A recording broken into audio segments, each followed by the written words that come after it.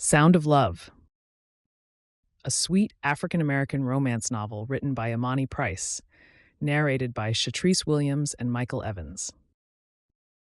Chapter 1. You're going to run out of pages in that thing before you run out of ideas.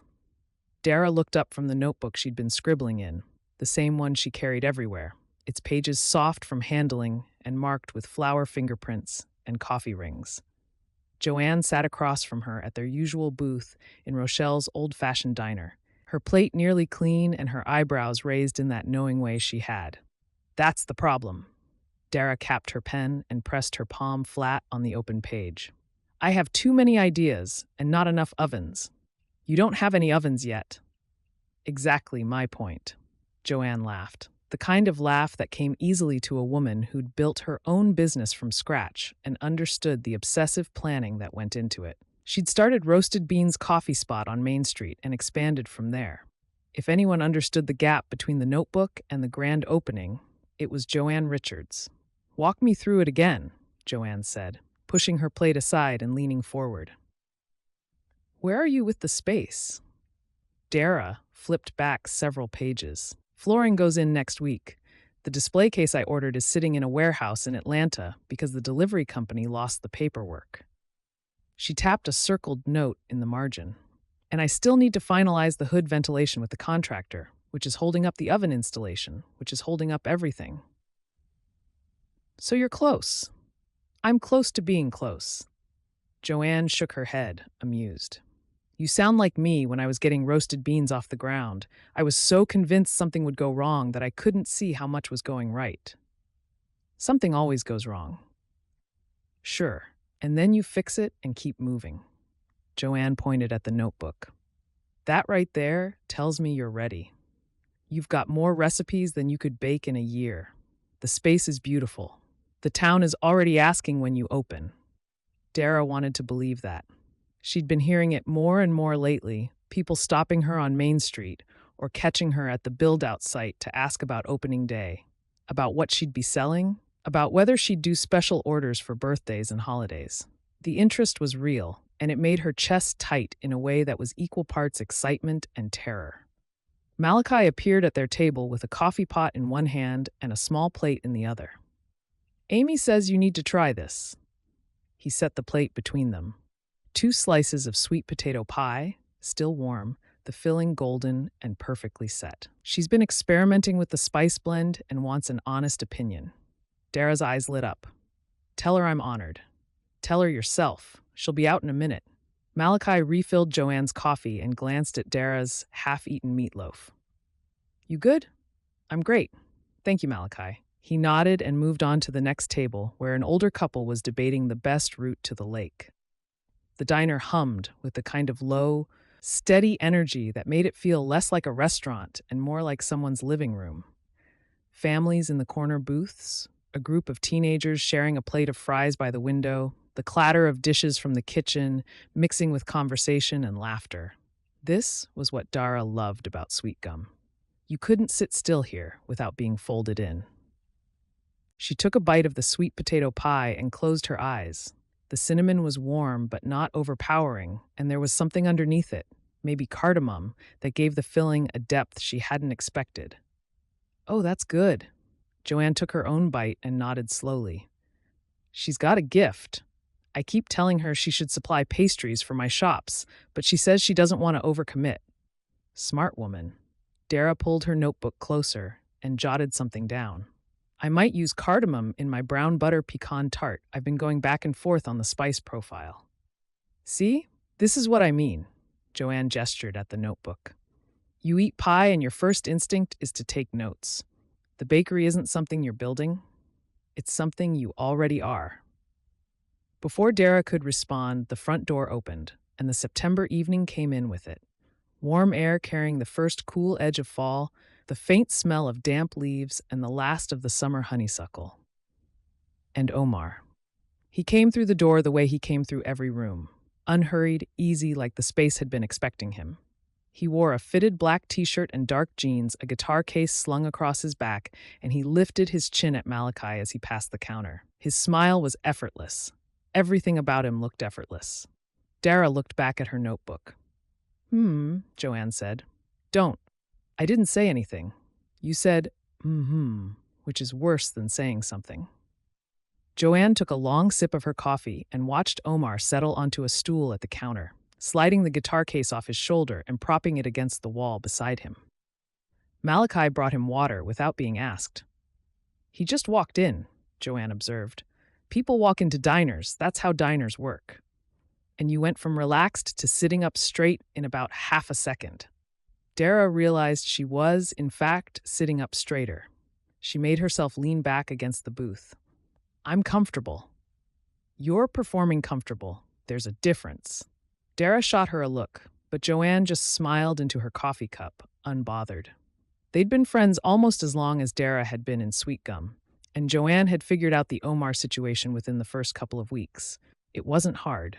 They were neighbors at Meadowview, their apartments sharing a wall, and every time they were in the same room, the air got tighter by about 10 degrees. Nothing had happened. Nothing was going to happen.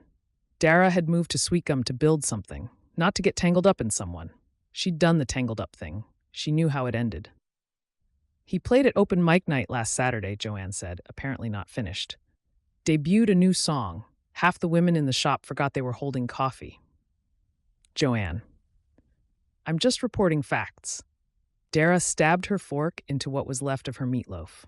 Across the diner, Omar was talking to Malachi, his forearms resting on the counter, his hands wrapped around the glass of water. He had musician's hands. She'd noticed that before and then immediately unnoticed it, the way she unnoticed the breadth of his shoulders and the way his jaw looked when he laughed. There was an entire catalog of things about Omar Reid that Dara had noticed and unnoticed since moving in next door, and the catalog was getting harder to manage. The bakery, she said firmly. We were talking about the bakery. Joanne held up both hands. Fine, the bakery. She paused, and then, because she was Joanne, she added, all I'm saying is, you've been here for months now, and the only thing you let yourself care about is that bakery. Dara met her eyes. That's the plan. Joanne held her gaze for a moment, then nodded. She knew when to push and when to leave it. Okay, she said. Then finish your pie and tell me more about the pecan tart. Dara did. The recipe spilled out of her the way it always did when someone asked the right question. The brown butter base, the toasted pecans, the shortbread crust she'd been refining for weeks. She talked about texture and balance, about the difference between sweet and cloying, about how the best baked goods made you feel a certain way before you could name what it was. And while she talked, her hands gesturing over the empty pie plate, she did not look at the counter where Omar sat with his water, one hand resting on the guitar case like it was a living thing. She did not notice when he laughed at whatever Malachi said, the sound low and warm, and carrying across the diner like a note he hadn't meant to play. She definitely did not feel the heat climb through her chest when he glanced over, and their eyes met for exactly 1 second before she looked away. The crust, Joanne prompted. You were saying it was too crumbly. Right, Dara cleared her throat. Too crumbly. I think I need more butter, but if I add too much, it loses the snap. Amy emerged from the kitchen then, wiping her hands on her apron, her curls pinned up, and her face glowing from the heat of the stove. She slid into the booth next to Joanne and looked at the empty pie plate with satisfaction. Verdict? The cardamom is genius, Dara said. Don't change a thing, Amy beamed. I almost left it out. Malachi said it might be too adventurous for the regulars. The regulars will adapt, Joanne said firmly. They talked for another 20 minutes, the three of them, about recipes and ingredients and the particular challenge of introducing new flavors to a town that loved tradition. Amy asked about the bakery timeline, and Dara found herself talking about it with a certainty she didn't always feel. The way she could picture the display case full of pastries, the way she'd already designed the menu board in her head, the way she wanted the space to smell when people walked in, like butter and vanilla and something warm you couldn't quite name. You should enter the apple pie contest at the Fall Harvest Festival, Amy said suddenly. It's in 2 weeks. Good way to introduce yourself to the town as a baker. Dara hesitated. I don't know. I'm still getting the space together. That's the point, Joanne said. You don't need a storefront to bake a pie. You need a reputation. And winning that contest, or even placing, would have people lined up before you open the doors. She thought about it. The contest was a Sweetgum tradition. She'd heard about it from half a dozen people since moving here. Entering would mean putting herself out there before she was ready, before the bakery had a name on the door and ovens in the walls. But Sweetgum was like that. The town didn't wait for you to be ready. It just pulled you in. "I'll think about it," she said, which both Joanne and Amy correctly interpreted as yes. Dara paid her half of the check, tucked her notebook into her bag, and said her goodbyes. Amy squeezed her arm on the way back to the kitchen and said, "I'm serious about the contest. Think about it." "I will." As she passed the counter on her way out, she kept her eyes forward. She was going to walk past Omar without stopping. She was going to say a quick, polite goodnight and keep moving, because that was what a person did with a neighbor she was not interested in. Omar looked up from his phone. "Hey, neighbor." His voice rearranged her posture in a way she refused to examine. "Hey." "Late night at the build-out?" He nodded toward her bag, where the edge of her notebook was visible. "Always, but not tonight. I'm testing a new recipe at home. The pecan thing?" She stopped walking. "How do you know about the pecan thing?" Omar's mouth curved into a half smile. "You left your kitchen window cracked last Tuesday. I could smell butter toasting from my living room, and you were talking to yourself about pecans." The warmth that spread across her skin had nothing to do with the diner's heating. "I was not talking to myself. You said, and I quote, 'Too many pecans is not a real problem.'" Dara pressed her lips together to keep from smiling. Eavesdropping isn't a great quality in a neighbor. "I wasn't eavesdropping. Sound travels through walls. Our walls, specifically." She knew that. His guitar came through those walls every evening. The quiet chords he played when the lights went low and he thought nobody was listening. The sound of his music had become part of the architecture of her evenings, as constant as the creaking of the building at night, as familiar as the hum of her own refrigerator. "Well," she said, "tonight it's a brown butter pecan tart, so you might want to close your windows. Or I could leave them open and enjoy the free aromatherapy." She shook her head, but the smile she'd been holding back broke through. "Good night, Omar." "Night, Dara." She pushed through the diner door and stepped into the September evening. The air was warm, but the light was going, the sky fading from gold to deep blue above Main Street. She walked south toward Maple, her bag on her shoulder and her notebook pressing against her hip like a second heartbeat. Meadowview Apartments sat just off Maple Street, a modest two-story building with a shared entrance and a hallway that always smelled faintly of pine cleaner and whatever Mrs. Patterson in 1A was cooking. Tonight, it was garlic and onions, rich and warm, and the scent followed Dara up the stairs to the second floor. She was already running through the tart recipe in her head. The butter ratio needed adjusting. Maybe a touch more salt in the crust. She'd been testing variations for a week, and each one got closer to the version she could taste in her imagination, but hadn't quite reached in her kitchen.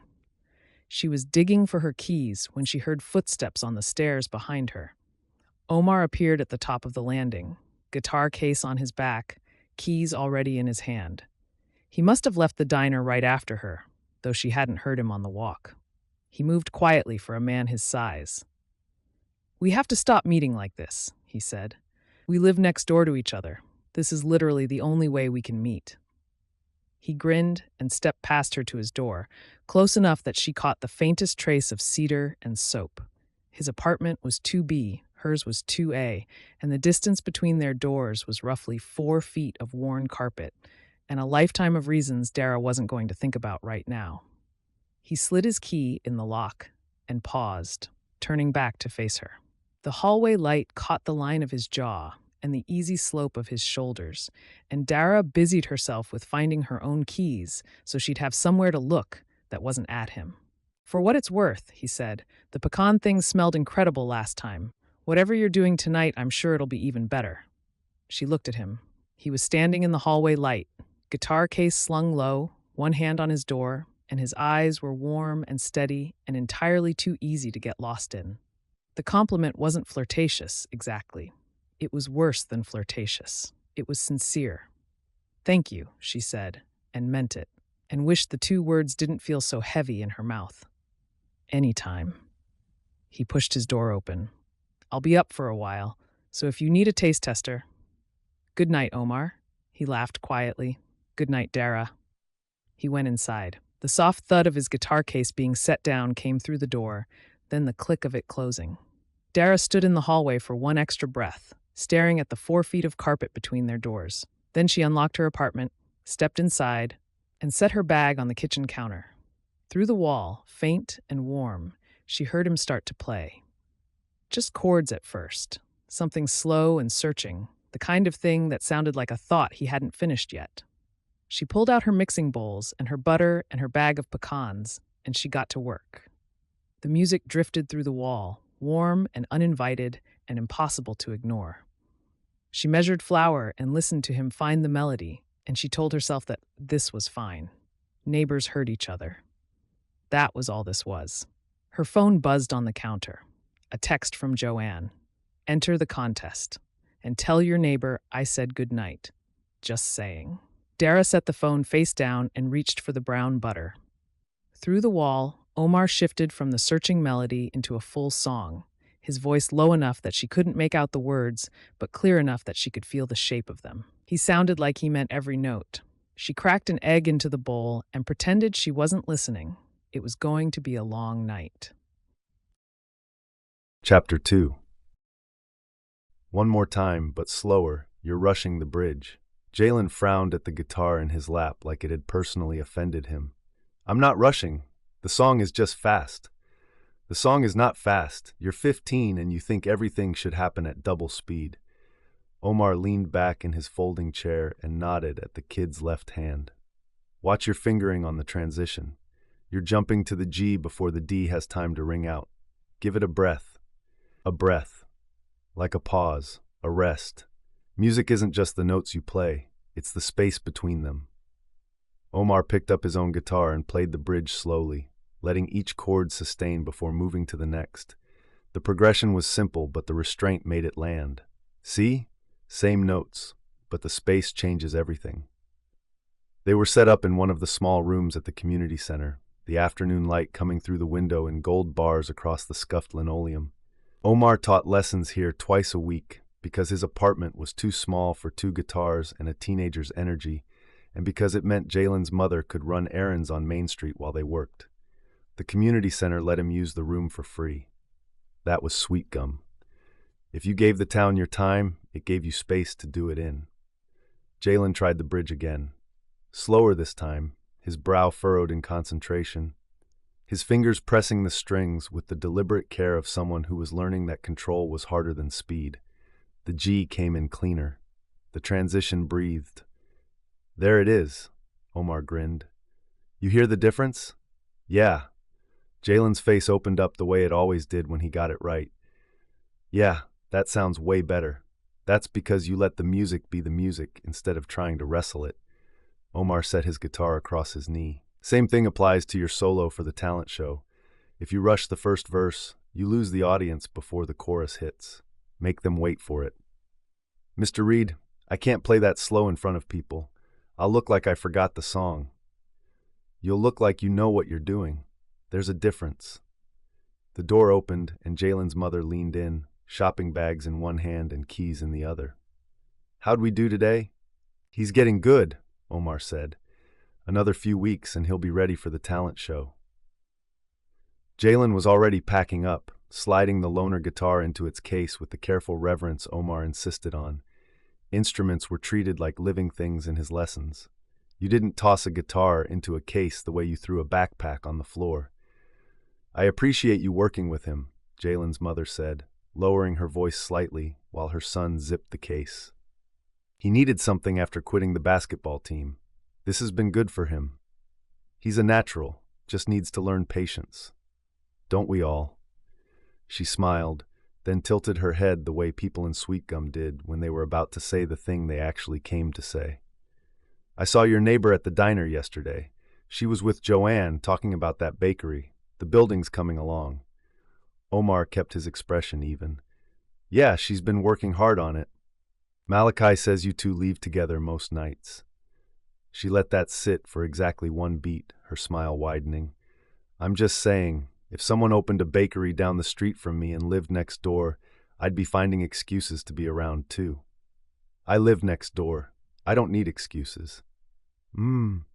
It was the exact same sound Joanne had made at Dara across the diner booth, and Omar was starting to wonder if every woman in Sweetgum had attended the same school of pointed syllables. Jalen appeared at his mother's side, guitar case in hand. Same time Thursday? Same time Thursday. And practice the bridge. Slow.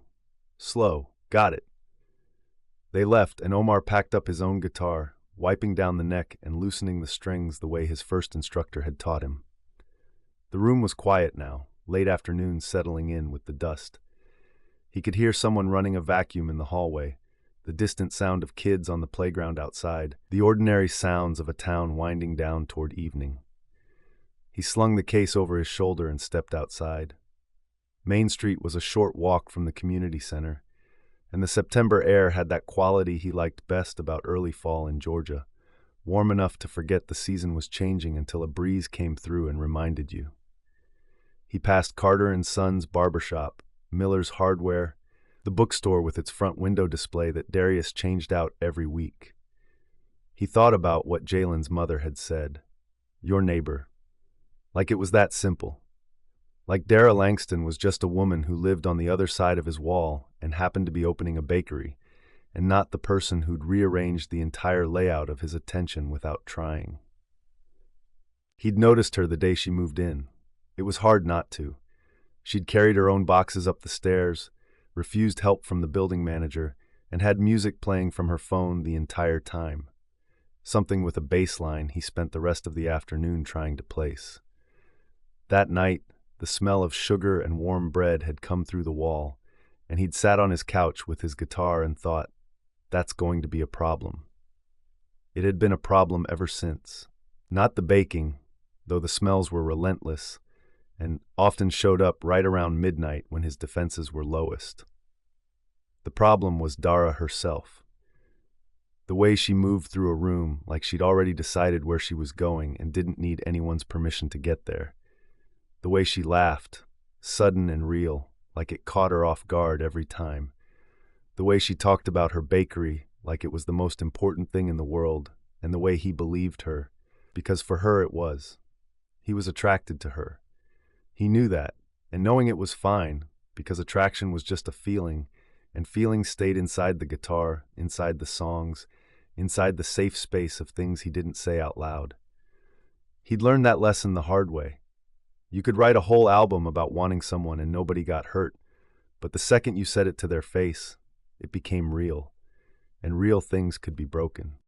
So he played his guitar on the couch while she baked on the other side of the wall, and he didn't knock on her door at midnight when he could hear her humming, and he kept the distance at exactly the width of a hallway and a good night that never lasted long enough. It was working. It had been working for months. He wasn't sure how much longer it was going to work. That night, Omar sat cross-legged on his couch with the acoustic across his lap, working through a melody that didn't have words yet. Just a feeling, a shape he was chasing, something warm and circular that kept resolving to the same 3 chords, no matter how he tried to push it somewhere new. The melody had started earlier that evening on the walk home from the diner. He'd been thinking about the way Dara had smiled when he mentioned the pecan tart. Not the polite smile she gave customers and acquaintances. The other one. The one she tried to hold back. The one that broke through her composure like light through a crack in a door.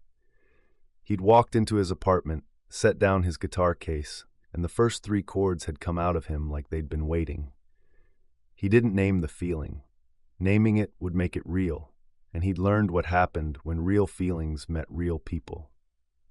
Through the wall, he could hear Dara in her kitchen. The familiar sounds, the pull of a drawer, the clink of metal mixing bowls, the soft thud of the oven door opening and closing. She was testing the tart. He could already catch the faint edge of browning butter, sweet and rich, threading under his door like it was looking for him specifically. This was their routine. The one neither of them had agreed to, but both of them kept. Most nights followed the same pattern. She'd come home, he'd hear her keys in the lock, and within 20 minutes the smell of butter or sugar or fresh bread would start coming through the wall. He'd pick up his guitar, she'd start humming.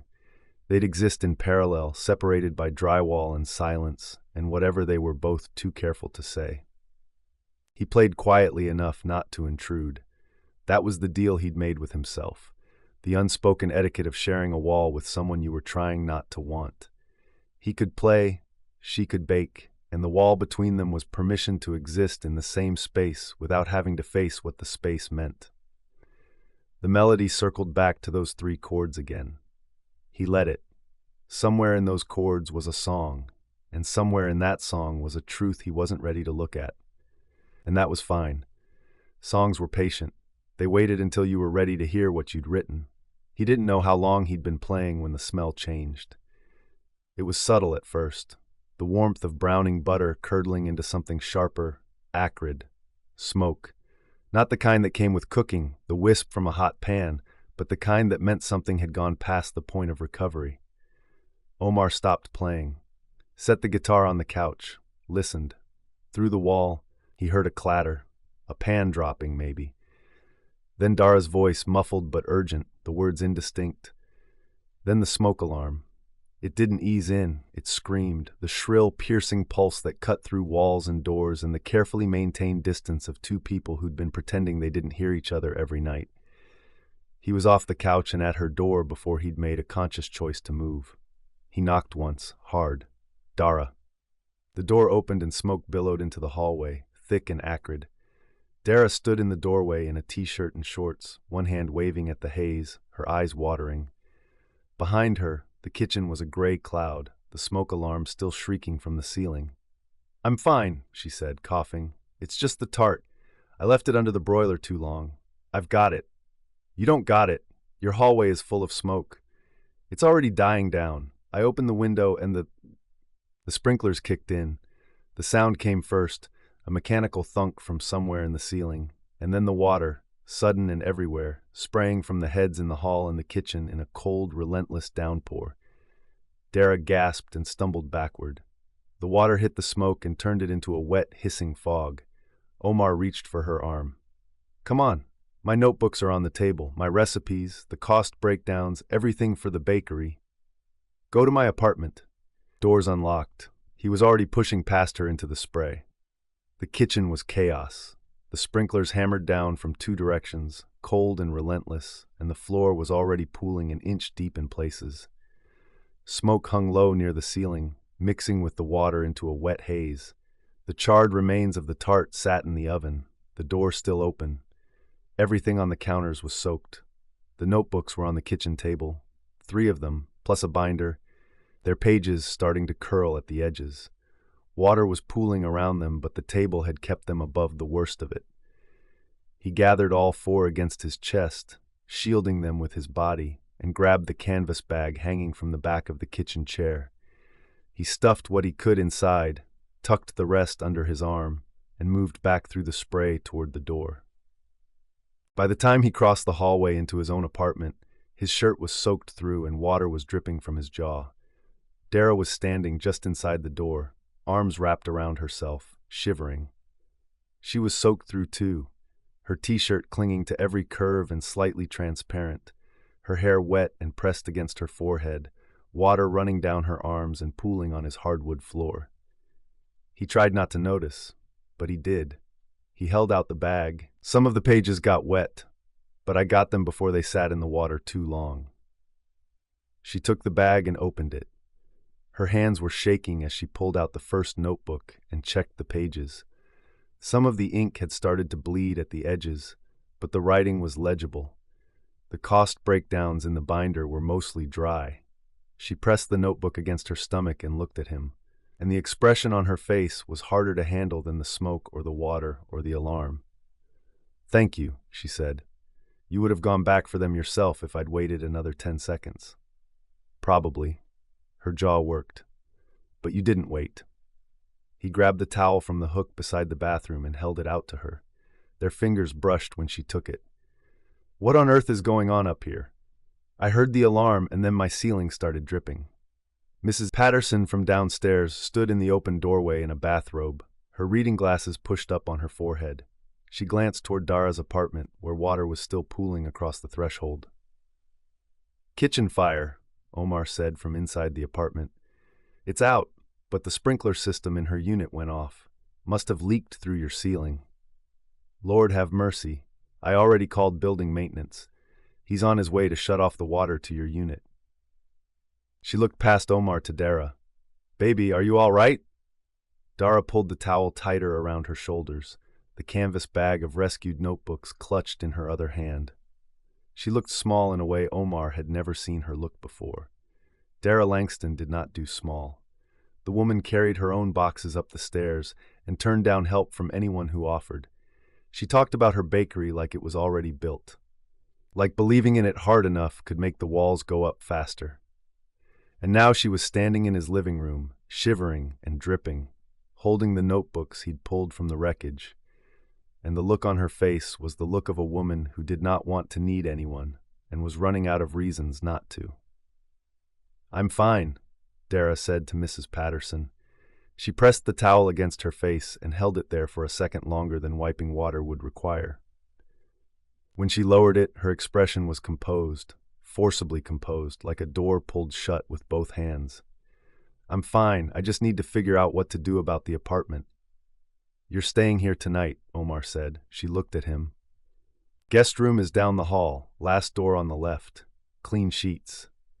He said it the way he said everything, even and unhurried, like this was the most obvious solution in the world, and not a decision that was going to rearrange every careful boundary they'd built between them. Mrs. Patterson nodded from the doorway. "Let the man help you, honey. You can't sleep in there tonight. You'd be standing in a puddle." Dara's jaw worked. She looked from Omar to Mrs. Patterson to the hallway where water was still seeping under her door, and he could see the calculus happening behind her eyes, the rapid inventory of alternatives that all came up short. "One night," she said. "One night," Omar agreed. Mrs. Patterson shuffled back toward the stairs, muttering about ceiling stains and insurance claims. Through the wall, Omar could still hear water running in Dara's apartment, the steady percussion of the sprinklers doing their work on everything she owned: her couch, her bed, her clothes, her kitchen, her life soaking through while they stood on the dry side of the wall. He closed his door against the sound of it. Dara stood in his living room with a towel around her shoulders and water pooling at her feet. His guitar was still on the couch where he'd left it, the melody he'd been chasing still hanging in the air like it had been interrupted mid-sentence. She was hugging her arms across her chest, and the shivering had gotten worse, a fine tremor that ran through her shoulders and into her hands. "Let me find you something dry," he said. He went to his bedroom and pulled open a drawer, looking for a t-shirt and sweats that wouldn't drown her. He found a pair of drawstring shorts and a soft cotton shirt and carried them back to the living room, and when he handed them to her, she took them without a word. Her jaw was tight. Her eyes were bright, not with tears exactly, but with the kind of heat that came right before them, or right instead of them. She looked like a woman who wanted to throw the clothes across the room and handle everything herself and couldn't, and that inability was costing her more than the flooded apartment. "Bathroom's across from the guest room," he said. "Towels are in the cabinet." "Thank you." Her voice was quiet, controlled, the kind of controlled that cost effort. "You're welcome." She walked down the hall toward the guest room, leaving a trail of wet footprints on his hardwood floor, and he stood in the living room and listened to the bathroom door close, and through the wall between his apartment and hers, the sprinklers finally stopped. The silence after was louder than the alarm had been. Omar sat down on the couch next to his guitar. Through the bathroom door down the hall, he could hear the faucet running, Dara getting warm, Dara in his apartment, in his clothes, with nowhere else to go. He did not pick up the guitar. The wall between them had just gotten a lot thinner. Chapter 3. Coffee's ready when you are. Omar's voice came through the guest room door, low and unhurried, followed by the sound of his footsteps retreating down the hall. Dara lay still for a moment, staring at the ceiling that wasn't hers. The room was small and clean and completely unfamiliar. A bookshelf against the wall with paperbacks stacked sideways. A lamp with a warm brass base on the nightstand. The sheets smelled like detergent and cedar, and somewhere underneath that, faintly, like him. She'd noticed that last night when she'd climbed into the bed with wet hair and dry clothes that weren't hers, his drawstring shorts rolled at the waist and his cotton shirt hanging past her thighs. She'd noticed, and she'd told herself it didn't matter, and she'd fallen asleep anyway because her body didn't care what her brain had to say about the situation. Now it was morning, and the sounds were wrong. Not wrong, exactly. Familiar, but unfiltered. She'd been hearing Omar through a wall for months. The muffled guitar, the hum of his voice, the creak of his footsteps. Now there was no wall. The coffee maker gurgling in the kitchen was 10 feet away, instead of on the other side of the wall. The quiet chord he strummed was right there, clear and close, like a song she'd only ever heard through static suddenly playing in full fidelity. She sat up, pushed the covers back, and looked down at the clothes she was wearing.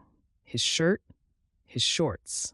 She needed to get dressed in her own things, except her own things were soaked and hanging in his bathroom, and the rest of her wardrobe was in an apartment that had spent the night under a sprinkler system. She pulled her hair into a knot, took a breath, and opened the door. Omar was at the kitchen counter, pouring coffee into 2 mugs. From the look of it, he'd already been up for a while. Dressed, guitar propped against the arm of the couch, the kitchen smelling like coffee and toast and the particular warmth of a space that had been lived in since dawn. He glanced up when she came in. Morning. Morning. She hovered at the edge of the kitchen, unsure where to stand. This was his space. She was wearing his clothes. His shirt fell past her thighs, and his shorts sat low on her hips, even with the drawstring cinched. And she was acutely aware of how much of herself was on display in someone else's clothing. Everything about this moment felt borrowed. He held out a mug. "I don't know how you take it." "Black is fine." He handed it to her, and she wrapped both hands around it and took a sip. It was strong and good, and the warmth of it steadied her in a way she hadn't expected. She leaned against the counter across from him because there was nowhere else to lean that wouldn't involve sitting on his couch or standing in his hallway, and both of those options felt like settling in, and she was not settling in. "Did you sleep?" he asked. "Eventually? You?" "Enough." He took a sip of his own coffee and set the mug down. His forearms rested on the counter, and she noticed the faint shadow under his eyes and the fact that his shirt from last night, the one he'd soaked running into her apartment, was now draped over the back of a kitchen chair to dry. He'd changed into a fresh one, dark gray, and it stretched across his shoulders in a way she was trying very hard not to catalog. "Building maintenance came back about an hour ago," he said. "Water's completely off in your unit now. He said the restoration company can come out tomorrow for an assessment." Tomorrow, not today. It's Sunday. She closed her eyes briefly. Of course it was Sunday. The bakery contractor didn't work Sundays either, which meant she'd lost a full day on top of everything else. "The insurance company should have an emergency line," he added. "You can probably file a claim today even if they can't send someone out until Monday." "Yeah." She took another sip. The coffee was helping. The fact that he'd already made calls and gathered information before she woke up was both helpful and unsettling because it meant he'd been thinking about her situation while she slept, and she didn't know what to do with that. "Thank you for doing that. You didn't have to." "I was up." They stood there for a moment, drinking coffee in his kitchen, and the quiet between them wasn't uncomfortable, exactly, but it wasn't neutral either. It was the kind of quiet that happened between 2 people who were both aware of how strange this was, and neither wanted to be the first to name it. Through the window behind him, morning light caught the side of his face, the line of his jaw, and she looked away before she could add anything else to the catalog. "I should go look at the apartment," she said. "I'll come with you." She started to say she could handle it herself. She looked at his face and didn't. Her apartment door was still open from last night.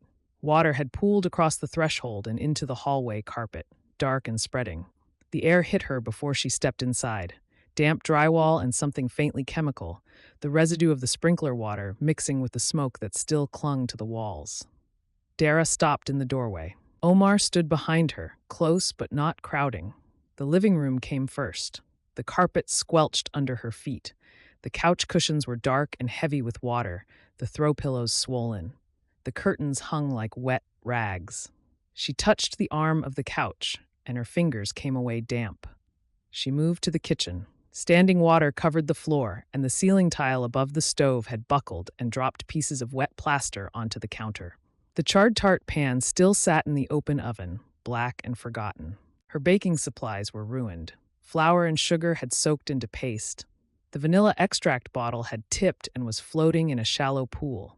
The mixing bowls were fine, stainless steel untouched by the water, and she almost shook her head at that. The tools survived. Everything around them didn't. She opened the bathroom door. The mirror was fogged with residual moisture, the bath mat soaked through, her toiletries scattered across the counter, where the spray had knocked them. The bedroom was the worst. The bed looked like it had been left out in a rainstorm, the sheets twisted, the comforter heavy and dark. The nightstand drawer was warped, and when she pulled it open, the paperback she'd been reading had fanned its pages into a wet bloom. Maintenance had killed the electricity along with the water, so the room was dim, the overhead light dead, the alarm clock on the nightstand blank. She unplugged her phone charger from the puddle at the base of the wall and set it on the nightstand to dry. She opened the closet. The floor was pooled, and everything on the lower hangers had wicked the water up through the fabric. She pulled out a blouse, damp from the hem to the waist. She put it back, but the upper shelves were dry. The water hadn't reached that high. T-shirts, jeans, a few sweaters, all folded and untouched. Something in her chest loosened at that. Not everything was gone. She walked back to the living room and stopped. The floor gave under her weight, waterlogged and soft, and the sound of it was worse now because she understood what it meant. Weeks of this. Weeks of displacement.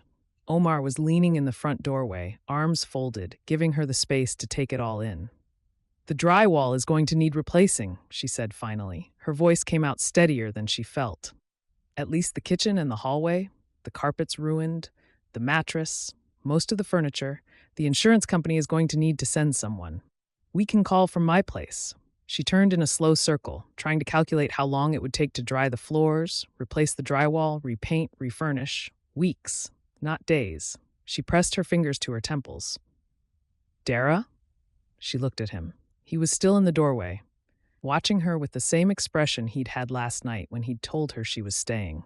Not pity, not concern, exactly. Something more practical than that. Like he'd already solved the equation and was waiting for her to catch up. "The B&B would cost you a fortune for that long," he said, "and you don't have family here. I can figure it out. You can, or you can stay in the guest room until this is fixed and put that energy into the bakery instead." She opened her mouth to argue. He held up a hand. "The room is empty. You're already there. It doesn't make sense to spend money on a hotel when there's a bed 10 feet from where you were sleeping last night." He said it the way he'd said everything since the alarm went off, calm and direct and completely reasonable, like this was a logistics problem and not a decision that would put them in the same apartment, the same kitchen, the same hallway for weeks. "That's not a small ask, Omar." "I'm not asking. I'm offering. There's a difference." She looked at him. He looked back at her. The waterlogged apartment dripped quietly around them. The thing was, he was right. The B&B would eat through her savings she needed for the bakery. She didn't have family in Sweetgum. The friends she'd made were generous, but asking someone to take her in for weeks was a different category of favor than borrowing a cup of sugar. And the guest room was right there, clean and warm, with sheets that smelled like cedar and a door she could close. She just didn't know how to close a door when everything on the other side of it was Omar. "I'll pay you rent," she said. "No, you won't." "Then I'll cook." "You were already going to cook. You can't stop cooking. That's how we got here." The laugh caught her off guard. It was small and surprised, and it cracked the composure she'd been holding since last night. She pressed her hand over her mouth, but it was too late. He was smiling at her, a real smile, not the careful one he used in the hallway. And for a second, the flooded apartment and the ruined mattress and the insurance calls didn't matter as much as the fact that this man had run into her sprinklers to save her recipe notebooks and was now standing in her waterlogged kitchen, making her laugh. Don't, she told herself. Don't make this into something. Fine, she said, but I'm buying groceries. Deal. They spent the next hour salvaging what they could. Omar found plastic bins in the building's storage closet and carried them up without being asked. They worked through her apartment room by room, starting in the bedroom where the dry clothes were. Dara pulled stacks from the upper shelves of the closet, while Omar stripped the bed and dragged the soaked mattress upright against the wall. She watched him wrestle the mattress into position. The muscles in his arms flexed as he braced against the weight, his shoulders straining the fabric of his shirt, and the ease with which he handled it made her aware of how solid he was. Capable. The kind of man who lifted heavy things without making a performance of it, who just quietly handled what needed handling. His jaw was set with effort, a vein visible along his forearm, and she turned back to the closet before he caught her looking. She changed in the bathroom, pulling on her own jeans and a dry t-shirt and leaving Omar's clothes folded on the edge of the tub. Her own clothes felt like armor, like a small reclamation of territory. When she came out, Omar glanced at her and said nothing, but something in his expression shifted, like he'd noticed the change and understood what it meant. They moved to the kitchen next. She sorted through the pots and pans in the cabinets, standing in the doorway to avoid the wet floor, handing things to Omar, who stacked them in a bin in the hall. Her favorite saucepan, the cast iron skillet, the baking sheets, the good whisk she'd spent too much money on because the balance was perfect. Cast iron needs reseasoning, she said. I have one you can use until then. She glanced at him from the doorway, and something about the ease of the offer, the way he said it like sharing his kitchen was already a settled fact, made her chest tight. Thanks, she said, and turned back to the cabinets. He carried the ruined baking supplies to the dumpster, the flour and sugar that had soaked into paste, the open bags of pecans, the spices. She leaned against the doorframe and ran the calculations while he was gone. Replacement supplies, replacement clothes, insurance deductible, the money she'd earmarked for the bakery's display case that might have to go toward living expenses instead. The display case was already on back order. If she pulled the deposit, she'd lose her place in the queue and add weeks to the opening timeline. The math wasn't good. She could feel it tightening around her like a fist. Omar came back smelling like September air and the faint sweetness of wet leaves, and she swallowed the calculations and picked up the next bin. In the bathroom, she gathered her toiletries into a bag while he checked the linen closet. Most of the towels were ruined, but a set on the top shelf had stayed dry. He tucked them under his arm and carried them across the hall with the last bin. Her phone rang while she was packing her dry shoes into a bag. Joanne. I heard from Malachi, who heard from Mrs. Patterson, who was apparently standing in your neighbor's doorway in a bathrobe, Joanne said without preamble. Your apartment flooded? Sprinkler system. I burned a tart. Are you okay? Where are you staying? Dara stepped into the hallway between the two apartments. Through Omar's open door, she could hear him moving things around in the guest room. Next door, she said. The pause on Joanne's end was a full 3 seconds. Next door, as in Omar's apartment. It's temporary. Joanne. I didn't say a word. Do you need anything? Baking supplies. I had flour and sugar open on the counter, and it's all ruined. Butter, vanilla, pecans, if you can find them. I'll bring stuff by this afternoon. And Dara? What? When you say temporary, how temporary are we talking? Omar appeared in his doorway with an empty bin. He caught her eye and gave her a look that said, You good? She nodded. I don't know yet, she said into the phone. Well, Joanne's voice carried a smile Dara could hear from across town. Keep me posted. Goodbye, Joanne. Dara hung up and tucked the phone in her back pocket. She stood in the hallway between the two apartments, her ruined one on one side and his on the other, and the 4 feet of carpet between the doors felt like the width of a decision. Through his door, she could hear Omar rearranging furniture, making space, moving his own things to accommodate hers as if the decision had already been made, as if there was nothing to discuss. He just did it, like the notebooks, like the coffee, like showing up at her door before she'd even had time to figure out what to do. She carried the last bag across the hall and found him pushing the bookshelf to the side of the guest room to make way for a small folding table he'd pulled from somewhere. "For your notebooks," he said, nodding at the table, "so you have somewhere to work that isn't the kitchen counter."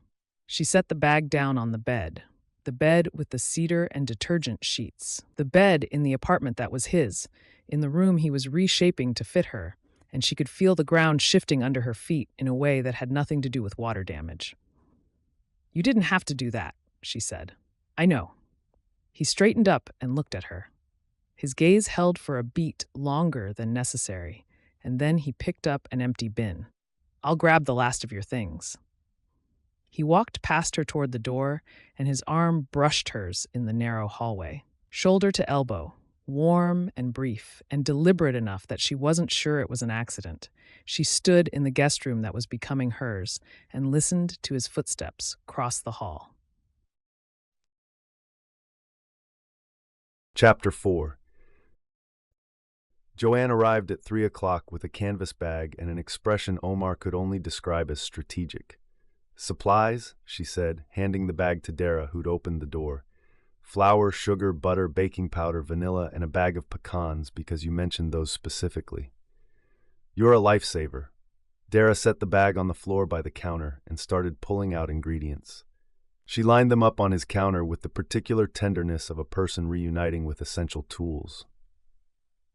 Omar watched from the kitchen, where he'd been standing pretending he hadn't been listening for the knock, and thought about how the apartment was about to smell different, like hers. Joanne stepped inside and looked around the apartment with the deliberate, unhurried assessment of a woman taking inventory. The couch, the guitar on its stand, the hallway leading to the bedrooms. "Nice place. Thank you," Omar said. "Cozy," Joanne added, still looking. "It's a 2-bedroom. She settled onto a stool at the counter like she planned to stay a while. "How's the apartment looking?" Dara shook her head. "Restoration company comes tomorrow. Insurance adjuster probably Tuesday. Contractor can't even start until the walls dry out, and that could take a week on its own. I threw a load of my damp clothes in the building's laundry this morning, so at least I have my own things to wear." "So you're here for a while, temporarily." Joanne looked at Omar. Omar looked at the ceiling. "Well," Joanne said, standing, "I should let you two get settled."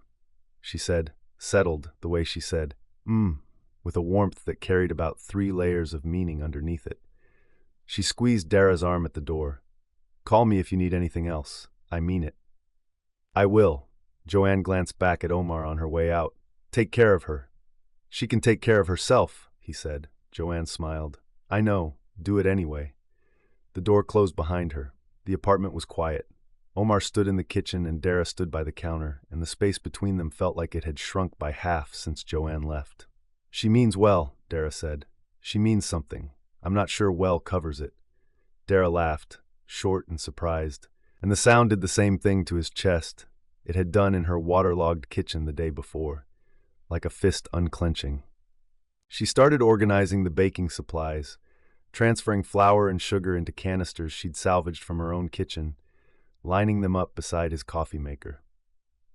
While she worked, Omar stood in his kitchen and thought about how quickly a life could rearrange itself. Yesterday, this apartment had been his. Today, there were baking supplies on his counter and women's shoes by his door, and the faint scent of her shampoo in his hallway. And the strangest part was how little it felt like an intrusion. It felt like a gap being filled he hadn't known was there. "Don't," he told himself. "Don't make this into something." But the flour was already on his counter, and her voice was already in his hallway, and making something out of nothing was literally what he did for a living. "Hey," she said, looking up from the canisters. "Groceries.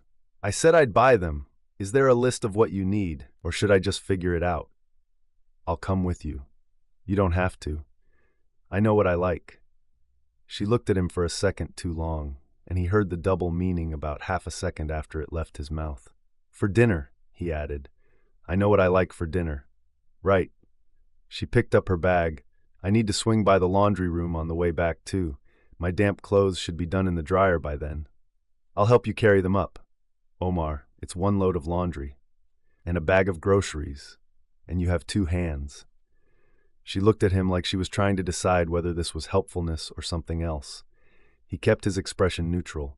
She shook her head, but the corner of her mouth was doing the thing it did when she was trying not to smile. Fine, let's go. They walked to the grocery store at the south end of Main Street, and the walk itself should have been unremarkable. 2 neighbors heading to the store. Except that nothing about walking next to Dara Langston felt unremarkable. She kept pace with him easily, her stride confident, her bag over one shoulder, and the space between them on the sidewalk was precisely the width of 2 people, being careful not to touch. People noticed. Of course people noticed. This was Sweetgum. A woman at the flower shop waved. The barber and Carter and Sons looked up through the window. 2 people from the book club passed them on the sidewalk and said hello with the kind of careful warmth that meant they'd heard. Inside the store, they split up by instinct. She went for baking staples. He went for dinner. They met at the register, and she insisted on paying for everything, pulling out her card before he could reach for his wallet. He let her because he was learning that Dara Langston's need to carry her own weight was not something to argue with. It was something to respect, even when it made him want to argue. They stopped at the laundry room on the way back up. She pulled her clothes from the dryer, warm and tumbled, and stacked them in the basket. He carried the grocery bags, and she carried her laundry basket, and when their arms bumped in the stairwell, neither of them adjusted their stride. Back in the apartment, the afternoon took on the quality of a negotiation. 2 people, 1 kitchen, every shared surface a treaty. He reached for the fridge to put the groceries away, and she was already there, 1 hand on the door, close enough that he could see the soft curls at the nape of her neck where her hair was pulled up. She stepped toward the sink, and his hip was in the way, and when she pivoted to avoid him, her shoulder grazed his chest, and they both went still for a half-second that lasted about a year. "Sorry," she said. "You're fine." She moved past him. He breathed. She opened the cabinet for a glass, and his coffee mug was in the way, and when she reached around it, her arm crossed in front of him, and he caught the scent of her lotion, warm and faintly sweet, and he forgot what he'd been about to do. "Sorry," she said again. "Dara, you live here now. Stop apologizing for existing in the kitchen." She went still for a second, and he realized what he'd said. "You live here now." The words hung between them like a cord that hadn't resolved. "Temporarily," she said. "Right, temporarily." She went back to organizing the groceries. He went back to pretending his pulse was normal. Her eggs and butter went on the second shelf of his fridge. Her olive oil sat next to his hot sauce. The dividing line between his life and hers was getting harder to see. The bathroom was worse. 1 bathroom, 2 people, and a schedule they hadn't discussed. He came out of the shower and she was in the hallway, and the space between the bathroom door and the guest room was about 3 feet. And he was in a towel, and her eyes went everywhere except at him with a deliberateness that told him she was working very hard at the not looking. Her gaze fixed on the ceiling, then the wall, then the floor, like she was conducting a very thorough inspection of his hallway's architectural details. "All yours," he said. "Thanks." She slipped past him, close enough that he felt the warmth of her arm near his, and the door closed behind her.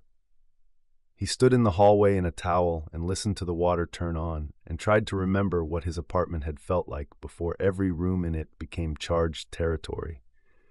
By 5 o'clock, she'd asked formally if she could use his oven tonight. "You don't have to ask," he said. "It's your kitchen." "It's our kitchen, for now." She looked at him. He could see the word "our land," and he could see her decide not to pick it up. "I just need a couple of hours," she said. "I'm behind on recipe testing for the bakery, and the Fall Harvest Festival is coming up.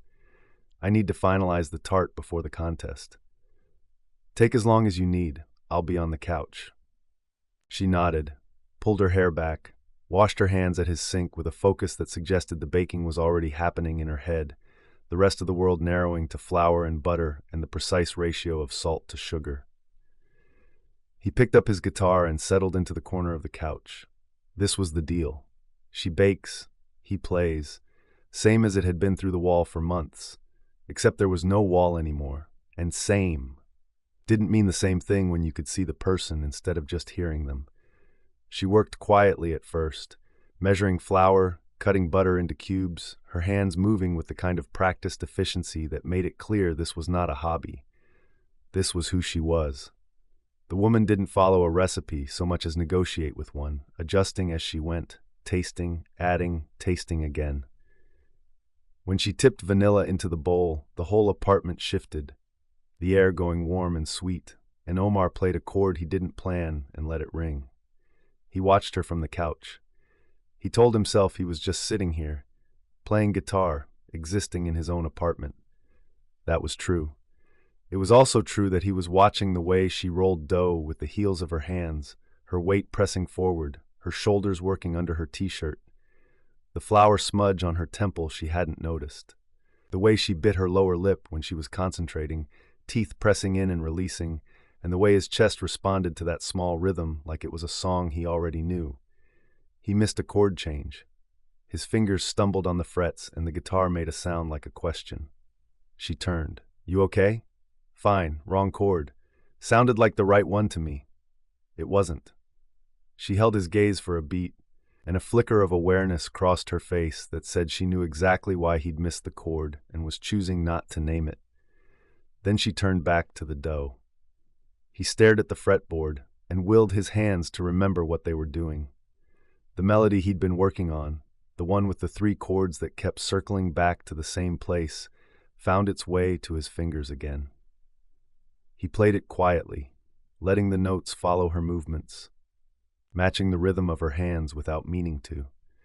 She kneaded. He played. The apartment filled with cinnamon she'd added without measuring, just a shake from the jar, and the warmth of the oven made the small space feel like the inside of a promise. His guitar threaded through it, a melody that didn't have words yet, but was starting to feel like it had a name. She reached up to the cabinet for a baking dish, and her shirt lifted, exposing a strip of brown skin above her waistband, and his fingers went still on the strings. Just for a second, just long enough that if she'd turned around, she would have caught him looking at the curve of her waist instead of the fretboard. She didn't turn around. He started playing again. His hands were not entirely steady. An hour passed, maybe more. The tart was in the oven and she was cleaning up, washing the bowls and the rolling pin and the measuring cups, her movements slower now, the focused energy of the baking giving way to something quieter. He played a chord and let it hang. She dried her hands on a towel and turned around, leaned against the counter, listened. He almost stopped. Playing for an audience was different from playing through a wall, and he was suddenly aware that this melody, the one that had started the night she moved in, the one that kept resolving to her, was not a song he should be playing out loud. Not yet. Not with her standing 6 feet away, watching his hands, her arms folded and her head tilted and her eyes soft in a way that made his chest ache. He played the last phrase. Let it fade. "That's new," she said. "I haven't heard that one through the wall. It's not finished. It's beautiful." He looked at the guitar so he wouldn't have to look at her face. "Thanks." The oven timer went off. She turned to pull the tart out, and the moment broke, and he exhaled in a way he hoped she didn't hear. She set the tart on the counter to cool, golden brown, the filling set perfectly, the crust holding its shape. The smell was warm and immediate, brown butter and toasted pecans, and the sweetness of something made by someone who knew exactly what she was doing. She stood over it for a moment, studying it with the critical eye of a professional, tilting her head, checking the color of the crust at the edges. Then she nodded to herself, a small, private nod. The nod of a woman who knew she'd gotten it right. She cut a slice, put it on a plate, brought it to the couch and held it out to him without quite meeting his eyes. "Taste tester," she said, as promised. He took the plate. Their fingers didn't touch this time, and the not touching was somehow worse. He picked up the fork and took a bite. The tart was perfect. Rich without being heavy, the pecans toasted golden, the crust clean and buttery. The flavors opened up one at a time, the way a good song did, each note building on the last. He didn't say anything right away. He chewed and swallowed and looked up at her, and whatever was on his face made her go still. "That good?" she asked. Her voice was light, but her eyes were searching. "Dara." He set the fork down. "That's the best thing I've ever tasted." The glow that spread across her skin started at her cheeks and moved outward, warm and visible, and she looked away fast, like she didn't want him to see what the compliment had done to her. But he'd already seen it. He was always seeing things about her he wasn't supposed to see, and the list was getting longer every hour. A knock at the door cut through the silence. Dara crossed the room and opened it. Mrs. Patterson stood in the hallway with a casserole dish covered in foil. "I made too much," Mrs. Patterson said, which was clearly untrue and clearly intentional. She handed the dish to Dara and peered past her into the apartment, taking in Omar on the couch with his guitar and the tart cooling on the counter and the baking supplies arranged along the wall. "Smells good in here," she said. "Dara's baking," Omar said from the couch. "I can see that." Mrs. Patterson looked at Dara, then at Omar, with the same expression Joanne had worn earlier, the one that said, "I see everything, and I approve." "Well, you two enjoy your evening." "Thank you for the casserole," Dara said. "Any time, baby." Mrs. Patterson patted her arm and shuffled back toward the stairs, and Omar heard her humming on her way down, something slow and warm that sounded suspiciously like a love song. Dara closed the door and stood there for a moment with the casserole dish in her hands, her back to him. "Everyone in this building has opinions," she said. "Everyone in this town has opinions." She turned around, trying not to smile and failing at it completely.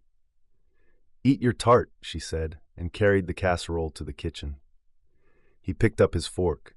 Through the cinnamon and the pecans, he could still feel her looking at him, even with her back turned, even from across the room. The melody on the guitar had a name now. He just wasn't going to say it out loud. Chapter 5. She heard him before she saw him, the creak of his bedroom door, the soft pad of bare feet on hardwood. Then his voice, low and rough with sleep. Couldn't either? Dara looked up from the mug of tea she'd been staring into for the past 20 minutes. Omar stood at the edge of the kitchen in a t-shirt and sweats, eyes heavy with sleep, one hand rubbing the back of his neck. The apartment was dark except for the light above the stove, which cast a warm yellow circle over the counter, and not much else. "I was trying not to wake you," she said. "You didn't. My brain woke me." He crossed to the cabinet and pulled down a mug, then filled the kettle and set it on the burner.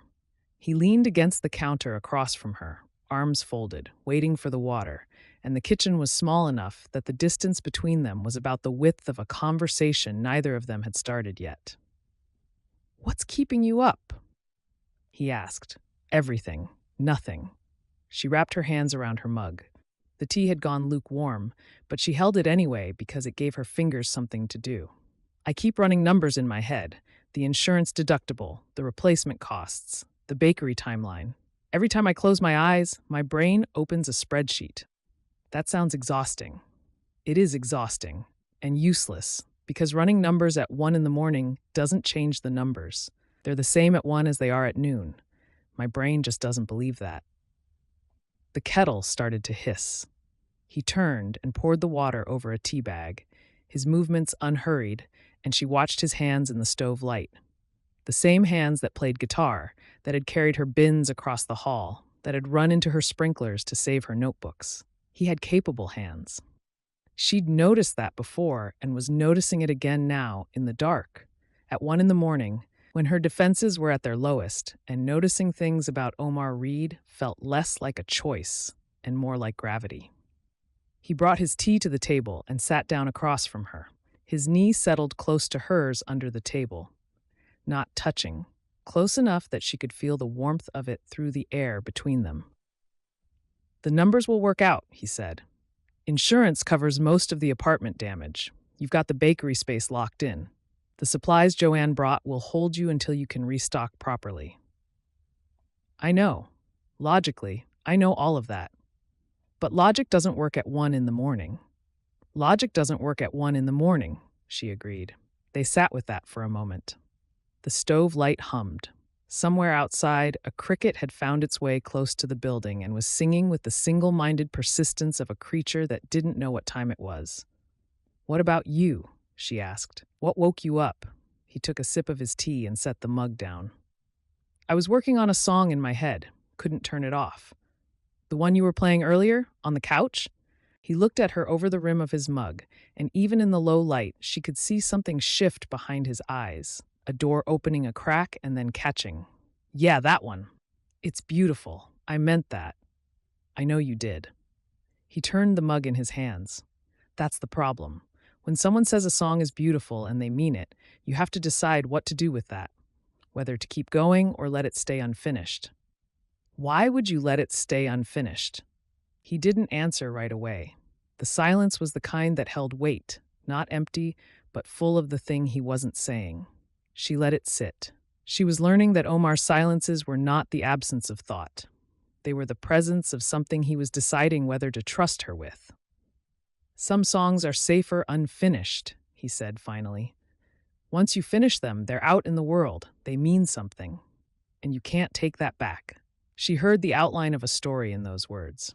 Not the story itself, but the shape of it. The scar tissue around something that had healed but hadn't disappeared. She didn't press. She'd learned that lesson in her own life, the way people leaned away when you pushed too hard on a wound they hadn't offered to show you. Instead, she asked something different. "Why Sweetgum?" He looked up. "What do you mean?" "You're a musician. You could live anywhere. Atlanta, Nashville, New York, somewhere with a scene, with studios, with people who could hear your stuff. Why here?" He leaned back in his chair. The wood creaked under him. "I tried the other places. Atlanta for a while, Nashville for a minute. I was chasing the thing musicians chase. The deal, the recognition, the proof that what you do matters to someone other than yourself. And I got close enough to see what it looked like up close, and I didn't want it. Not the way they were selling it." He paused. "That's not the whole truth. The whole truth is that I was tired. Not of the music, of the performing. Not the performing on stage, the performing off it. The version of yourself you have to be to get the meeting, get the deal, get the attention. I got tired of being that version." "What version was that?" He half smiled. "Confident, hungry. The guy who walks into a room and makes you believe he's the next big thing, even when he's eating ramen 3 meals a day and sleeping on a drummer's couch." "Were you eating ramen 3 meals a day?" 4, some weeks. "The drummer had a Costco membership." She laughed. The sound came out quiet and warm in the dark kitchen, and she watched his face change when he heard it, a softening around his jaw that he probably didn't know was visible. "I could do the rooms," he said. "I could play a set and make people feel what I was feeling. That part was never the problem. The problem was everything between the sets.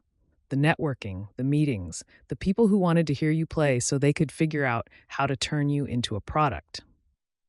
He rubbed his thumb along the rim of his mug. "There was this one meeting, publisher in Nashville.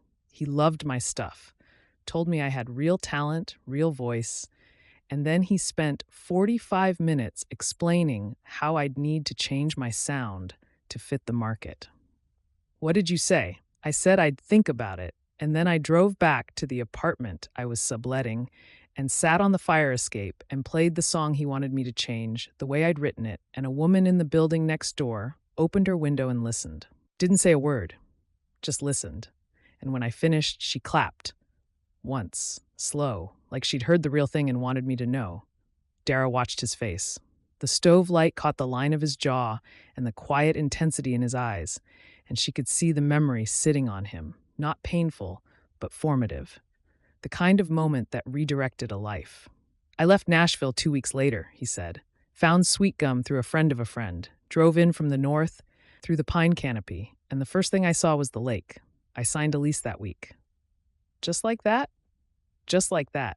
I needed somewhere the music could be the music. Not a career strategy, not a product, just the thing I do because I can't not do it." She understood that. She understood it in a way that sat heavy and familiar, in the part of her that knew exactly what it cost to be someone else's version of yourself. I came here to stop being someone's idea of me, he said. Here, I just play. Nobody's trying to package it or sell it or turn it into a brand. The open mic nights at Joanne's place, the gigs at the diner, teaching Jalen how to let a chord breathe. That's enough. Is it?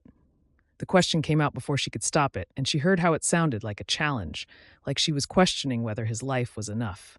She opened her mouth to walk it back. Most days, he said. His eyes held hers across the table. Most days, it's enough. The word most hung between them. She left it there. Your turn, he said. Why Sweetgum? She took a sip of tea that had gone completely cold and set the mug down. I needed somewhere that was mine. What does that mean? It means. She ran her thumb along the handle of the mug. I spent a long time living inside someone else's dream, building what they wanted, making their life work.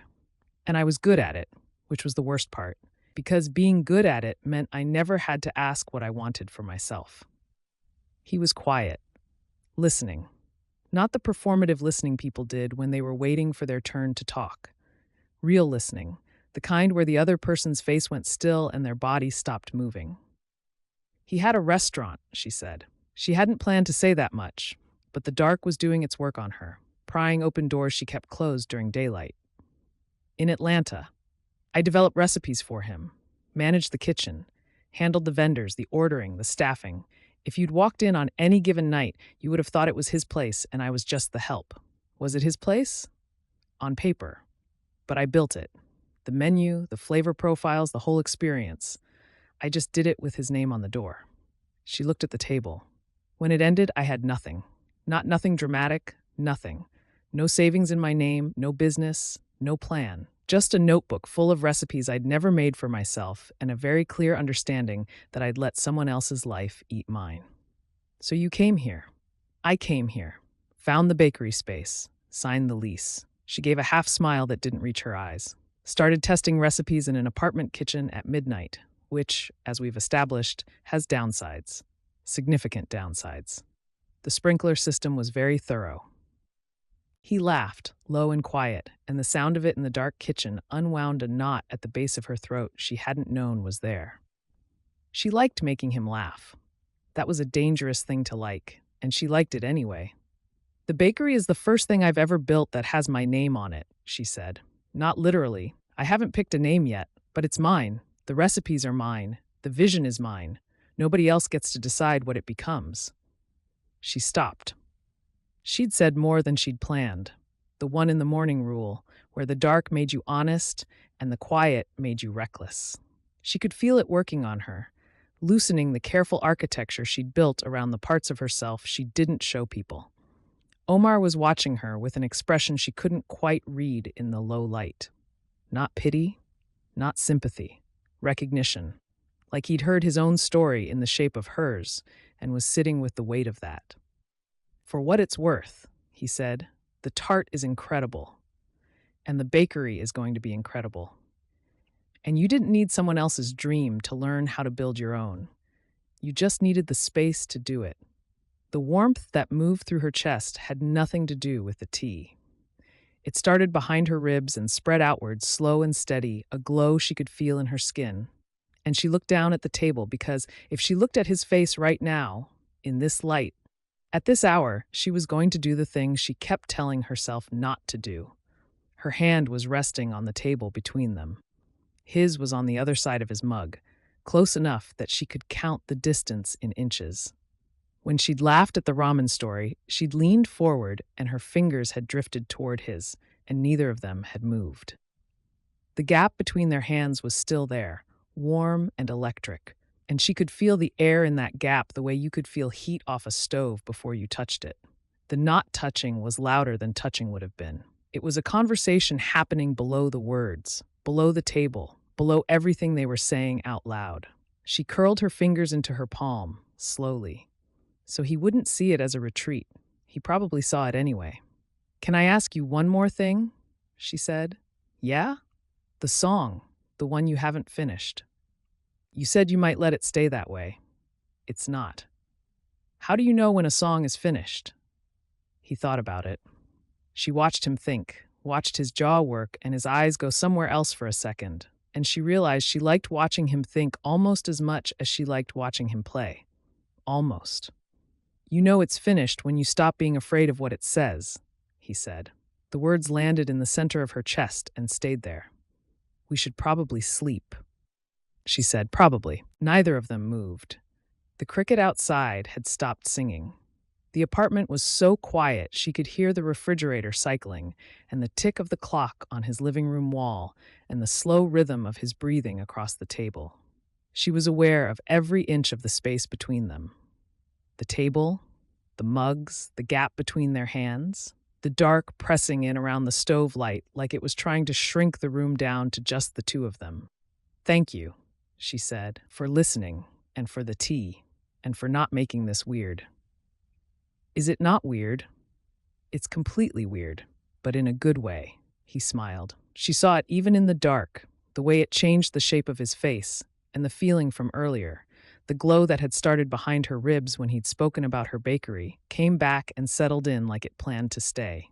She stood up and carried her mug to the sink. He stood up and carried his.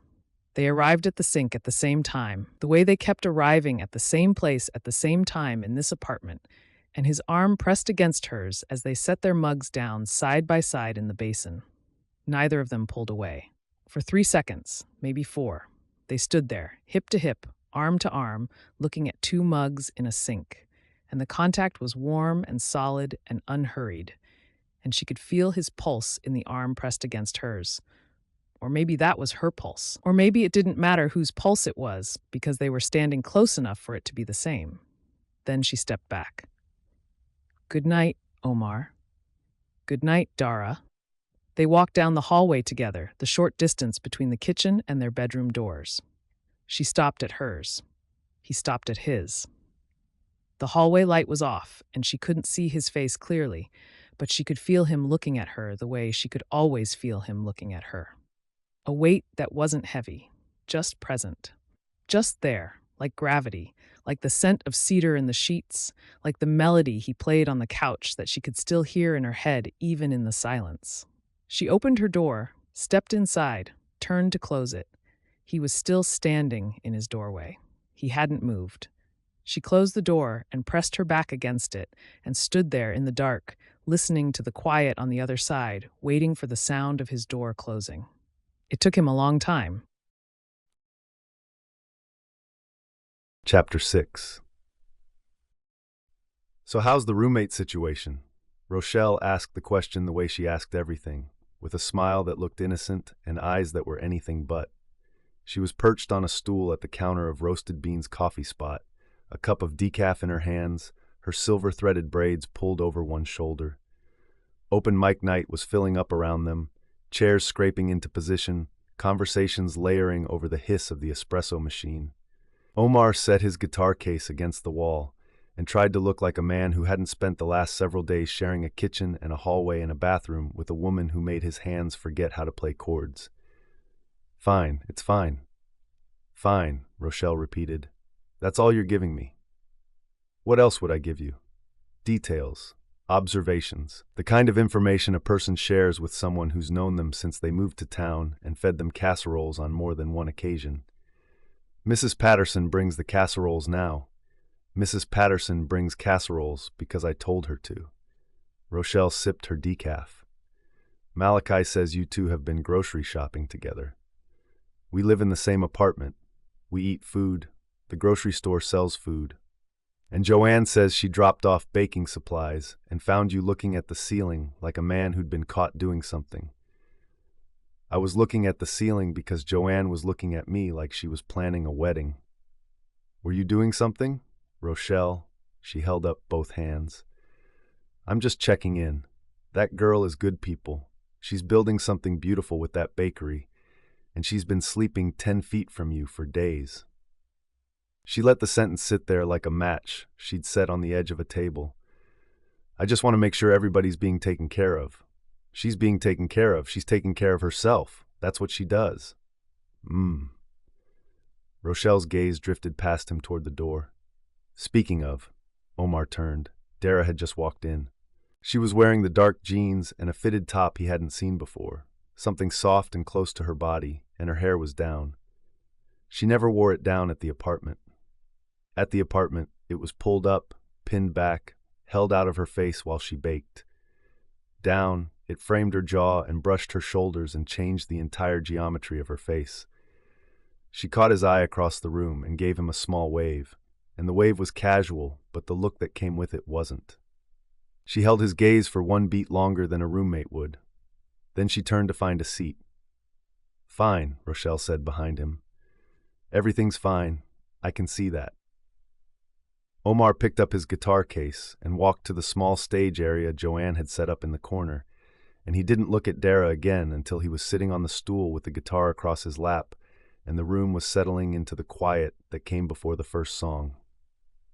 Then he looked. She was at a table near the side wall, a cup of coffee in her hands, her legs crossed, her body angled toward the stage.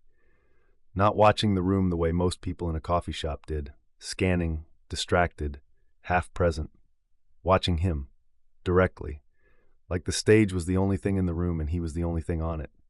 He played the first chord and his whole body felt it. The set was 5 songs. He'd played open mic night at Roasted Beans dozens of times. And the routine was familiar. Start with something upbeat, work into the middle with a couple of slower tracks, close with the one people knew and could hum along to. The pacing was second nature. So was the room. So was the easy confidence of a man who'd done this 100 times and knew how to hold an audience without trying too hard. He didn't know how to hold an audience when Dara Langston was in it. She changed the physics of the room. Every chord he played traveled across the tables and the conversations and the espresso noise and landed where she was sitting, and he could see it land, could see the way her body responded to the music.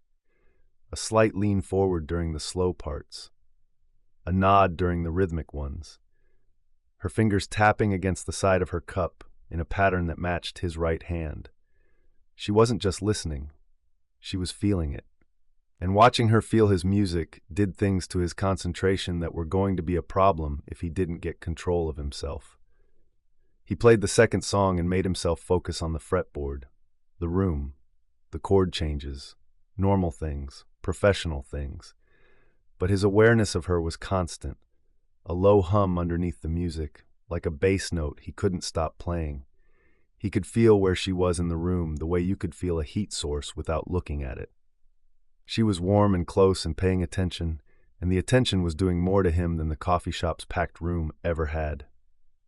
He played the third song, a slower one, something he'd written about the way a particular kind of light came through a window in the late afternoon. He'd written it about a feeling, not a person, but when he sang the bridge, his eyes found hers across the room, and the feeling became specific.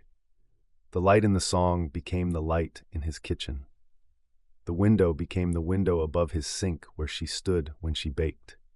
The song stopped being about a feeling and started being about her, and she was sitting right there, watching his mouth shape words that were suddenly, dangerously honest. Her lips parted slightly. He saw it from across the room. His voice nearly cracked on the next line. He looked away, played the fourth song staring at the fretboard, his jaw tight, his body too aware of everything. By the fifth, he'd gotten his breathing under control. But his skin still felt heated, and his pulse was running in his throat, and his hands wanted to be somewhere other than on the guitar. The room clapped. He nodded, thanked them, set the guitar in the case. Normal, professional, completely under control. He was not completely under control. Joanne caught him on the way off the stage. "Great set tonight. You sounded different." "Different how?" She glanced toward Dara's table. Focused. He didn't respond to that. He crossed the room to the counter, got a glass of water, and drank half of it before turning around. Dara was still at her table, but she'd been joined by 2 women from the book club who were leaning in close, talking about something that made all 3 of them laugh. She looked up and caught his eye over their heads, and the look she gave him was steady and knowing and did absolutely nothing to help the situation in his chest. He waited. She finished her conversation, said goodbye to the book club women, and walked over to him. She stopped about 2 feet away, which in any other context would have been normal distance, but in the context of the last week, 2 feet felt like she was standing inside his skin. "That was incredible," she said. "Thanks." "I mean it. The third one especially, the one about the light. Her voice was low, pitched just for him under the noise of the room, and she was close enough that he could smell her lotion, the sweet familiar scent that had been driving him out of his mind every time she walked past him in the hallway. His jaw tightened. Of course she'd picked that one. It's an old song. It didn't sound old. It sounded like you meant every word. He looked at her. She looked back. The coffee shop buzzed around them, Joanne restacking chairs, the last few customers settling their tabs, and none of it registered because she'd just told him his most honest song sounded like he meant every word, and the distance between them felt like it was shrinking by the second. "I did," he said. "Mean every word." Her breath caught. A tiny hitch, barely visible, but he saw it because he was watching her the way he'd been watching her all night, with a focus that had stopped pretending to be casual. She held his gaze for a beat that lasted too long to be anything other than deliberate, and then she looked away and picked up her coffee cup and drained the last of it like she needed to do something with her hands. "Walk home?" she asked. "Yeah." They said goodnight to Joanne, who watched them leave with an expression that Omar refused to interpret. He grabbed his guitar case from the wall and they stepped out onto Main Street. The September night was warm and soft, the kind of warm where the air felt like it was touching you, where every breeze landed on skin and stayed there. Main Street was quiet, the shops closed, the streetlights casting pools of gold on the sidewalk. They walked south toward Maple Street, their shoulders close but not touching, and the not touching was its own kind of conversation. "You play differently live," she said. "At the apartment you're quieter, more careful, like you're holding back. I am holding back. At the apartment you're on the other side of the wall, or you were. And now you're on the other side of the kitchen, which is worse." "Worse how?" "Worse because I can see you." The words came out before he could edit them, and they hung in the air between them. She didn't respond right away. They walked half a block in a silence that was thick with the thing he'd just admitted. "Is that why you missed the chord the other night?" she asked. Her voice was quieter now. "When I was baking?" "Yes, because you were watching me. Because I was watching you." She was quiet again. Their arms brushed, shoulder to elbow, the same brief contact they'd had a dozen times in the apartment, except this time neither of them moved away. They kept walking with their arms touching, skin against skin, and the contact was a line of warmth that ran from his shoulder down to his fingertips and settled somewhere in the base of his spine. "You can't say things like that and then walk next to me like this," she said. "Like what?" "Like you're touching me on purpose." "I might be," she exhaled. It wasn't a laugh and it wasn't a sigh. It was the sound of a woman whose defenses were thinner than she wanted them to be. He could feel it in the air between them, the tension that had been building since the sprinklers went off, since the midnight tea, since the tart and the guitar and the sink where they'd stood hip to hip. All of it stacking up, layer on layer, until the weight of it was physical. He could feel her wanting to lean into him and holding herself back, and he wanted to close the distance so badly his teeth ached. They turned onto Maple Street. The apartment building came into view, and the sight of it brought the reality back. They were going to the same place. The same door, the same hallway, the same 4 feet of carpet between their rooms where they said goodnight and pretended the goodnight was enough. "Omar." "Yeah, the third song, the one about the light." She was looking straight ahead, not at him, and her voice had dropped to a register he hadn't heard before, low and careful and deliberate. "Was that about me?" The honest answer was no. He'd written it before she moved in. But the honest answer was also yes, because every time he played it now, the light in the song was the light in his kitchen, and the feeling in the song was the feeling in his chest when she stood at his counter with flour on her temple, and honesty was a spectrum, and the truth was somewhere in the middle of it. "It wasn't," he said, "but it is now." She stopped walking, he stopped too. They were at the edge of the parking lot, the building's entrance 20 feet away, and she was looking at him with an expression that made the September air feel 10 degrees warmer. "We should go inside," she said. She didn't move. "We should." Neither of them moved. Then she started walking again, faster, and he matched her pace, and they climbed the stairs in a silence that hummed with everything they weren't saying. The hallway was quiet. The light overhead cast everything in amber, and their shadows stretched long across the carpet. She stopped at the apartment door. His apartment. The apartment that had become theirs without either of them agreeing to the word.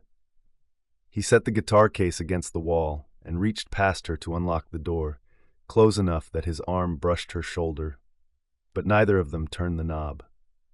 She turned to face him. The hallway was narrow. He was close enough to see the rise and fall of her breathing, the slight part of her lips, the way her eyes moved from his eyes to his mouth and back.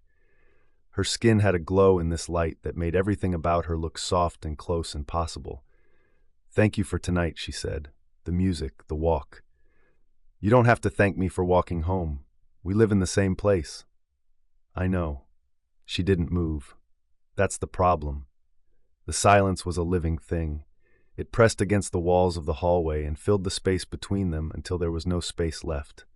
She was right there, her back against the door, her eyes on his mouth, her breathing shallow and quick and completely at odds with the composure she'd been performing all night.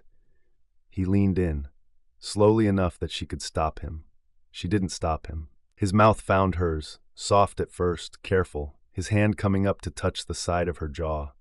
She tasted like coffee, and her lips were warm, and for 1 second the kiss was gentle, tentative, a question. Then she answered it. Her hand came up to the back of his neck, and she pulled him closer, and the kiss stopped being careful.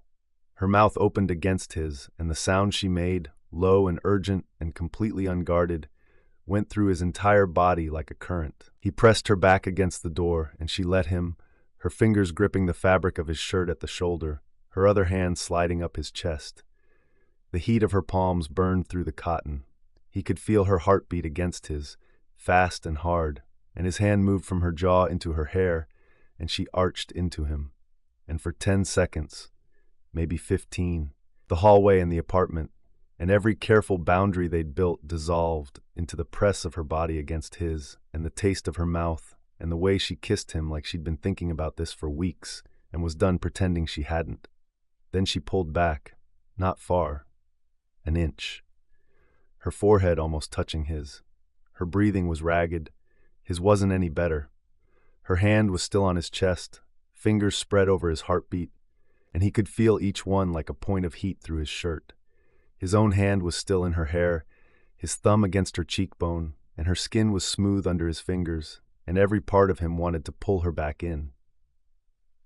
They stood there, breathing, not speaking. The hallway light buzzed above them. Her eyes were dark and wide and searching his face for an answer to a question neither of them had asked yet. She dropped her hand, reached behind her, and turned the doorknob. The door opened. She stepped backward into the apartment without breaking eye contact. "Good night, Omar," she said. Her voice was steady. Her eyes were not. "Good night, Dara." She walked down the hallway toward the guest room. He grabbed the guitar case from the hallway outside, stepped in, and closed the door. The apartment was dark and still and full of the smell of whatever she'd baked that afternoon, brown sugar and cinnamon, and something underneath it that was just her. He stood in the living room and listened to her door close. The wall between their rooms had never felt thinner. He unlatched the case, lifted the guitar out, and sat on the couch with it across his lap. He put his hands on the strings and didn't play. His fingers were shaking. The melody he'd been writing for weeks, the one that kept resolving to the same place, the one he'd told her was unfinished, sat in his hands like a confession he'd already made. He pressed his palm flat against the strings to stop them from humming, and sat in the silence and let the taste of coffee and the pressure of her hand on his chest and the sound she'd made settle into the place in his memory where they were going to live for a very long time. Through the wall, he heard her light click off. He didn't move for a long time after that. Chapter 7. Good morning.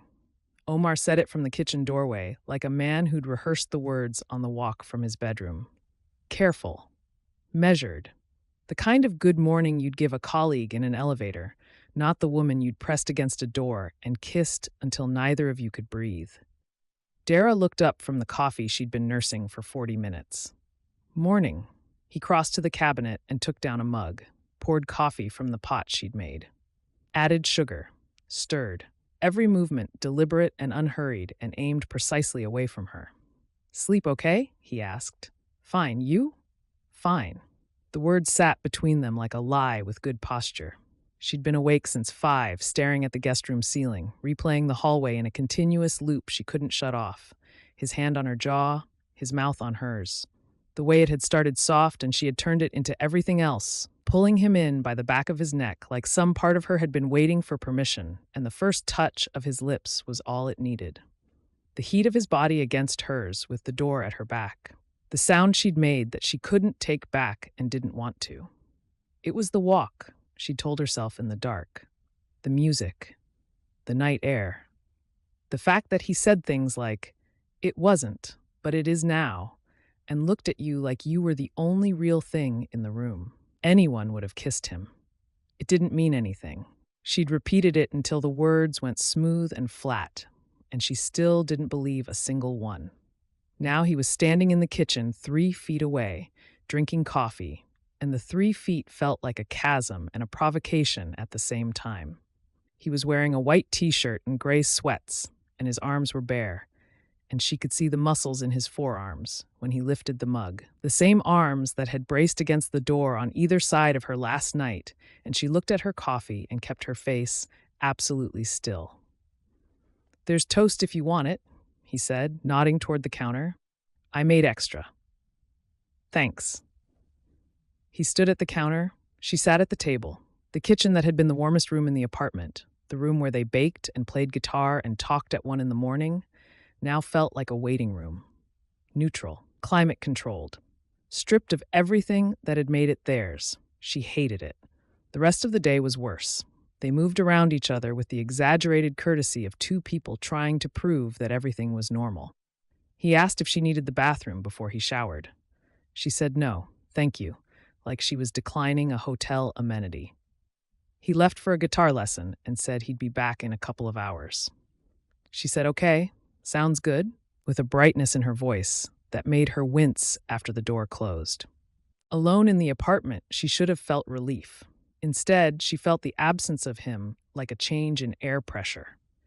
His coffee mug was in the sink. His guitar pick was on the arm of the couch. The apartment smelled like his soap from the shower he'd taken, and she stood in the hallway between the bathroom and the guest room, the same hallway that was 3 feet wide, and remembered the way he'd looked in a towel a few days ago and the way he'd looked last night with his hand in her hair, and she went to her room and closed the door and sat on the bed and pressed her palms against her eyes. Get it together. She called the insurance company, reviewed the restoration estimate the contractor had emailed. The adjuster was coming Tuesday. The drywall work could start by the end of the week if the moisture readings came back clear. She wrote all of this down in her notebook in neat, organized handwriting and felt nothing about any of it because her brain was not in the notebook. Her brain was in the hallway. She worked on the bakery menu at the folding table Omar had set up in her room, compared flour prices on her laptop, sketched the seating layout for the storefront. She was productive and focused and thinking about his mouth the entire time. The memory wouldn't stay where she put it. She'd be comparing suppliers, and suddenly she was back in the hallway, his thumb on her cheekbone, her fingers twisted in his shirt. She'd be sketching the counter layout, and the pen would stop moving because she was remembering the sound he'd made when she pulled him closer.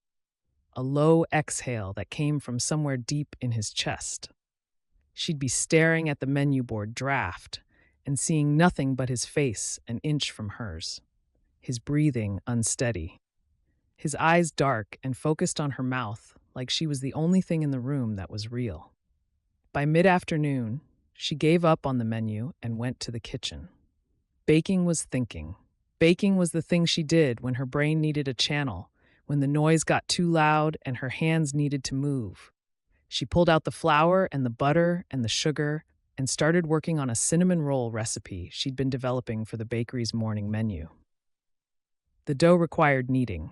Kneading required force. Force was exactly what she needed right now. The rhythm of it steadied her. Press, fold, turn. Press, fold, turn. The dough was soft and elastic under her hands, the flour dusting her forearms, and for a few minutes the only thing in her head was the texture and the timing and the feel of the dough responding to pressure. This was what she knew. This was solid. This was hers.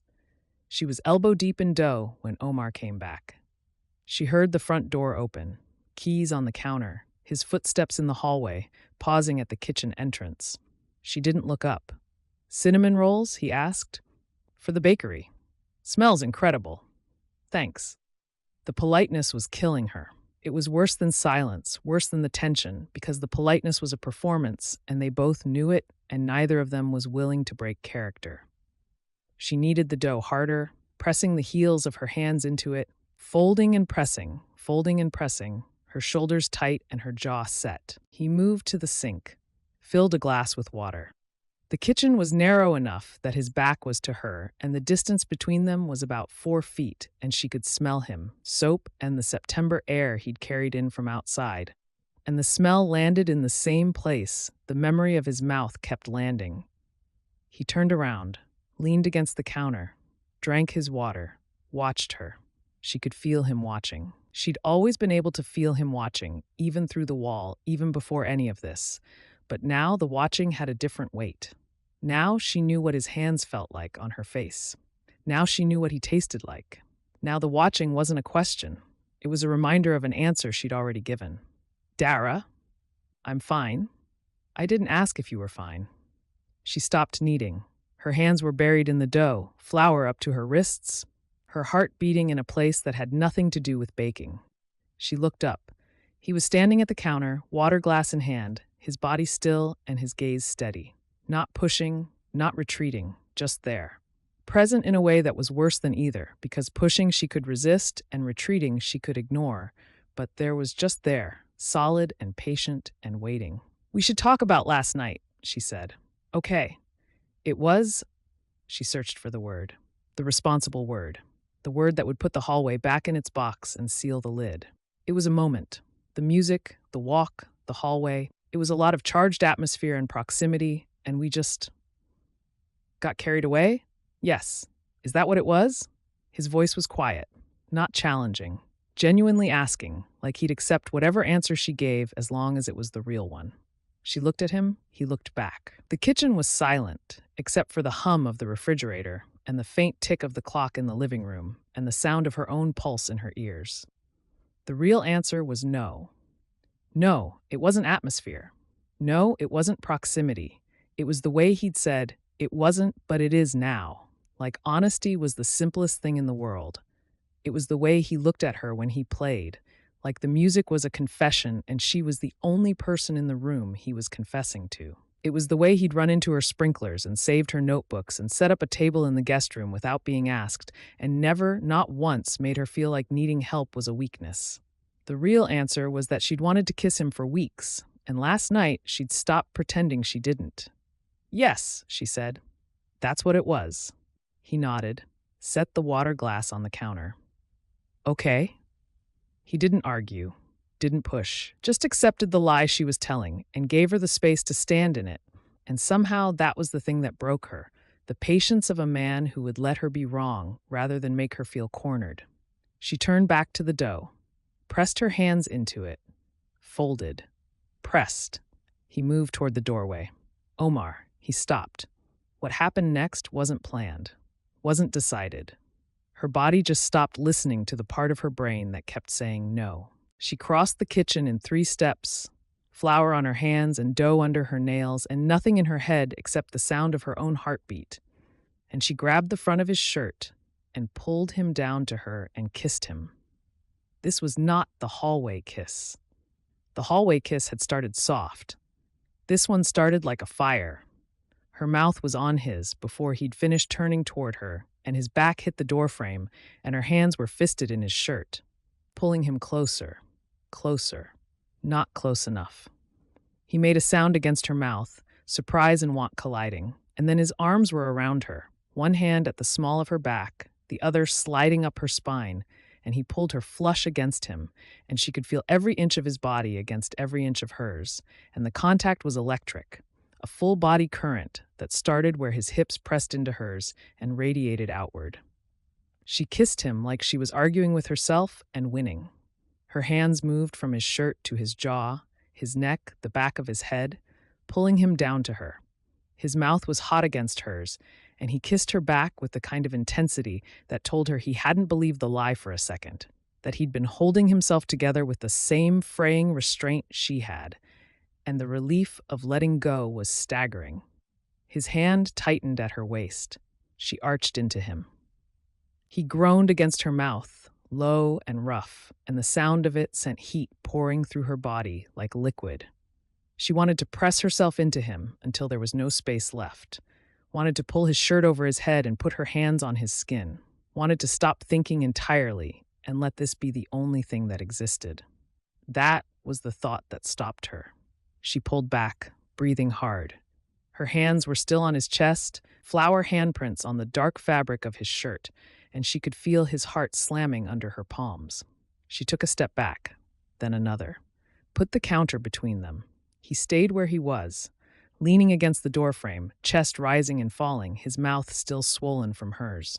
Not following, not closing the distance, just standing there, letting her have the space she was claiming.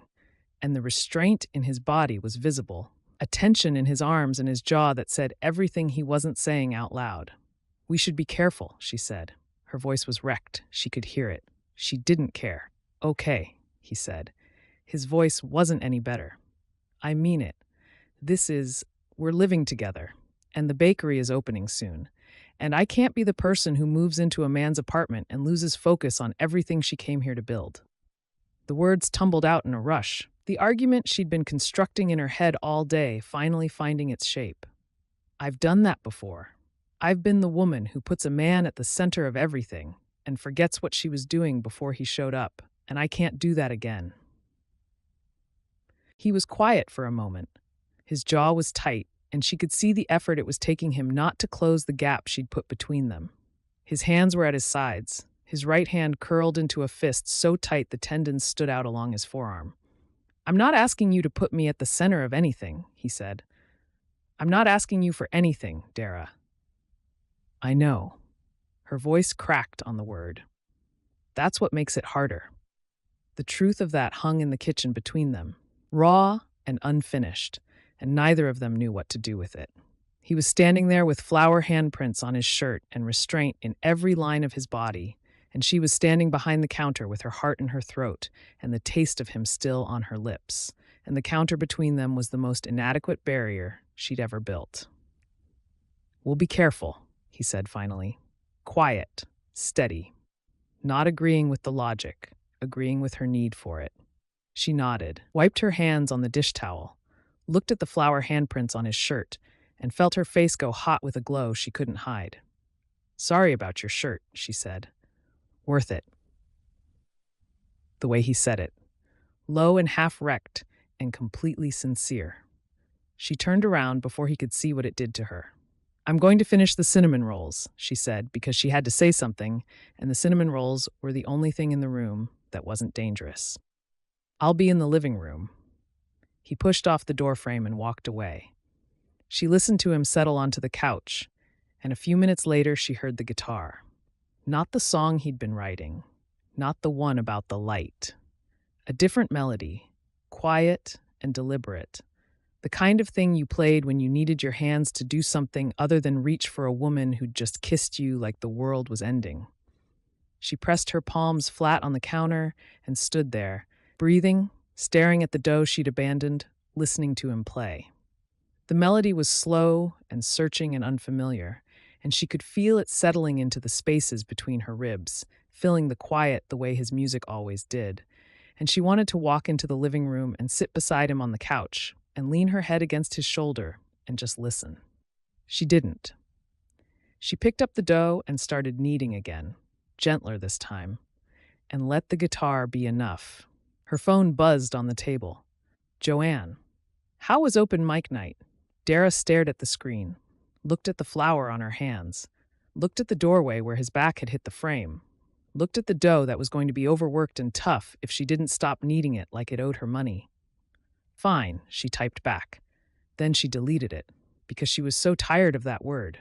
Complicated, she typed instead and hit send before she could take it back. Chapter 8. The note said, "Coffee's on the counter. You're out of vanilla, so I picked some up. Don't forget the insurance adjuster at 2:00. Omar had left it next to her mug before heading out for a morning lesson at the community center, propped against the sugar canister where she'd find it when she stumbled into the kitchen. He'd thought about whether the note was too much. He'd thought about whether the initial at the end was unnecessary. He'd thought about all of it for about 30 seconds, and then he'd written it anyway, because he was done thinking. The kisses had changed the rules. Both of them. The hallway kiss that started soft and ended with her hand on his chest.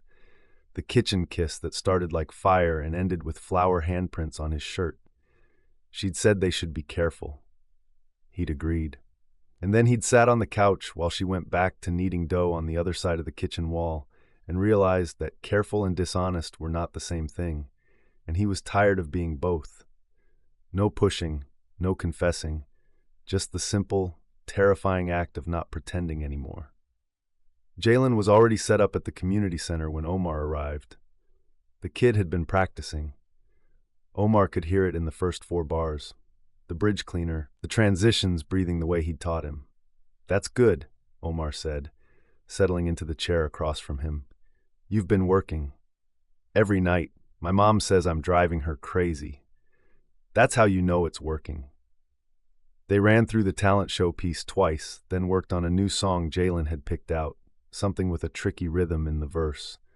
Omar adjusted the kid's fingering, showed him a shortcut for the chord change, and tried to focus on the lesson instead of the image that kept surfacing in his head. Dara crossing the kitchen in 3 steps, her hands fisting in his shirt, her mouth on his before he'd finished turning around. "Mr. Reid?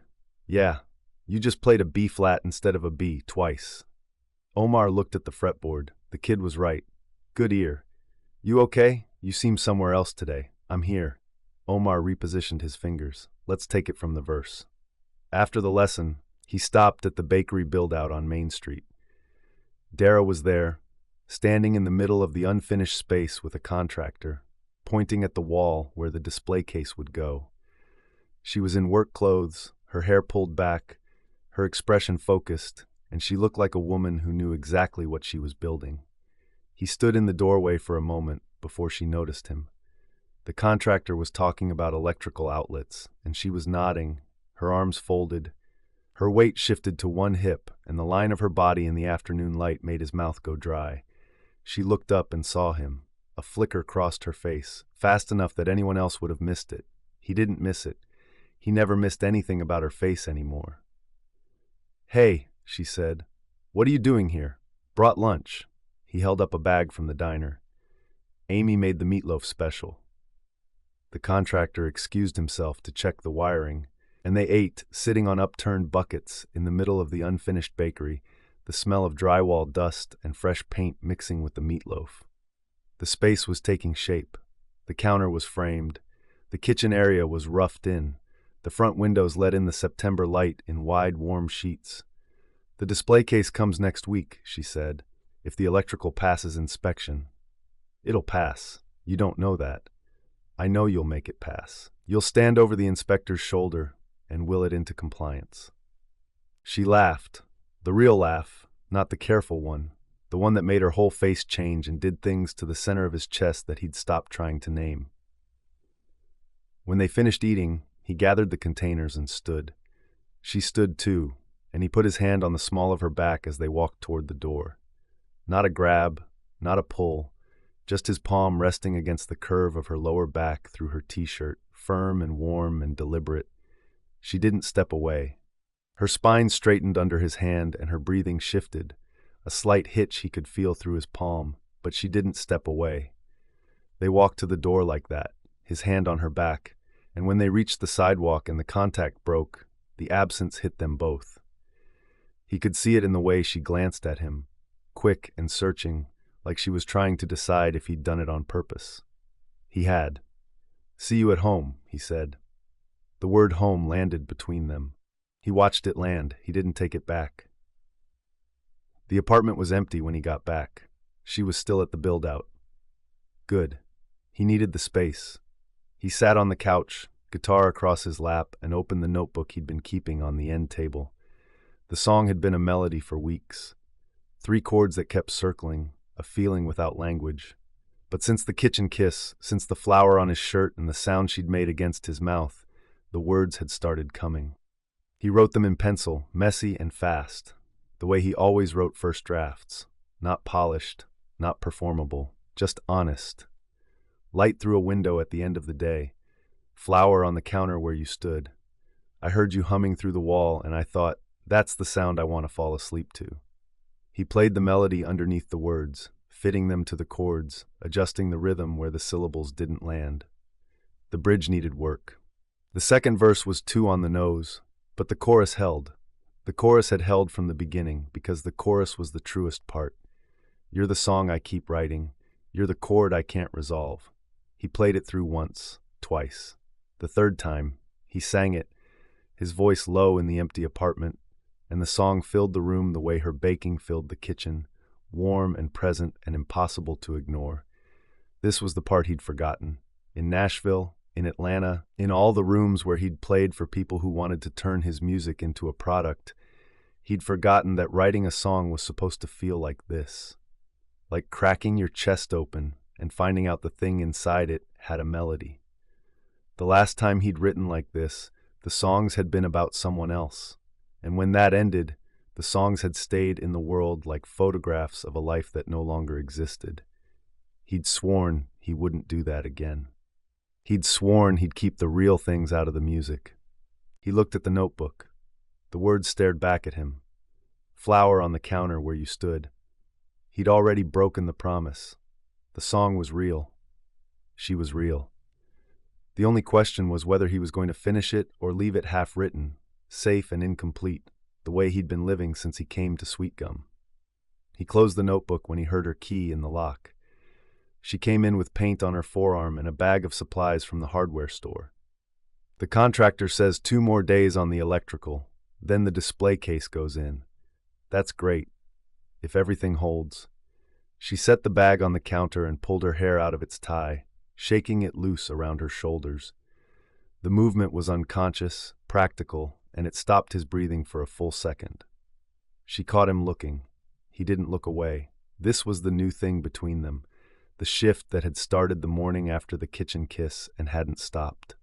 He looked at her now, not stolen glances, not the careful not watching he'd practiced for months. Direct eye contact that said, I see you, and I'm not pretending I don't. She didn't know what to do with it. He could see her trying to figure it out every time their eyes met, the small war between leaning in and holding back playing out across her face in real time. You're staring, she said. I know. You're doing it on purpose. I am. She opened her mouth, closed it, and turned toward the hallway. I'm going to wash this paint off, and then I'm making dinner. She disappeared into the bathroom. He heard the water run, heard her come out, heard her bare feet pad into the kitchen. When he looked up, she'd changed into a loose t-shirt and had her hair down around her shoulders, and the domesticity of it, the ease of a woman getting comfortable in his apartment like it was the most natural thing in the world, hit him somewhere he wasn't prepared for. Stop staring, she said from the kitchen without turning around. No. She shot him a look over her shoulder that was half exasperation and half heat, and the combination landed in his gut like a fist. He picked up his guitar and played the safe song, the one the whole town knew, and let her cook while the real song sat in the notebook on the end table. He watched her move through his kitchen like she belonged in it. She'd stopped apologizing for existing in the space. That had happened gradually, so gradually he almost missed the shift. But now she reached for the olive oil without asking, opened the fridge without hesitating, moved through the room like it was hers. She was barefoot, her hair falling over one shoulder, and she hummed while she cooked. Not a song he recognized, just a melody, low and absent and completely unself-conscious. And the sound of it hit the same place in his chest that her laugh hit, that her kiss hit, that her flower-covered hands on his shirt had hit. He wanted to walk up behind her and wrap his arms around her waist and press his mouth to the curve of her neck and stay there. He wanted to feel her lean back into him the way she'd leaned into the kiss, the way her body kept saying yes even when her mouth said careful. He wanted to put down the guitar and cross the room and make it impossible for either of them to pretend this was still about proximity. He didn't. He played the safe song. He waited. She turned from the stove. "Are you going to help or just sit there looking decorative?" "I can be decorative and helpful. Get over here and chop the peppers." He set down the guitar and joined her at the counter. They stood side by side, chopping vegetables for a stir-fry, his arm against hers, her hip near his. The knife rhythm steady and synchronized. The kind of wordless coordination that came from sharing a kitchen for days and knowing each other's movements the way you knew a song you'd played 100 times. She reached across him for the soy sauce. Her arm crossed in front of his chest, and her hair brushed his jaw, and the proximity was so close and so casual that his body responded before his brain could intervene. His hand moved to her waist, just above her hip, steadying her or holding her or both, and she froze with the bottle in her hand. They stood like that, his hand on her waist, her body half turned toward the counter, half turned toward him, the soy sauce suspended between them like a prop in a scene neither of them had scripted. "Omar," her voice was low, controlled, barely. Your hand is on my waist." "I know. We said careful. This is careful. This is not careful. It's the most careful I can be when you're this close." Her breath stuttered. He felt it under his palm, the catch in her ribs, the way her body swayed toward his by an inch before she corrected it. She was looking at his mouth. He was looking at hers. The kitchen was small and hot from the stove, and the soy sauce was still hanging in the air between them, and he wanted to kiss her so badly his hands were shaking. His phone rang. The sound was obscene in the silence. He dropped his hand. She stepped back. The soy sauce landed on the counter. He picked up the phone. Malachi. "Hey man, Amy wanted me to ask if you're playing at the Fall Harvest Festival next weekend. She's organizing the entertainment schedule and needs to confirm." Omar leaned against the counter and looked at Dara, who was standing on the other side of the kitchen with her back to him, her shoulders rising and falling with deliberately measured breaths. "Yeah," he said. "I'm playing." "Cool. Saturday afternoon slot, okay?" "Right before the apple pie contest." "That works. Amy says to tell Dara she better have that tart ready. The contest entries are due by Friday." "I'll tell her." He hung up. Dara was still facing the stove, stirring the vegetables with a focus that suggested the stir-fry had become the most important task in the history of cooking. "Malachi says the festival entertainment is confirmed," Omar said. "I'm playing Saturday afternoon, and Amy says your contest entry is due by Friday." Dara nodded without turning around. Heard. The stir-fry sizzled. The apartment held its breath. He stood on his side of the kitchen, and she stood on hers, and the 3 feet between them hummed with the ghost of his hand on her waist and the look she'd given him before the phone stole the moment. They ate at the table, across from each other, like normal people, except normal people didn't sit across a table and feel the other person's presence like a physical force. She talked about the bakery. He talked about Jalen's talent show preparation. They were having a conversation, and the conversation was fine. And underneath the conversation was the current that ran between them constantly now, a low-frequency hum that made every pause feel loaded and every accidental eye contact feel like being caught. After dinner, she washed dishes and he dried them, standing shoulder to shoulder at the sink, their hands moving in the same rhythm, and when he took a wet plate from her fingers and his hand closed over hers for a second longer than necessary, she went still. "Omar." "Just taking the plate. That's not what you're doing. It's exactly what I'm doing." He dried the plate and set it in the cabinet, turned to face her. "The plate is in the cabinet, see?" She was trying not to smile. The effort was visible in the set of her jaw and the press of her lips. "You're impossible, I've been told." They finished the dishes in a silence that vibrated. She dried her hands and retreated to the couch with her laptop, bakery spreadsheets open, her feet tucked under her. He sat on the other end with the guitar across his lap, playing quietly, and the distance between them on the couch was exactly 2 cushions, and it felt like both too much and not enough. An hour passed. She closed the laptop. He set down the guitar. The apartment was quiet except for the clock and the distant hum of the building's heating system kicking on for the first time this season. The night's getting cool enough now to need it. She looked at him. He looked at her. The 2 cushions of distance between them felt like a dare. "I should go to bed," she said. "Probably. Early morning, insurance adjuster." "Right." She didn't move. Her eyes dropped to his mouth and came back up, and the look was so transparent, so unguarded, that he felt it land in the center of his chest like a palm pressed flat. "Good night, Omar. Good night, Dara." She stood, walked down the hall. Her door closed with a soft click, and he sat on the couch in the quiet and picked up his guitar and played the real song, the one with her name in every chord, because she was behind a closed door and couldn't hear him, and the song needed to exist somewhere other than inside his chest. He played it through twice. The second time he sang the words, "You're the song I keep writing. You're the chord I can't resolve." Through the wall, her light went off. He kept playing, barely above a whisper, the guitar so quiet the notes were more felt than heard. Soon, he'd play it for her. Soon, the song would be finished, and finished meant he'd stop being afraid of what it said. Not yet, but soon. Chapter 9. You're going to pace a hole in the grass. Amy was standing at the edge of the contest table with her arms folded and a look on her face that was equal parts amusement and affection. "Breathe. It's a pie contest, not a tribunal." "I know." Dara stopped pacing, started again. "I know it's just a pie contest, but this is the first time anyone in this town is going to taste my food outside of the diner or Omar's kitchen. And if it's not good enough, that's what they'll remember when the bakery opens. It's good enough. You don't know that. I tasted the tart you brought to the diner last week."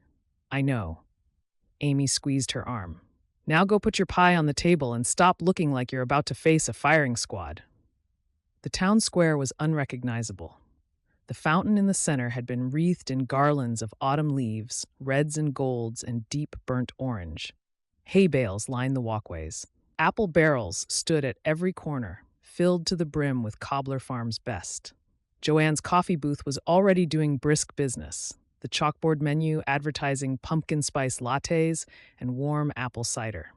The dairy farmer had set up the petting zoo on the east lawn, and a cluster of children were already gathered around a pair of baby goats who seemed deeply unimpressed by the attention. Dara carried her entry to the contest table and set it down between a lattice-topped pie with picture-perfect edges and a rustic deep dish that smelled like cinnamon and brown sugar and generations of practice. The competition was real. Sweetgum had been baking apple pies for its fall harvest festival for decades, and the women and men who entered every year had recipes that had been handed down through families like heirlooms. She was the newcomer. She was the woman who'd been in town for months and was about to tell their taste buds she belonged here. She stepped back from the table and wiped her palms on her jeans. The pie looked good. The crust was golden, the filling set, the lattice clean. She'd made this recipe 4 times in Omar's kitchen, adjusting the spice blend, the sugar ratio, the thickness of the lattice strips, and this version was the best. She knew that. Knowing it didn't help with the nerves. A hand landed on the small of her back. She didn't have to turn around to know who it was. She knew the weight of that hand now, the exact span of his palm, the way his fingers rested just above the curve of her waist. She'd felt it at the bakery build-out and on the walk through Main Street and in every passing moment in the apartment where he'd stopped pretending and started being deliberate. "Hey," Omar said, standing beside her. "How are we doing?" "We're trying not to throw up. The pie looks incredible. Don't jinx it." He leaned closer, not enough for anyone to notice, but enough that she could feel the warmth of him along her side. "You've made this 4 times. It's perfect, and you know it." She looked at him. He was dressed for the festival, clean dark jeans and a navy button-down with the sleeves rolled to his forearms, his guitar case slung across his back for his set. He looked good. He always looked good. But today, in the autumn light with the festival buzzing around them, the effect was harder to ignore than usual. "Your set's in 20 minutes," she said. "I know. I'll be right over there." He nodded toward the gazebo stage where Amy's entertainment schedule was posted on a sandwich board. "Save me a slice of the pie. If there's any left after the judges are done. There'll be plenty. You made a full pie for a contest that only needs a few slices." She laughed, and the nerves loosened by a fraction, and his hand pressed against her back for one more second before he walked toward the stage. The festival crowd had grown by the time Omar took the stage. Families spread across the square on blankets, couples on the benches near the fountain. The book club had claimed a picnic table near Joanne's booth. Rochelle and Benjamin sat in folding chairs near the front, Rochelle's silver-threaded braids catching the afternoon light. Omar settled onto the stool with his guitar. He didn't make a speech, didn't introduce himself. He just started playing. The first song was something upbeat, a rhythm that pulled people's attention from their cider and their conversations, and the square quieted by degrees as the music took hold. Dara stood near the contest table and watched. It was different from open mic night. That had been intimate, enclosed, the two of them connected by a line of sight across a dim coffee shop. This was daylight. This was the whole town. And he played differently here, bigger, more open, his voice carrying across the square with a confidence that made her chest tight. This was the musician he'd been before Sweetgum, the one who could walk into a room and make you believe. Except now he wasn't performing. He was just playing, and the lack of performance was what made it extraordinary. He played 3 songs. The second was slow and aching, and she watched his hands on the strings and remembered those hands on her face, in her hair, at the small of her back, and the memory was so vivid in the sunlight that she had to look away. He didn't play the song about the light. He didn't play the unfinished one. He played songs the town knew, songs that were safe, and she was grateful and disappointed in equal measure. When he finished, the square erupted. Not polite applause, real appreciation, the kind that came with whistles and stamped feet, and Rochelle standing up to clap with both hands above her head. He grinned, tipped an invisible hat, and walked off the stage. He found her at the contest table. "How'd that feel from the audience? Like you were showing off?" "I never show off. The second song was showing off. The second song was playing the guitar. The second song was playing the guitar and knowing exactly what it was doing to every woman in the square." His eyes locked on hers. "Every woman?" She held his gaze. "Don't finish that thought." "What thought?" "You know what thought." He smiled. The real one, the one that creased the corners of his eyes and made the whole lower half of her body feel like it was made of something warmer than bone. She looked away before the smile could do any more damage. The pie contest began. There were 12 entries on the table, each one numbered, each one sliced and plated for the 3 judges. Mrs. Patterson, of course, a man from the town council, and Amy, who'd recused herself from entering in order to judge. They moved down the table methodically, tasting, conferring, making notes. Dara watched from 15 feet away with her arms folded and her heart in her throat. Omar stood beside her, close, his arm behind her back, not quite touching, a ghost of contact that she could feel without feeling. The crowd milled around them, conversations flowing, children darting between the hay bales, and the normalcy of the festival made the intimacy of his proximity both more and less bearable. More because the public context should have made it innocent. Less because the public context didn't change the fact that she could feel every inch of space between his body and hers, and the space was shrinking. The judges conferred. Mrs. Patterson wrote on a card. The man from the council nodded. Amy smiled. "Third place," Amy announced, "goes to entry number 7, Sandra Tillman's Brown Sugar Crumble." Applause. Sandra, a woman with a warm laugh and flour-dusted apron, stepped forward to collect her ribbon. Second place goes to entry number 3, Dara Langston's Spiced Apple with Lattice Crust. The sound that came out of Dara's mouth was not dignified. It was a sharp, startled exhale that she turned into a laugh only by pressing her hand over her lips.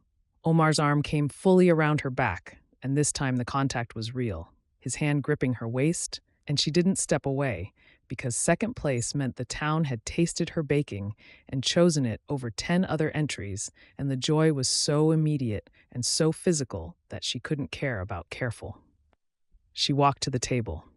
Amy handed her a ribbon with a grin that said, "I told you so."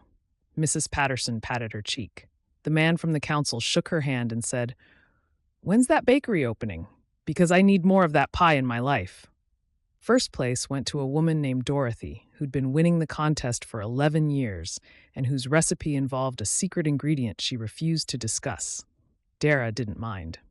Second place at the Fall Harvest Festival in her first year in Sweetgum, against bakers who'd been entering since before she was born, was more than enough.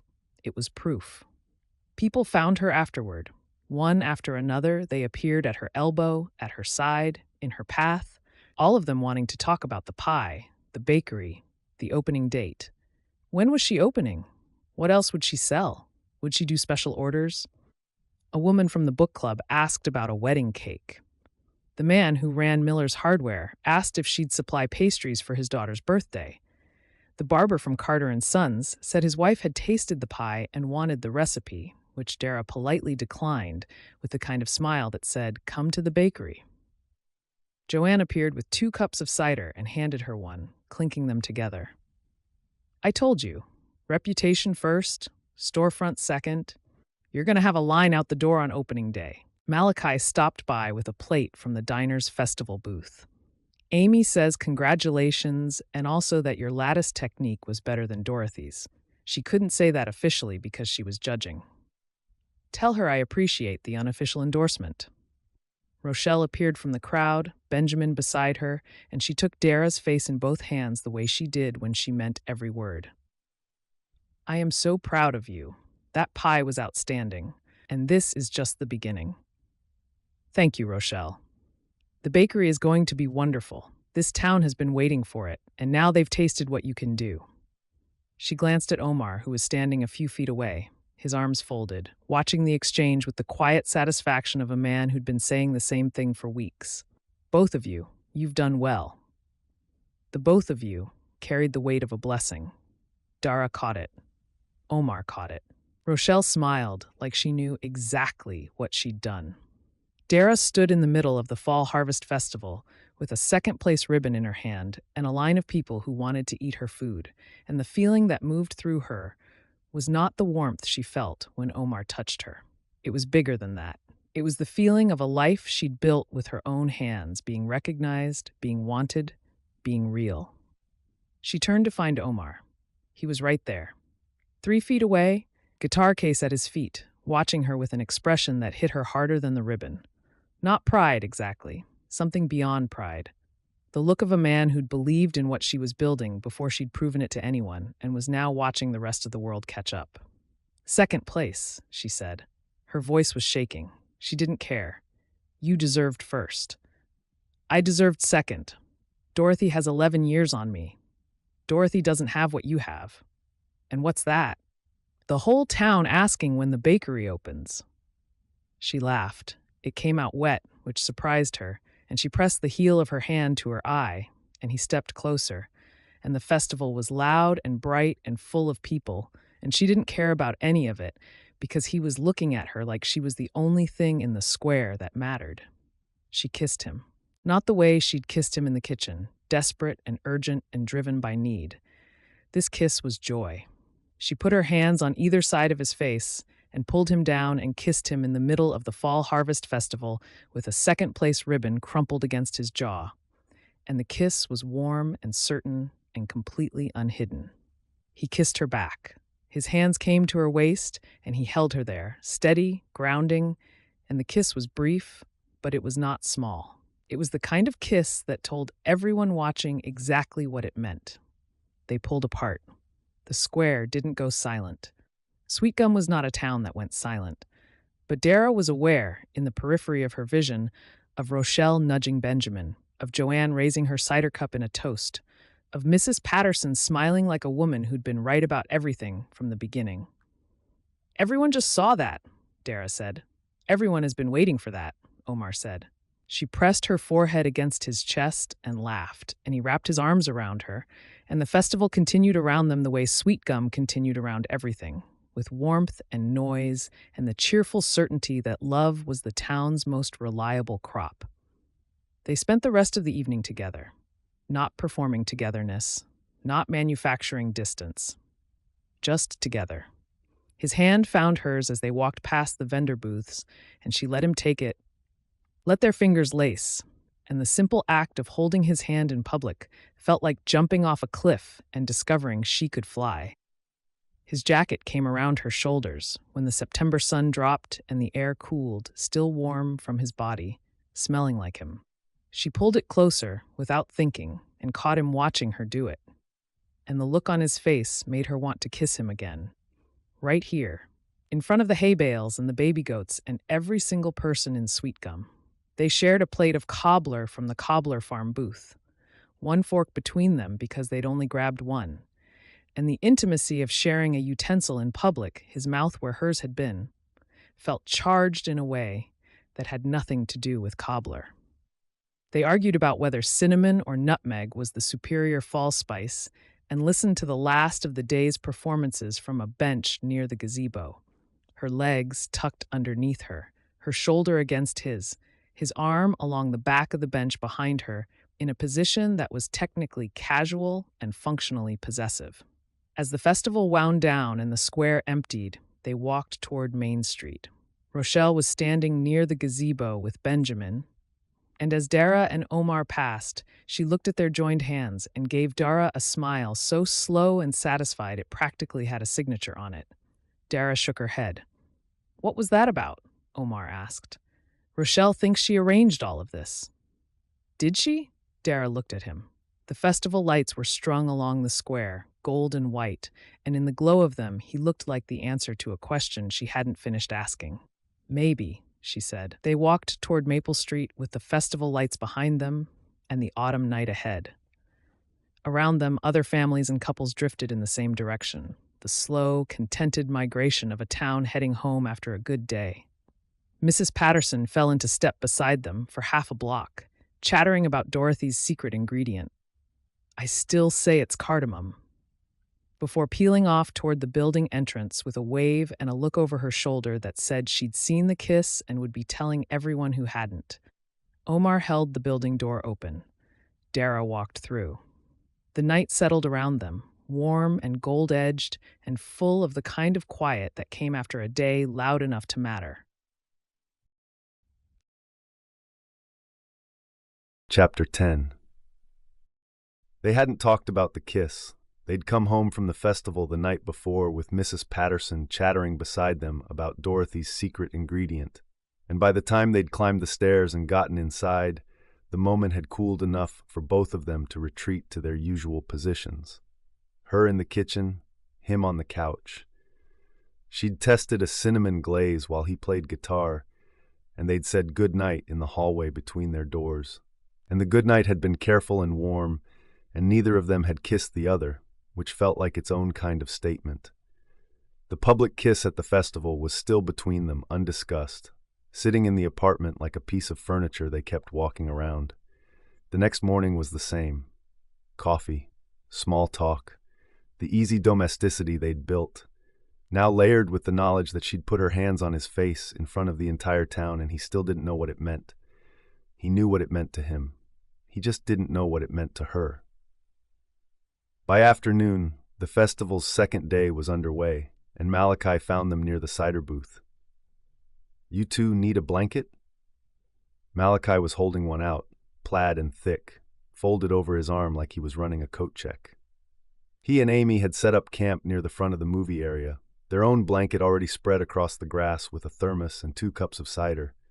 "We brought one," Omar said. "That thing?" Malachi looked at the blanket tucked under Omar's arm, the one he'd grabbed from the hall closet on their way out. It was thin, barely big enough for one person. "Man, that's a beach towel. Take this." "We're fine. You're gonna freeze." Dara took the blanket from Malachi before Omar could refuse again.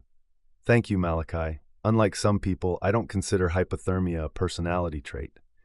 Malachi grinned. "Smart woman." He gave Omar a look that said several things at once, none of them subtle, and went back to Amy. The town square had been transformed for the outdoor movie night.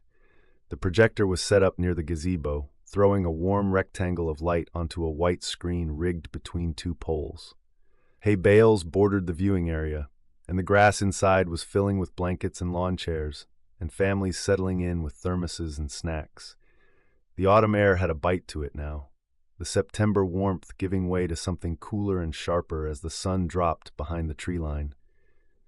The sky was going purple at the edges. They found a spot on the grass near the side. Close enough to see the screen, but far enough from the center to have a buffer of space around them.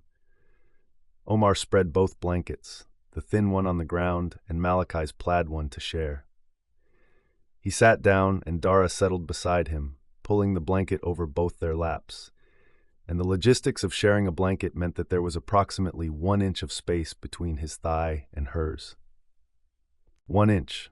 The entire festival, the entire town, the entire movie they were about to watch, and his entire conscious mind was focused on 1 inch of space. The movie started. Something classic, something the town played every year, a romance with a plot he could have followed with his eyes closed. He didn't register the title. He registered the weight of the blanket across his legs and the heat of Dara's thigh parallel to his, separated by denim and 1 inch of charged air.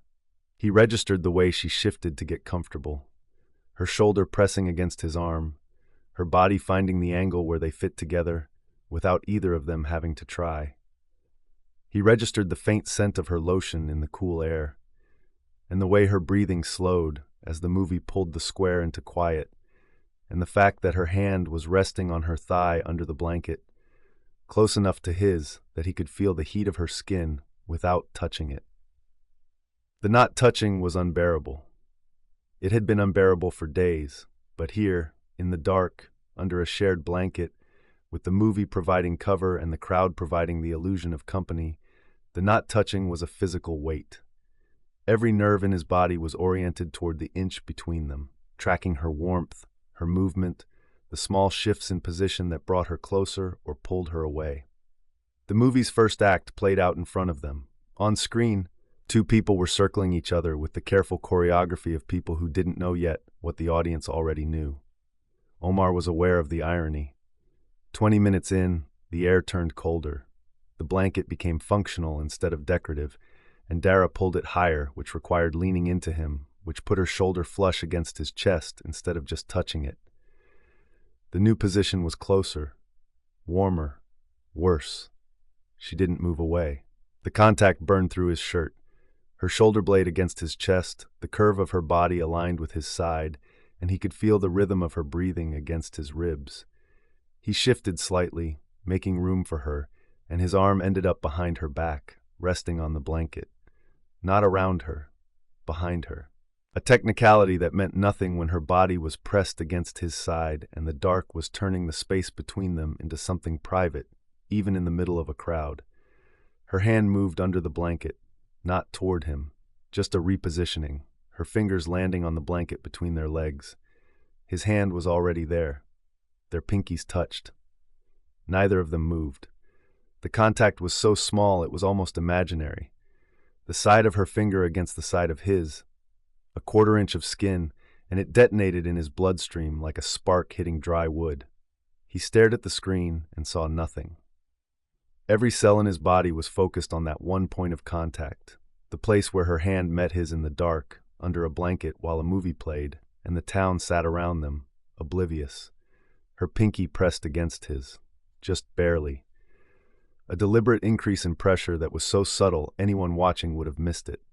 He didn't miss it. His entire body responded, a wave of heat that started at his hand and rolled up his arm and through his chest and settled in his gut. He turned his hand over, palm up, an invitation. She laced her fingers through his. The fit was perfect. Her hand was smaller than his, her fingers slotting between his like they'd done this 1,000 times, and the intimacy of it, the specificity of palms pressed together and fingers interlocked, was more intimate than any of the kisses had been. The kisses were urgent, reactive, driven by moments that broke through the walls. This was a choice. a slow, deliberate, under-the-blanket choice that she was making with her eyes on the screen and her pulse in her palm. The movie played. The crowd murmured and laughed at the right moments. Rochelle's voice carried across the square at something funny on screen. A child squealed somewhere near the hay bales, and under the blanket, Omar held Dara's hand like it was the most important thing he'd ever done, her fingers warm and interlocked with his, her thumb tracing a slow circle against his palm that made it very difficult to remember how breathing worked. She leaned into him. Not a dramatic shift, just a settling, her shoulder against his chest, the side of her head near his jaw. He could smell her hair. He could feel her ribs expand against his arm when she breathed. The closeness was devastating in its casualness, the way she fit against him like she'd been sitting there for years, like this was where she'd always been meant to sit. His arm moved from behind her to around her. His hand rested on her upper arm, his thumb against the fabric of her jacket, and she turned her face slightly into his shoulder.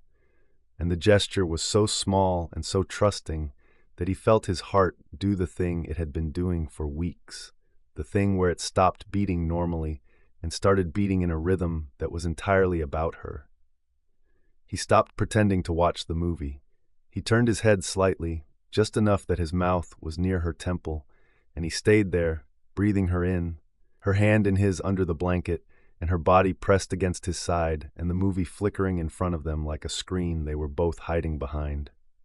"You're not watching the movie," she murmured. "Neither are you." She didn't deny it. Her thumb kept tracing circles on his palm. The circles were getting slower, more deliberate, and each one sent a pulse of heat through his hand that traveled directly to the center of his chest. The movie ended. The crowd stirred. People began folding blankets, gathering thermoses, hoisting sleeping children onto shoulders. The square came back to life around them, lights and voices and movement, and Omar and Dara sat on their blanket in the middle of it and didn't move. Their hands were still intertwined under the plaid. "We should go," she said. "We should." She looked up at him. In the flickering light of the projector still running credits, her face was close, her eyes dark and certain and afraid. She let go of his hand. They stood, folded the blankets, said goodnight to Malachi and Amy, to Rochelle and Benjamin, to the handful of book club members packing up their chairs. Normal, easy. The walk out of the square was unremarkable. The walk home was not. They turned onto Maple Street, and the festival noise faded behind them, replaced by the quiet of the neighborhood, the sound of their footsteps and the distant chirp of crickets and the low hum of the building's exterior light. They walked side by side without touching, and the absence of her hand in his was louder than the contact had been. The blanket was folded under his arm.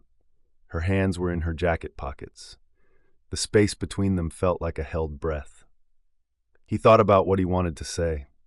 He'd been thinking about it for days, turning the words over the way he turned a melody, looking for the right shape, the right rhythm. He'd written it in a song. He'd played it on the couch when she was sleeping.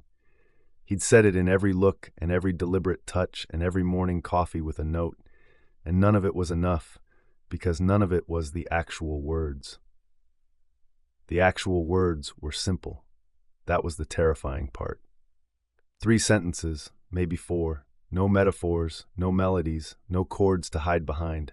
Just the truth, spoken out loud to her face, in the open air where it couldn't be mistaken for anything else. He stopped walking. She took 2 more steps before she realized he wasn't beside her anymore. She turned. "What?" They were standing on the sidewalk outside Meadowview, the building's entrance 10 feet away, the amber light from the security lamp casting long shadows across the pavement. Her face was lit on one side and dark on the other, and she was looking at him with an expression that said she knew what was coming. "This isn't proximity," he said. She went still. "It's not convenience. It's not the apartment or the kitchen or the fact that we're living in the same space. It's not the sprinklers or the timing or the blanket or the walk home." He paused, let the words settle. "This is real. It's been real since before the sprinklers, since before you moved in, since the first time I heard you humming through the wall, and couldn't finish the song I was playing because the sound of your voice was better than anything I'd written." She didn't speak. Her eyes were wide, and her lips were parted, and her hands were at her sides, and he could see her breathing, could see the rise and fall of her chest in the amber light. And he kept going because if he stopped now, the words would go back inside, and he'd put them in a song instead, and he was done putting the real things in songs. I'm not asking you to say it back. I'm not asking you for anything. I just need you to know that every time I touch you, it's on purpose. Every time I look at you, I mean it. Every song I've been writing for the past 2 weeks has your name in it, even the ones that don't have words yet. He exhaled. The words were out. They were in the air, real and irreversible, and the relief of saying them was so enormous he almost laughed. This is real, Dara, and I'm done pretending it isn't. The street was quiet. The building hummed. A car passed on Maple, headlights sweeping across the sidewalk and disappearing. She stood 5 feet away from him, and the 5 feet might as well have been a canyon, and he'd just thrown every honest thing he had across it and was waiting to see if any of it landed. She crossed the distance between them in 2 steps. Her hands came up to his face, both palms against his jaw, and she pulled him down and kissed him with a ferocity that knocked the breath out of his lungs. This wasn't joy, like the festival kiss. This wasn't fire, like the kitchen. This was need. Raw and unedited, her mouth open against his, her fingers digging into his jaw, her body pressed against him like she was trying to get as close as physics would allow. He wrapped his arms around her and held on, and the kiss was deep and desperate and said everything she wasn't saying with words. She pulled back, breathing hard. Her hands were still on his face, her forehead against his. He could feel her pulse in her fingertips against his jaw, fast and unsteady. "That's not an answer," he said quietly. "That's an avoidance." "I know." Her voice cracked. "It's both." He closed his eyes, pressed his forehead against hers. Her hands were on his jaw, and his arms were around her waist, and they stood on the sidewalk outside their building in the amber light, and he let the silence hold the weight of what she couldn't say yet. It was enough. It had to be enough, because pushing for more would be asking her to be ready before she was ready, and he'd meant what he said. He wasn't asking for anything. "Okay," he said. "Both is enough. For now." She kissed him again, softer this time, slower. A kiss that was less about need and more about gratitude. The kind of kiss you gave someone who just handed you a truth without demanding one in return. Her lips lingered on his, and when she pulled away, her thumb traced the line of his jaw, slow and deliberate, and the tenderness of the gesture after the rawness of the confession made something in his chest break open and resettle in a new shape. "Let's go inside," she said. They walked into the building together. Up the stairs, down the hallway, the same hallway where he'd first kissed her, where she'd been pressed against the door with her hand on his chest. The building was quiet, Mrs. Patterson's apartment dark below them, and the only sound was their footsteps and the particular quality of silence that existed between 2 people who just crossed a line and couldn't go back. He unlocked the apartment door. She went in first. He followed. The apartment was dark, and neither of them reached for the light. The kitchen smelled faintly of the cinnamon she'd been baking with that afternoon, and the scent sat in the dark like a memory of every evening they'd spent in this room, her baking, him playing, both of them pretending the wall between them was still standing. She stopped in the hallway between their rooms, turned to face him.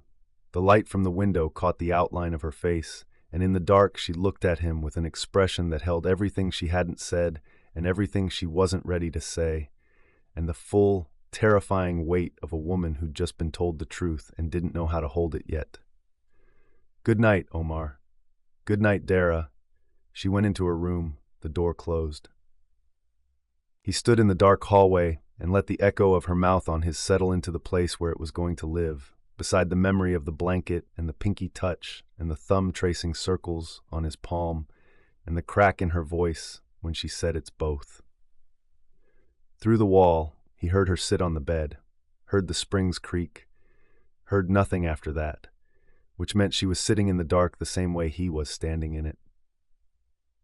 Holding the same truth from opposite sides, he went to his room, didn't close the door, left it open, the way you left a door open when you wanted someone to know you weren't shutting them out. He lay on his bed and listened to the quiet and waited for sleep that didn't come. Chapter 11. You're glowing.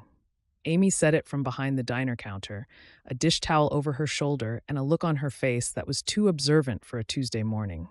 Dara had come in for coffee and a conversation that had nothing to do with Omar Reid, and she was failing at the second part within 30 seconds. I'm not glowing. I'm sweating. I walked here from the bakery space. That's not sweat glow. That's a different kind of glow. Amy set a coffee on the counter and leaned forward. Malachi told me about the blanket. What blanket? The blanket he lent you at the movie night, the one you shared. He said you two looked like a couple in a movie about a couple at a movie. Malachi has a very active imagination. Malachi has eyes. Amy studied her. And Rochelle called me this morning to discuss the kiss at the festival. Not the movie night, the one at the pie contest in front of the entire town. Dara wrapped both hands around her coffee mug. News travels fast. This is Sweetgum. News doesn't travel. It arrives before you do. Amy dried a glass and set it on the shelf. So, what's happening with you and Omar? Dara took a sip. The coffee was good, strong, and dark, but it didn't settle the restlessness that had been living in her chest for days. The restlessness that had a name she wouldn't use and a shape she kept reaching for and pulling back from. I don't know, she said, and it was the most honest thing she'd said all week. The problem wasn't that Omar had told her it was real. The problem was that she believed him. If she didn't believe him, she could file it away. A man said things in the heat of a moment. A man stood on a sidewalk under amber light and said the kind of words that made you want to crawl inside them and live there. And that didn't mean the words would hold up in daylight. She'd heard beautiful words before. Beautiful words, and she didn't mean anything, were not mutually exclusive. But Omar's words held up. They held up in the morning when he made her coffee without being asked. They held up when he touched her back as they walked past each other in the hallway, his palm landing in the exact same spot every time, like he'd memorized the geography of her body. They held up when he looked at her across the kitchen with an expression that was patient and direct and completely unafraid, and she could see the truth of what he'd said sitting in his face like a fact he'd simply decided to live with. This is real. She believed him, and believing him was the most terrifying thing that had happened to her since the sprinklers. The days after the festival settled into a pattern she couldn't control. Reach for him, pull back, reach again. The cycle was relentless, driven by a war between her body and her brain that her body was winning more often than not. 2 nights after the festival, she'd been reading on the couch while he played guitar. A normal evening, the kind they'd had a dozen times. Except now normal was different, because he'd told her it was real and she'd kissed him instead of answering, and the weight of what was unsaid had settled into every surface of the apartment. She'd started at the opposite end of the couch, her feet tucked under her, a book open in her lap, a deliberate cushion of space between them. He played quietly, something slow and unfamiliar, and the music pulled at her the way it always did, loosening the tension in her shoulders, softening the grip she kept on her own composure. She shifted, closer by 6 inches. He didn't look up. She shifted again. Her knee was near his thigh now, and the heat of his body was a presence she could feel through the fabric of her jeans. She set the book down because she'd read the same paragraph 4 times. "You can lean in," he said, without stopping the song. "I don't bite. I'm fine where I am. You've moved 3 times in 10 minutes. I'm finding a comfortable position. The comfortable position is right here." He lifted his arm. The space between his body and the arm of the couch opened up, and the invitation was so simple and so clear that she had 2 choices: accept it or explain why she wouldn't. And explaining why she wouldn't would mean saying out loud that she was afraid to be held by a man who'd told her the truth and asked for nothing in return. She leaned into him. He set the guitar on the floor beside the couch without missing a beat, and his arm came around her shoulders like it had been waiting for exactly this. She rested her head against his chest and felt his heartbeat against her ear, steady and even, and his fingers traced a slow pattern on her upper arm. She stayed like that for almost an hour, listening to his heart, feeling his fingers on her arm, the warmth of his body surrounding hers, his chin resting on the top of her head. It was the most peaceful she'd felt in days, and the peace terrified her because she recognized it. She recognized the shape of it, the slow dissolving of boundaries, the way your body started treating someone else's space as your own. This was how it had started before. Not with a dramatic moment, with comfort, with peace, with the gradual realization that your life had merged with someone else's and you couldn't remember when you'd stopped building your own. She sat up, his arm slid off her shoulders, and the loss of contact was immediate, a cold spot where his warmth had been. "I should look at the bakery spreadsheets," she said. He didn't move, didn't reach for her. "Okay. The vendor pricing came in today, and I need to compare it to the budget before I finalize the order." "Okay." She stood, smoothed her shirt, didn't look at him because, looking at him right now, rumpled and warm on the couch with the space where her body had been still visible in the cushions, would undo every bit of distance she was constructing. "Good night," she said. "Night, Dara." She walked to the guest room, closed the door, sat on the bed and opened the laptop and stared at a spreadsheet she'd already finalized 2 days ago. The numbers blurred. The cursor blinked. Through the wall, she heard him pick up the guitar, and the sound of it, quiet and searching, filled the silence she'd just created. She closed the laptop and pressed her palms against her eyes and tried to figure out the difference between falling in love and falling into a pattern. The next morning, she'd been at the bakery billed out by 7, independent, focused, building her dream with both hands, and by evening she was back on his couch, her head on his shoulder, his arm around her, the distance she'd constructed during the day collapsing like it had never existed. He never called her on it. He'd let her go, let the distance open up, and the next time she drifted back, he'd be right where she left him, his arm ready, his patience intact. The patience was maddening. She wanted him to push. She wanted him to demand she say the things she was carrying around like a live wire. Because if he pushed, she could push back, and pushing back was a posture she understood. What she didn't understand was this: a man who put the truth on the table and then waited, without pressure, without urgency, for her to decide what to do with it.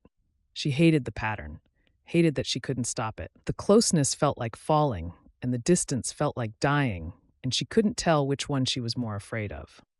The morning after the couch, she was up before dawn, made her own coffee, left a note on the counter that said at the build-out, "Back later," and was out the door before he stirred. The note was deliberate, a boundary drawn in ink.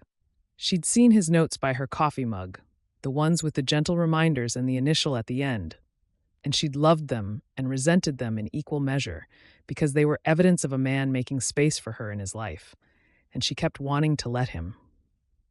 She spent the morning at the bakery, unpacked the delivery of serving plates, finalized the seating arrangement with 2 small tables and a counter with stools, hung a chalkboard on the wall behind the register, and practiced writing the menu items in the lettering style she'd chosen. The work was absorbing and specific and hers, and for 3 hours her brain was in the bakery instead of in his apartment. Then her phone buzzed. Omar. "Leftover stir-fry in the fridge if you're hungry. I'm at the community center till 4. Nothing personal, nothing loaded, just a man making sure she'd eaten. And the thoughtfulness of it, the quiet constancy of someone who cared without crowding, hit her so hard she had to set the phone down and press her palms against the counter and breathe. That evening, she'd walked in to find him on the couch with the guitar, playing a melody she hadn't heard before. Slower than usual, more searching, the notes reaching for a resolution they hadn't found yet. He looked up when she came in, smiled. The smile was warm and undemanding and patient, and her entire, carefully constructed independence dissolved like sugar in hot water. She sat on the couch beside him, close, her knee against his thigh. She didn't pretend it was accidental. He played. She listened. His hand moved from the guitar to her knee, resting there between chord changes, and the weight of his palm on her leg was warm and grounding and sent a current up her thigh that she felt in her stomach. His fingers tapped a quiet rhythm against her jeans, matching the song, and she sat very still, and let the rhythm travel through her body and tried to remember what independence felt like when his hand was on her knee and his music was in the air and every cell in her body was leaning toward him. When the song ended, she stood up and said she had spreadsheets to review, went to her room, sat on the bed, and didn't open the laptop. Through the wall, she heard him start playing again. A different song this time, something that sounded like a question he already knew the answer to. At the diner that morning, Amy had asked the question Dara couldn't answer. What's happening with you and Omar? And the honest answer was, everything and nothing. He'd said it was real. She'd kissed him and not said it back. He'd accepted the kiss as enough, for now. And now she was living in his apartment, sleeping in his guest room, baking in his kitchen, and falling for him with every passing hour, while some part of her stood guard at the door, watching for the moment she'd start to disappear. I told him about the restaurant, she said to Amy, before the conversation had moved past the coffee. About my ex, about building his career while mine sat in a notebook. Amy looked at her steadily. What did he say? He said I didn't need someone else's dream to learn how to build my own, that I just needed the space. Smart man. He is. Dara turned the mug in her hands. That's the problem. He's smart and he's patient, and he doesn't ask me for anything, and I keep waiting for the moment where I realize I've stopped building the bakery because I've been building something with him instead. Has that happened? No. Has your bakery slowed down since you moved in with him? Dara thought about it, really thought about it. The display case was installed, the electrical had passed inspection, the menu was finalized.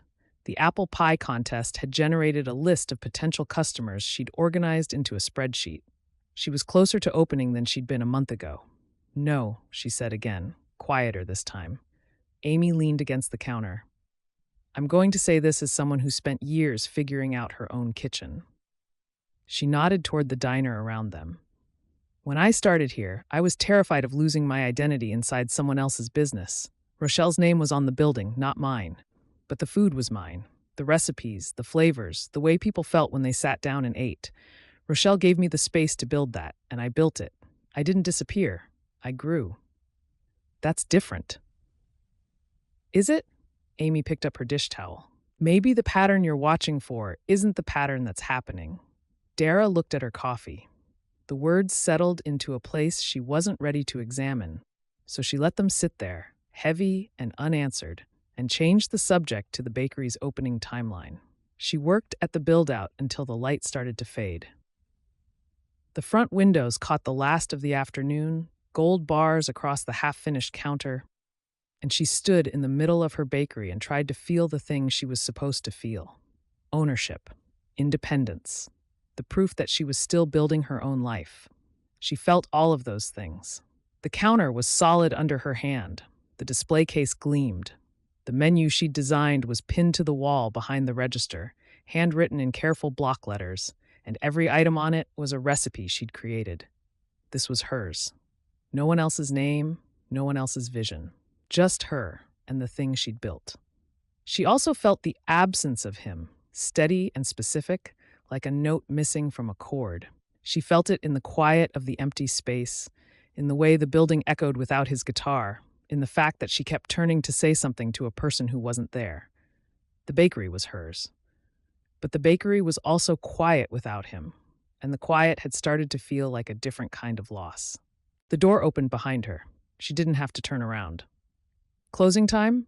Omar said from the doorway. I was just finishing up. Walk you home? She turned. He was leaning against the doorframe the way he leaned against every doorframe, easy and unhurried, like the world would wait for him. His guitar case was slung across his back. He must have come from a lesson or the coffee shop. The evening light caught his face, and she let herself look at him the way she wanted to look at him, directly, and without the careful editing she performed during the day. He was beautiful, not in the way men in magazines were beautiful, polished and distant. Beautiful in the way a song was beautiful, the way you felt it before you understood it. She looked at him and thought about what Amy had said. Maybe the pattern you're watching for isn't the pattern that's happening. Yeah, she said. Walk me home. They locked up the bakery space and stepped onto Main Street. The evening was cool, the air carrying the faint sweetness of turning leaves and the last warmth of a sun that had already dipped below the tree line. They walked south toward Maple, and her hand found his between them, their fingers lacing together the way they had under the blanket, and she held on. She held on because she wanted to, and because the wanting had stopped feeling like a warning and started feeling like a direction. He looked at their joined hands, looked at her, didn't say anything. The smile he gave her was small and private and worth more than words. They passed the flower shop where Mrs. Chen was locking the front door, and she raised a hand in greeting. Carter and Sons was dark next door, the chairs empty, the closed sign turned. Farther down, Joanne's coffee shop windows were still glowing, and Joanne looked up through the glass and saw them and pressed her hand to her heart in a gesture so dramatic that Dara laughed out loud. "She's impossible," Dara said. "She's rooting for you. She's rooting for us." The word us hung in the air between them. She'd said it without thinking, the way her hand had found his without thinking, the way she leaned into him on the couch without thinking. All the things her body did before her brain could intervene. She looked at him to see if he'd heard it, and of course he'd heard it, and the expression on his face was the expression of a man who'd just been handed the thing he'd been waiting for. She didn't take it back. They walked home in the fading light, hand in hand, and the word followed them all the way to the apartment door. Chapter 12.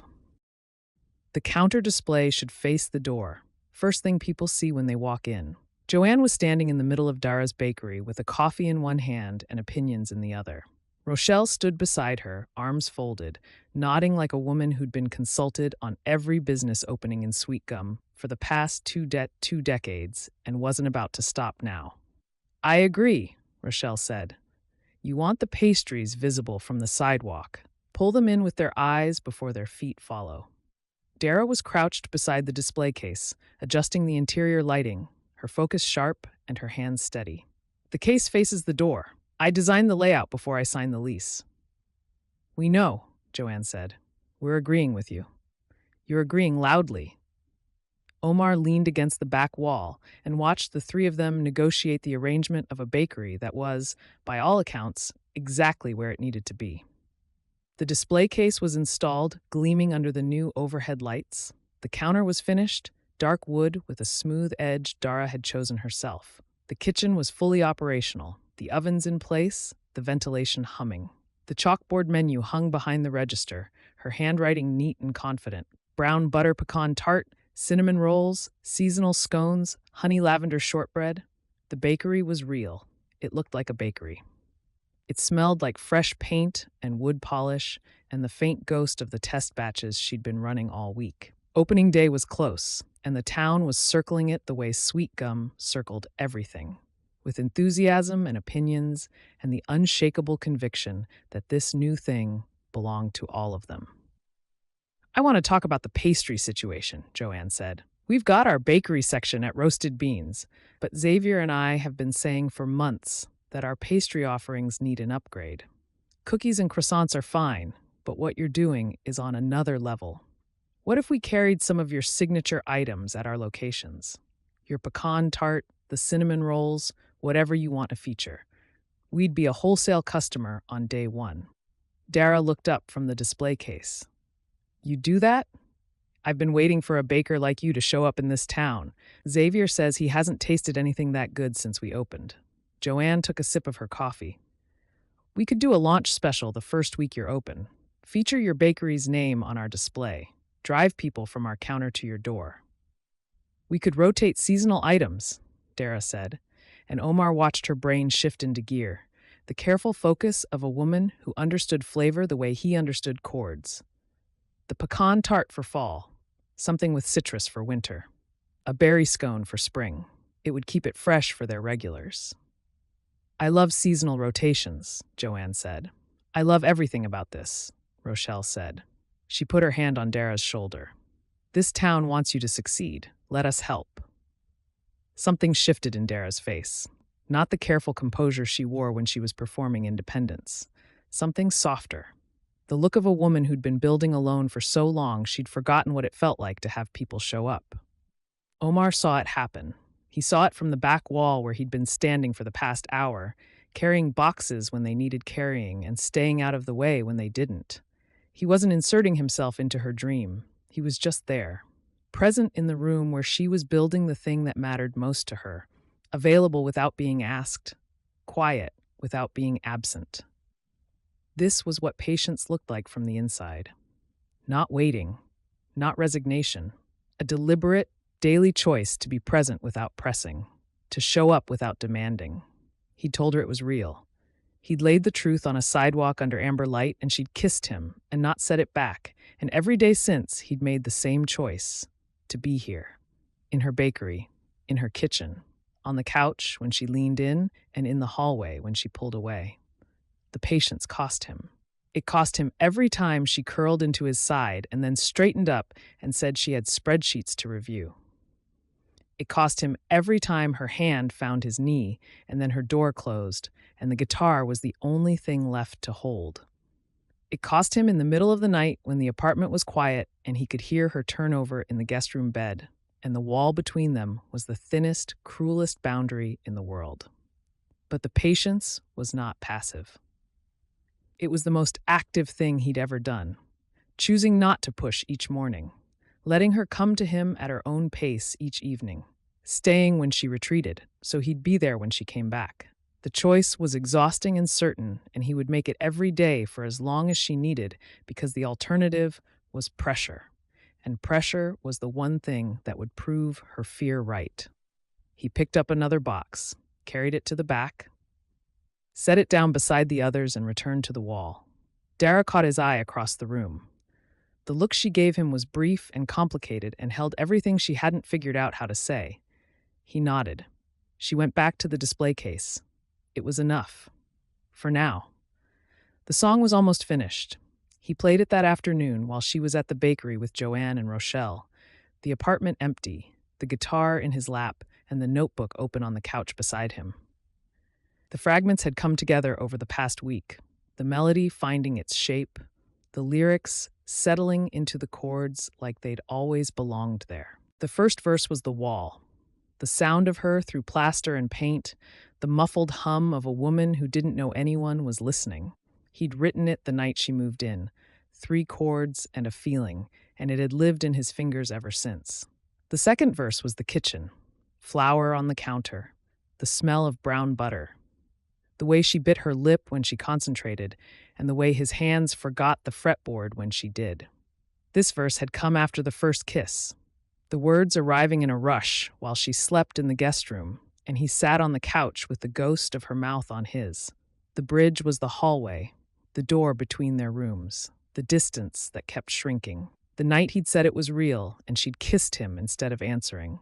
The bridge had taken him 3 tries. The first version was too raw. The second was too safe. The third was the one that held, the one that said the thing he'd been circling around for weeks. The chorus was the truth. You're the song I keep writing. You're the chord I can't resolve. I've been playing around the edges of you, afraid to let the music tell the truth. He sang it through twice. The second time his voice broke on the bridge, not from strain, but from the weight of what the words meant. This song was the last honest thing he was keeping to himself. The confession on the sidewalk had been words. The deliberate touches had been actions. But the song was the place where the words and the actions met, the complete, unedited version of what she did to him. He wasn't ready to play it for her. Playing it for her meant finishing it, and finishing it meant he'd stopped being afraid of what it said. And he hadn't stopped being afraid. He was afraid that the song would do what songs always did, make the feeling real in a way that couldn't be taken back. The last time he'd written like this, about a woman he loved, the songs had outlived the relationship. They'd existed in the world like monuments to a thing that no longer stood, and strangers had requested them, and he'd had to play them with a smile while the meaning behind them rotted. He didn't want that for this song. This song was about Dara, and Dara was in the next room most nights. And the stakes of getting it wrong were higher than any publisher's meeting or festival stage because the audience was one person, and that person was everything. But the song was almost done. A few more days, a few more nights of playing it in the empty apartment, testing the words against the silence, making sure they held, making sure that when he played it for her, the music would say what his mouth had already said, and his hands had already shown, and his patience had already proven that this was real and he was not going anywhere. Soon. That evening, she came home from the bakery glowing. Not the glow he usually saw, the quiet warmth that spread across her skin when she was happy. This was bigger. This was the glow of a woman who'd spent the afternoon watching her dream take shape and couldn't contain the energy of it. "You left too early," she said, dropping her bag on the counter. "After you went home, Joanne and I worked out the wholesale details. She wants to carry the pecan tart and the cinnamon rolls at all the roasted beans locations. Xavier approved the pricing. She's going to feature the bakery's name on their pastry display." "That's great." And Rochelle suggested a soft opening first. A weekend preview, invitation only, test the flow before the full launch. Amy offered to help with the front of house, and Malachi said he'd handle setup. She was moving through the kitchen as she talked, pulling her hair back, filling a glass of water, her body vibrating with the kind of energy that came from a day spent doing exactly what she was meant to do. "I'd have a wholesale account before I even open the doors. That's guaranteed income from day one. It's been actually happening. The town just caught up." Apparently, she leaned against the counter and shook her head, but the smile she was fighting was winning. "I keep expecting someone to tell me I'm not ready, that I need more time or more practice or more something. And instead, everyone keeps showing up and saying, 'When do we start?' Because you are ready." She looked at him. The smile faded into something more honest, more vulnerable. "You really believe that? I've been eating your food for weeks. I believe it. That's different. You're biased." "I'm not biased. I'm informed." He set down the guitar and leaned forward. "Dara, I've watched you develop recipes in the kitchen at midnight. I've seen you adjust a spice blend by taste alone and get it perfect. I ate your pie at the festival, and so did every judge and half the town. You're not almost ready. You're there." Heat rose across her skin, visible and warm, spreading from her cheeks down her neck, and she looked away because she couldn't hold his gaze and the compliment at the same time. "Thank you," she said quietly. "You don't have to thank me for telling you the truth." She was quiet for a moment, then she pushed off the counter and crossed the room. "Move over."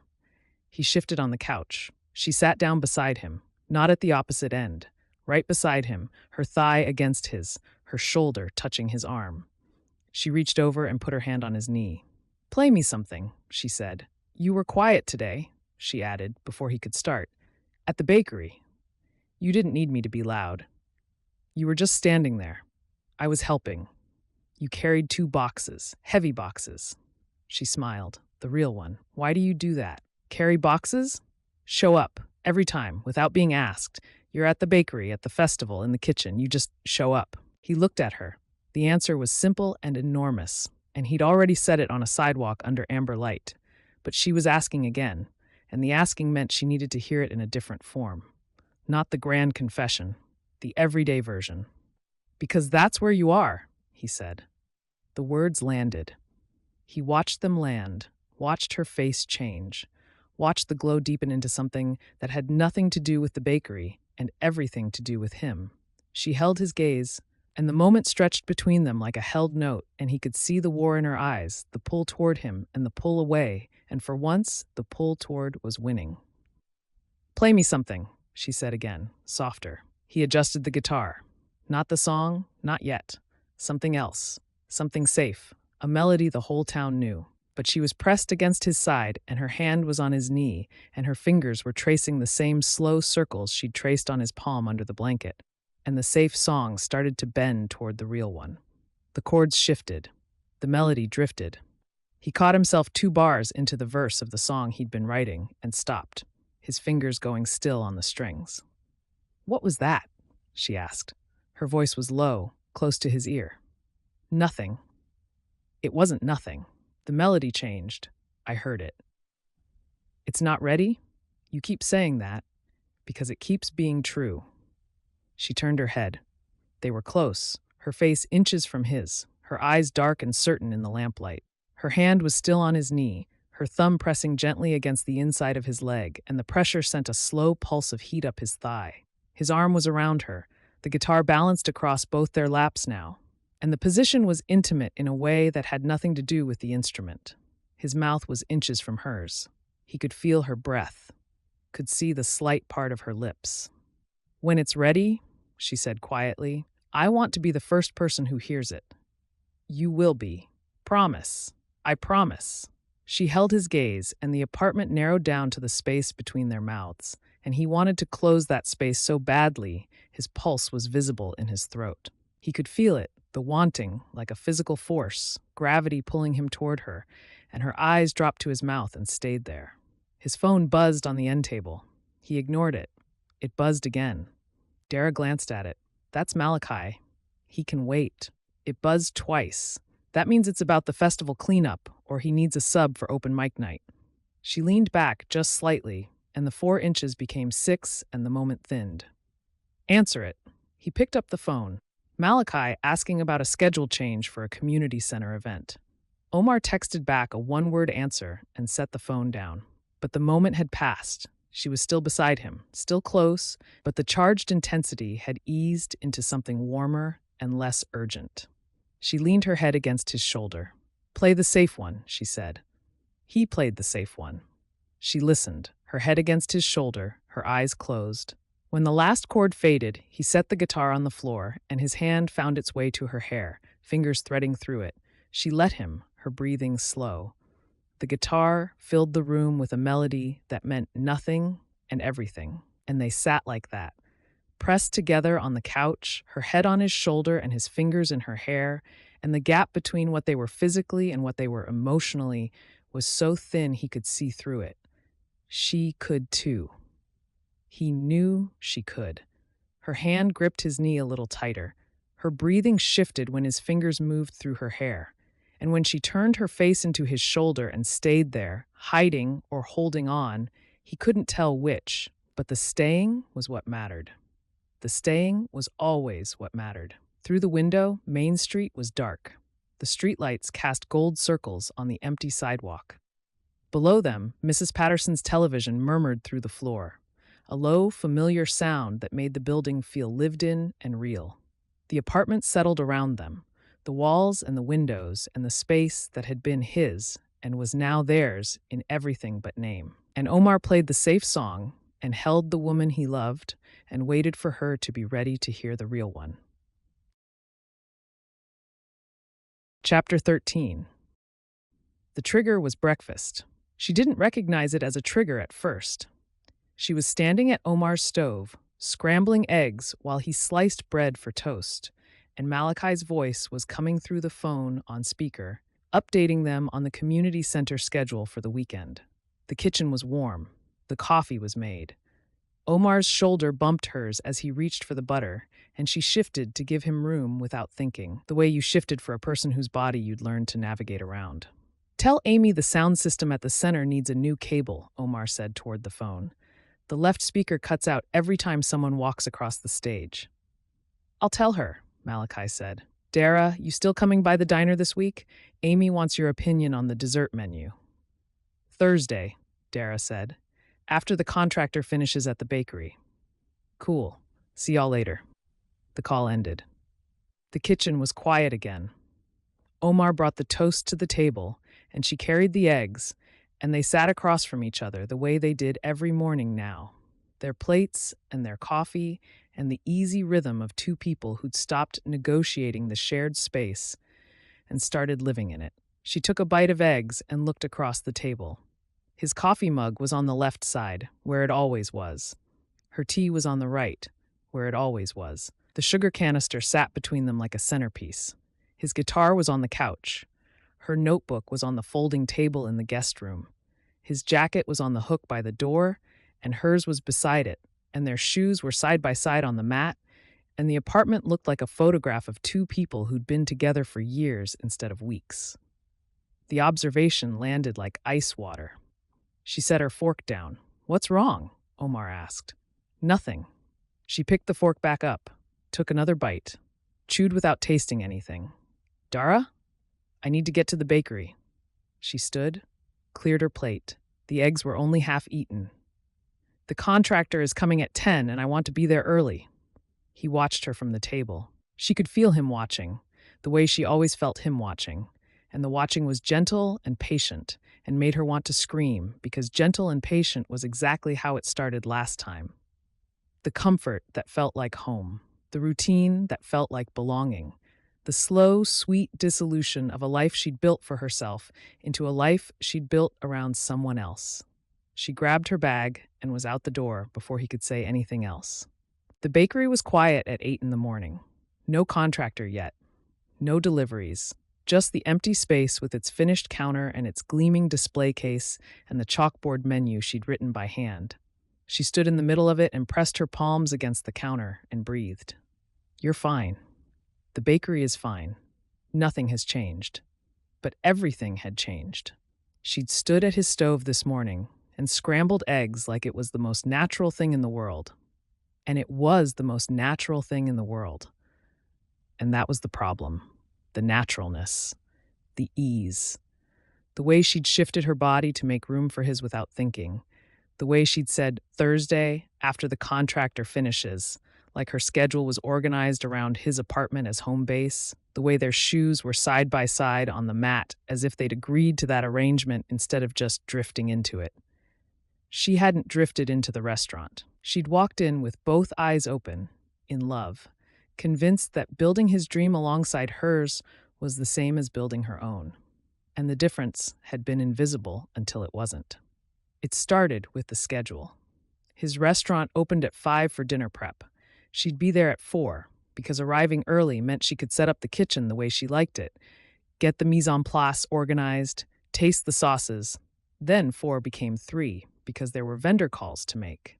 Then 3 became 2, because the menu needed updating. Then she was there all day, and the notebook of her own recipes was at home on the nightstand, untouched, collecting a film of dust she'd stopped noticing. Then it was the money. His name on the lease, his name on the bank account. Her paycheck deposited into a joint account she'd suggested because it was easier.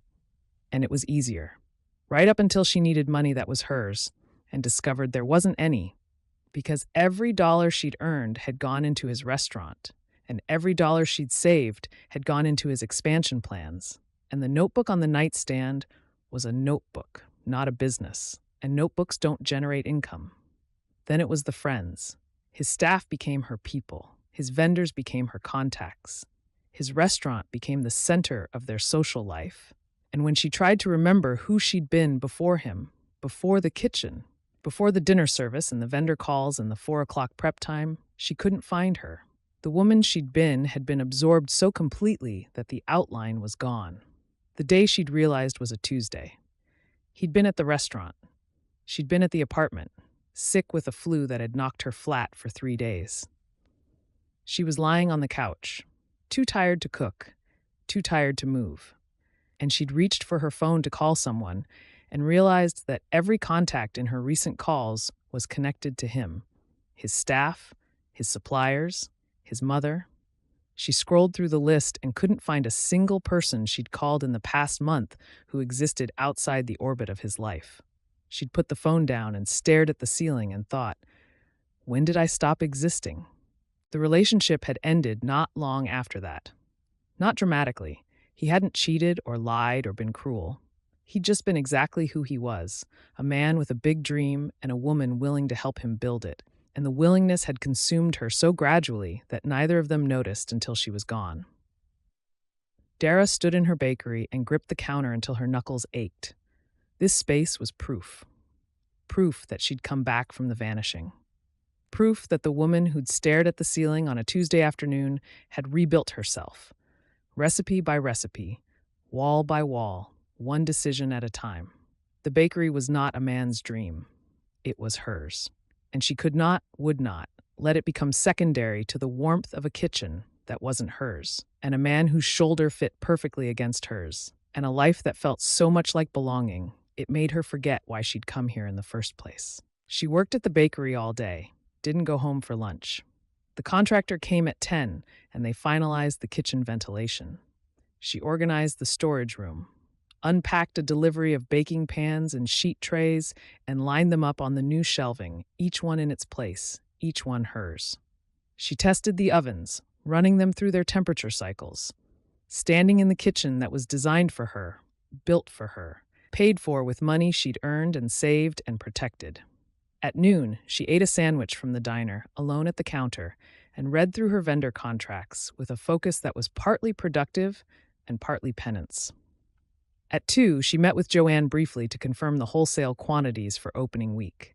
At 4, she swept the floors and wiped down every surface and stood in the doorway and looked at the space she'd built. It was still hers. It had always been hers. Nothing about living with Omar had changed that. The realization should have been comforting. Instead, it made her feel worse. Because if the bakery was fine, then the fear wasn't about the bakery. The fear was about something deeper, something she couldn't fix with longer hours and more focus. Something that lived in the part of her that still heard the silence of the Tuesday afternoon ceiling and couldn't trust that silence wouldn't come again. She texted Omar at 7, "Long day at the build-out. Don't wait up." He texted back, "Okay, there's stir-fry in the fridge." The simplicity of it made her eyes burn. She came home late. The apartment was dim. He was on the couch with his guitar, playing quietly, and when she came in, he set it down and looked at her with the expression she'd been dreading all day. Not hurt, not angry, concerned. The gentle, patient concern of a man who'd watched her leave that morning with half-eaten eggs on her plate and hadn't pushed. She set her bag on the counter, took off her jacket, stood in the kitchen and didn't move. "Talk to me," he said. "I'm scared." The words came out before she could frame them, raw and unedited, and once they were in the air, she couldn't pull them back.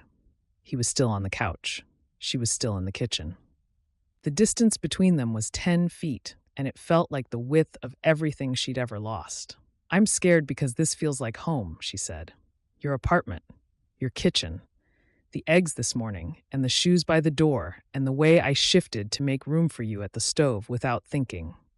All of it feels like home, and the last time something felt like home, I disappeared inside it." He didn't speak. He leaned forward, his forearms on his knees, and he listened the way he always listened, with his whole body. "I didn't tell you everything about Atlanta." She pressed her back against the kitchen counter like she needed something solid behind her. "I told you I built his restaurant. I didn't tell you how I did it. I did it by erasing myself, one piece at a time. My schedule became his schedule. My money became his money. My friends became his friends. My recipes stayed in a notebook I stopped opening because there wasn't time. There was never time. Because his dream was happening and mine was just an idea, and ideas can wait." Her voice was steady. She'd practiced steadiness her whole life. The steadiness was load-bearing, and she could feel it straining. "By the end, I couldn't find myself. I wasn't a person. I was a function. I was the woman who ran his kitchen and managed his vendors and showed up at 4 o'clock every day, and when I looked in the mirror, I didn't recognize what I saw, because the woman I'd been before him was gone." Omar was quiet. His jaw was tight. His hands were clasped between his knees, and the stillness in his body was the kind that cost something to maintain. "I can't do that again," she said. "I can't disappear into someone. Not even someone I." She stopped. The word was right there on the edge of her tongue, and she couldn't say it. Not yet. Maybe not ever. Not even someone who makes me feel the way you make me feel. The silence after was enormous. The refrigerator hummed. A car passed on Maple Street, headlights sweeping across the ceiling. "Dara." His voice was low and even and deliberate. "Come sit down." She didn't move. "Please." She crossed the 10 feet to the couch and sat beside him. Not touching. Close. He turned to face her. His expression was open in a way she'd only seen when he played music. The unguarded look of a man who'd taken every wall down and was letting her see what was behind them. "I'm not asking you to choose between me and the bakery," he said. "I have never asked you that. I will never ask you that. I know. I'm asking you to let me stand next to you while you build it." The words settled into the space between them. She'd heard him say something similar before, the night in the kitchen when she'd kissed him and pulled away, and he'd said he wasn't asking her to put him at the center of anything. But those words hit differently now. Now he knew what the fear looked like from the inside, the specific shape of the vanishing, the Tuesday on the couch with the phone and the ceiling. He knew all of it, and his response wasn't to argue with the fear or to promise it wouldn't happen. His response was to describe exactly where he wanted to be, beside her, not in front of her. "The man in Atlanta," he said carefully. "Did he ever come to your bakery? The one in your notebook?" She blinked. "What?" "Your recipes, your dream, the thing you'd been carrying around for years. Did he ever ask about it? Did he ever sit down and say, 'Tell me about the bakery you want to build'?" She thought about it. The answer came slowly, not because she didn't know it, but because she'd never framed the question that way. "No." "Did he ever taste your recipes, the ones you were developing for yourself, not for his restaurant?" "No." "Did he know what kind of bakery you wanted, what you'd put in the display case, what the counter would look like, what the menu would say?" "No." Her voice was smaller now. "He knew I liked to bake. He didn't know it was a dream." "I know what your display case looks like," Omar said. "I know your menu by heart. I've tasted every recipe you've tested in my kitchen, and I can tell you which version of the pecan tart is the best and why. I've carried boxes to your build-out. I've eaten lunch on an upturned bucket in the middle of your unfinished floor." He paused. "I'm not the man who didn't see you, Dara. I see you. I see the bakery and the woman building it, and I have never once confused the two or thought one was more important than the other." The steadiness she'd been carrying all day finally gave out, not in tears but in a long, shaking exhale that emptied her lungs and left her with nothing but the truth sitting in her lap. "You didn't slow down on the bakery," he said, quieter now. "You know that, right? The display case is in. The menu is done. Joanne's wholesale deal is set. Rochelle is planning the opening. You built all of that while living in my apartment, baking in my kitchen, and sleeping 10 feet from my room. You didn't disappear, Dara. You expanded." The word cracked something open in her chest. Expanded. Not shrank, not dissolved, not vanished into someone else's life. Expanded. Built the bakery, and fell for the man next door, and did both at the same time. She didn't speak. She couldn't. She leaned into him, put her head against his chest, felt his arms come around her, slow and careful, one hand on her back, the other cradling the back of her head, and she let him hold her. Not because she'd given up the fight, because for this one moment, in the dark apartment with the guitar on the floor and the bakery 5 minutes away, and her dream intact and his heartbeat under her ear, she wanted to stop fighting and see what happened when she stayed. His chin rested on the top of her head. His thumb moved in slow circles against the back of her neck, and the touch was so tender it made her throat ache.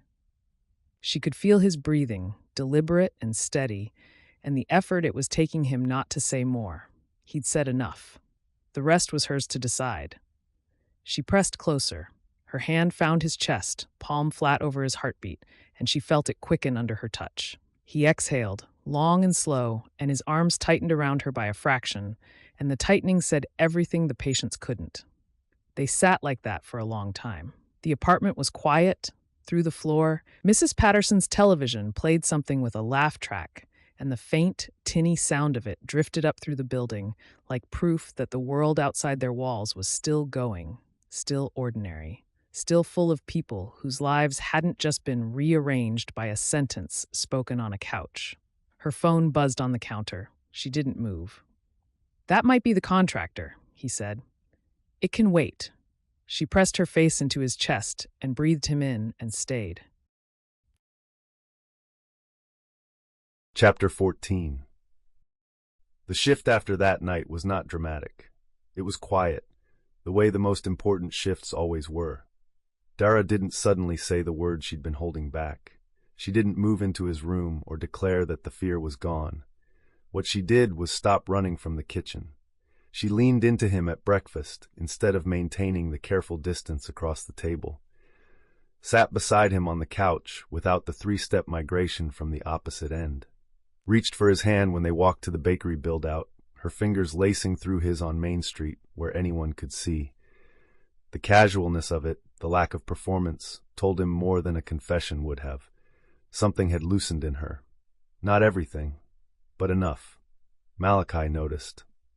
"You two look different today," he said when they stopped at the diner for lunch. He was wiping down the counter, and his observation had the careful neutrality of a man who'd been coached by Amy not to make a big deal out of things. "Different how?" Omar asked. "Settled, like you figured out where the furniture goes."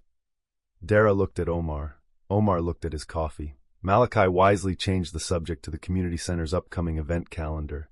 That evening, the apartment was quiet. Dara was curled on the couch with her laptop, reviewing the bakery's supply orders for opening week. Omar was beside her with the guitar, playing nothing in particular, his fingers wandering through chord progressions the way they did when his mind was somewhere else. "Can I ask you something?" she said. "Yeah." She closed the laptop, set it on the floor, turned to face him, one leg tucked under her, her shoulder against the back of the couch. "The song you've been writing, the one you keep almost playing for me and then stopping." His fingers went still on the strings. "You told me you'd play it when it was ready," she said. "And I told you I wanted to be the first person who heard it, but I realized I don't know why it scares you to finish it." He looked at the guitar. The fretboard was worn smooth under his fingers from years of playing. The wood darkened where his hand rested during the first position chords. This guitar had been with him through Atlanta and Nashville, and the sublease with the fire escape and every mile of highway between there and Sweetgum. It had held every song he'd ever written, including the ones he wished he could unwrite. "I told you my whole story last night," she said. "The parts I'd been keeping back. I'm asking for yours." She was right. She'd cracked herself open on this couch and shown him the shape of the fear, the Tuesday on the ceiling, the schedule and the money and the friends that disappeared one layer at a time. She'd given him the truth without asking for anything in return. The least he could do was match it. "Her name was Simone," he said. Dara didn't move, didn't react to the name, just listened. "We were together for almost 3 years, in Atlanta, then Nashville. She was a singer too, which is how we met. Open mic night at a bar in Midtown. She went up before me and sang a Lauryn Hill cover that made the whole room go quiet." He paused. The memory was old enough to be painless, but vivid enough to be precise. "I fell hard, the kind of hard where you write songs about a person before you've been on a second date." "How many songs?" 7, over 3 years. 7 songs, all about her, all performed publicly, all recorded on a demo I sent to every publisher in Nashville. He set the guitar across his lap and looked at the ceiling. "The songs were good. That was the problem. They were the best things I'd ever written, because they were the most honest things I'd ever written, and the honesty is what made them land." "What happened?" "She left." He said it simply because it was simple. The leaving hadn't been complicated.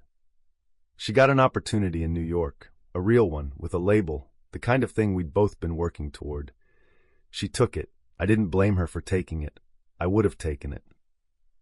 But the songs were still out there. In every set I played, on the demo that was circulating, in the playlists of people who'd heard me perform, Simone was gone and the songs about Simone were everywhere." He looked at Dara. "You know what it's like to play a love song about someone who doesn't love you back?" She shook her head. "It's like reading your diary out loud in a room full of strangers, every night, and smiling while you do it because the audience doesn't know the context. They just know the melody." He ran his thumb along the edge of the guitar. "There was one song in particular. I'd written it for her birthday, played it at a venue in Nashville while she sat in the front row. It was the most personal thing I'd ever written. After she left, people kept requesting it, every show. Play the birthday song. And I'd play it, and the whole room would sway, and couples would lean into each other, and I'd stand there with a guitar and a smile singing words that meant nothing to anyone but me and a woman who was in New York, not thinking about them." "That sounds like torture." "It was the education of a lifetime." He set the guitar more firmly in his lap. "I learned that putting real things into music is a one-way door. You can't take a song back. You can stop playing it, but it exists. Someone heard it. Someone remembers the melody. The feeling you put into those chords is out in the world, and the world doesn't care that the feeling changed. I stopped playing the songs after about a year, he said. Rewrote my set, dropped the demo, started over, but the damage was done. Not to my career, to me, to the part of me that believed putting real things into music was safe. So you came to Sweetgum. I came to Sweetgum. I found a town that wanted music without wanting to own it. I played open mic night and guitar lessons and festival gigs, and I wrote songs that were about feelings, not people. I kept the real things out of the chords. It worked. Until he looked at her. She was watching him the way she'd watched him from the audience at Roasted Beans, with a focus that made the rest of the room dissolve. Her eyes were steady and open, and the understanding in them wasn't sympathy. It was recognition. The same recognition he'd felt when she'd told him about Atlanta. Until you moved in next door, he said. Until I heard you humming through the wall at midnight, and the melody came back. Not the old one, a new one, about kitchen light and flour on a counter, and a woman who hums when she thinks nobody's listening. She was quiet for a long moment. The song you've been writing, she said. It's about me. Every note. And you're afraid to finish it because finishing it means the feeling is real. And the last time a feeling was real and you put it in a song, the song outlived the relationship. The accuracy of it hit him in the center of his chest. She'd taken the whole story and distilled it down to the one sentence that mattered, the way she distilled a recipe down to its essential flavors. Yes, he said. She was quiet again. Her hand moved from her lap to the neck of the guitar, her fingers resting on the wood just above his, not touching his hand but touching the instrument that held the song. The gesture was intimate in a way he hadn't expected, her hand on his guitar, like she was touching the part of him that made music. Play it for me, she said. Dara, you promised. You said when it was ready, I'd be the first to hear it. She looked at him. Is it ready? He thought about the notebook on the end table, the verses and the bridge and the chorus he'd sung in the empty apartment, testing the words against the silence. The song was finished. It had been finished for days. He'd been telling himself it wasn't because unfinished was safe and finished was terrifying. But she'd sat on this couch last night and shown him the fullest, most unguarded version of herself. She'd trusted him with the parts she kept hidden, the parts that still hurt, and she'd done it without asking for anything in return. The trust of that, the courage of that, made his fear of a finished song look small. Not small, exactly, but answerable. She'd answered her fear with honesty. He could answer his with music. Yeah, he said. It's ready.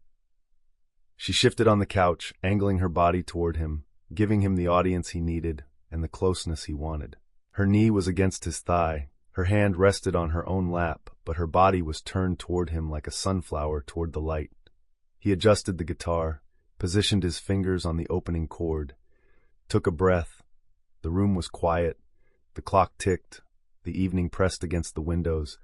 And for the first time since Nashville, since Simone, since the birthday song that strangers swayed to while the meaning rotted inside it, Omar opened his mouth and sang the real thing to the real person and didn't hide behind the music.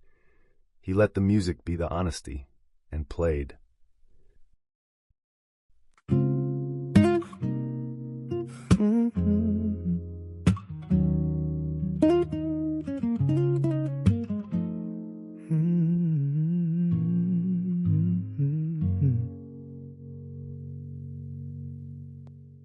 Heard you through the wall at midnight, humming something I didn't know. 3 chords came looking for that melody, and I let them go where they wanted to go. I didn't mean to start the song with you. I didn't plan to write it down, but the music found your voice through the drywall and followed your humming around. You're the song I keep writing. You're the chord I can't resolve. I've been playing around the edges of you, afraid to let the music tell the truth.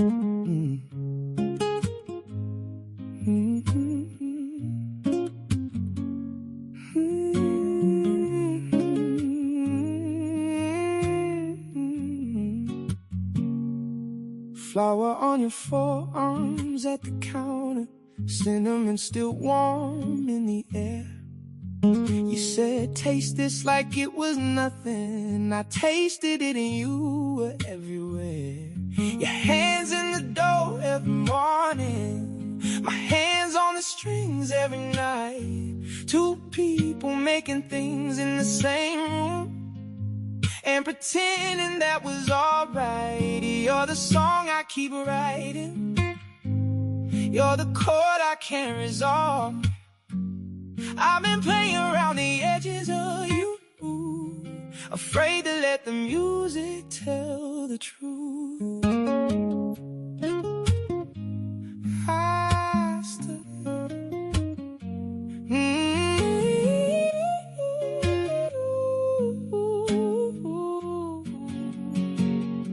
I stood in the hallway and almost said it. I stood at the door and held my breath. I wrote you into every measure, played you everything but the words I kept. I thought if the song was honest enough, you'd hear what I couldn't say. But a song is still a door I can close, and I needed you to hear me stay. You're the song I keep writing, you're the chord I can't resolve. I've been playing around the edges of you, afraid to let the music tell the truth.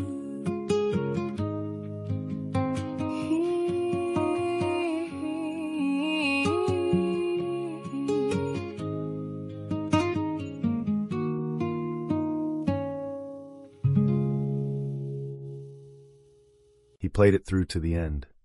The last chord rang and faded, and the silence that followed was different from every silence that had come before it. It was full, complete. The silence of a room that had just held something honest and was still vibrating with it. He opened his eyes. Dara was looking at him with an expression that made the entire song worth the risk. Her eyes were bright, not with tears exactly, but with the kind of heat that came right before them, or right instead of them. A glow that started in her eyes and spread across her skin and made her look like she was lit from the inside. She didn't speak. Not about the melody or the lyrics or the way his voice had cracked on the bridge. The silence wasn't empty. It was full of everything she'd heard, processing and settling, and he watched her let the song land in whatever part of her it needed to land in. Then she reached out and put her hand on his face. "I heard you," she said. "I heard all of it." He leaned into her hand, closed his eyes, felt her thumb move across his cheek, slow and certain, and the tenderness of the gesture undid something in his chest that he'd been holding together since Nashville, since the birthday song, since the first night he'd heard her humming through the wall and known he was in trouble. Her other hand came up, both palms on his face now, cradling his jaw, and she leaned forward and pressed her forehead against his. They breathed together. His hands were still on the guitar, one on the neck, one on the body, and her hands were on his face, and the only sounds were the clock and their breathing and the faint hum of Mrs. Patterson's television through the floor. "Thank you," she whispered, "for finishing it. Thank you for being the reason it's finished." She kissed him, softly. Not the kitchen fire or the festival joy or the sidewalk need. This kiss was tenderness, pure and unhurried, her mouth on his, like she was trying to say with her lips what she still couldn't say with words. He kissed her back the same way, gentle and deliberate, the guitar trapped between them, and the kiss tasted like trust, like the beginning of a promise, like a woman who was almost ready and a man who would wait as long as it took.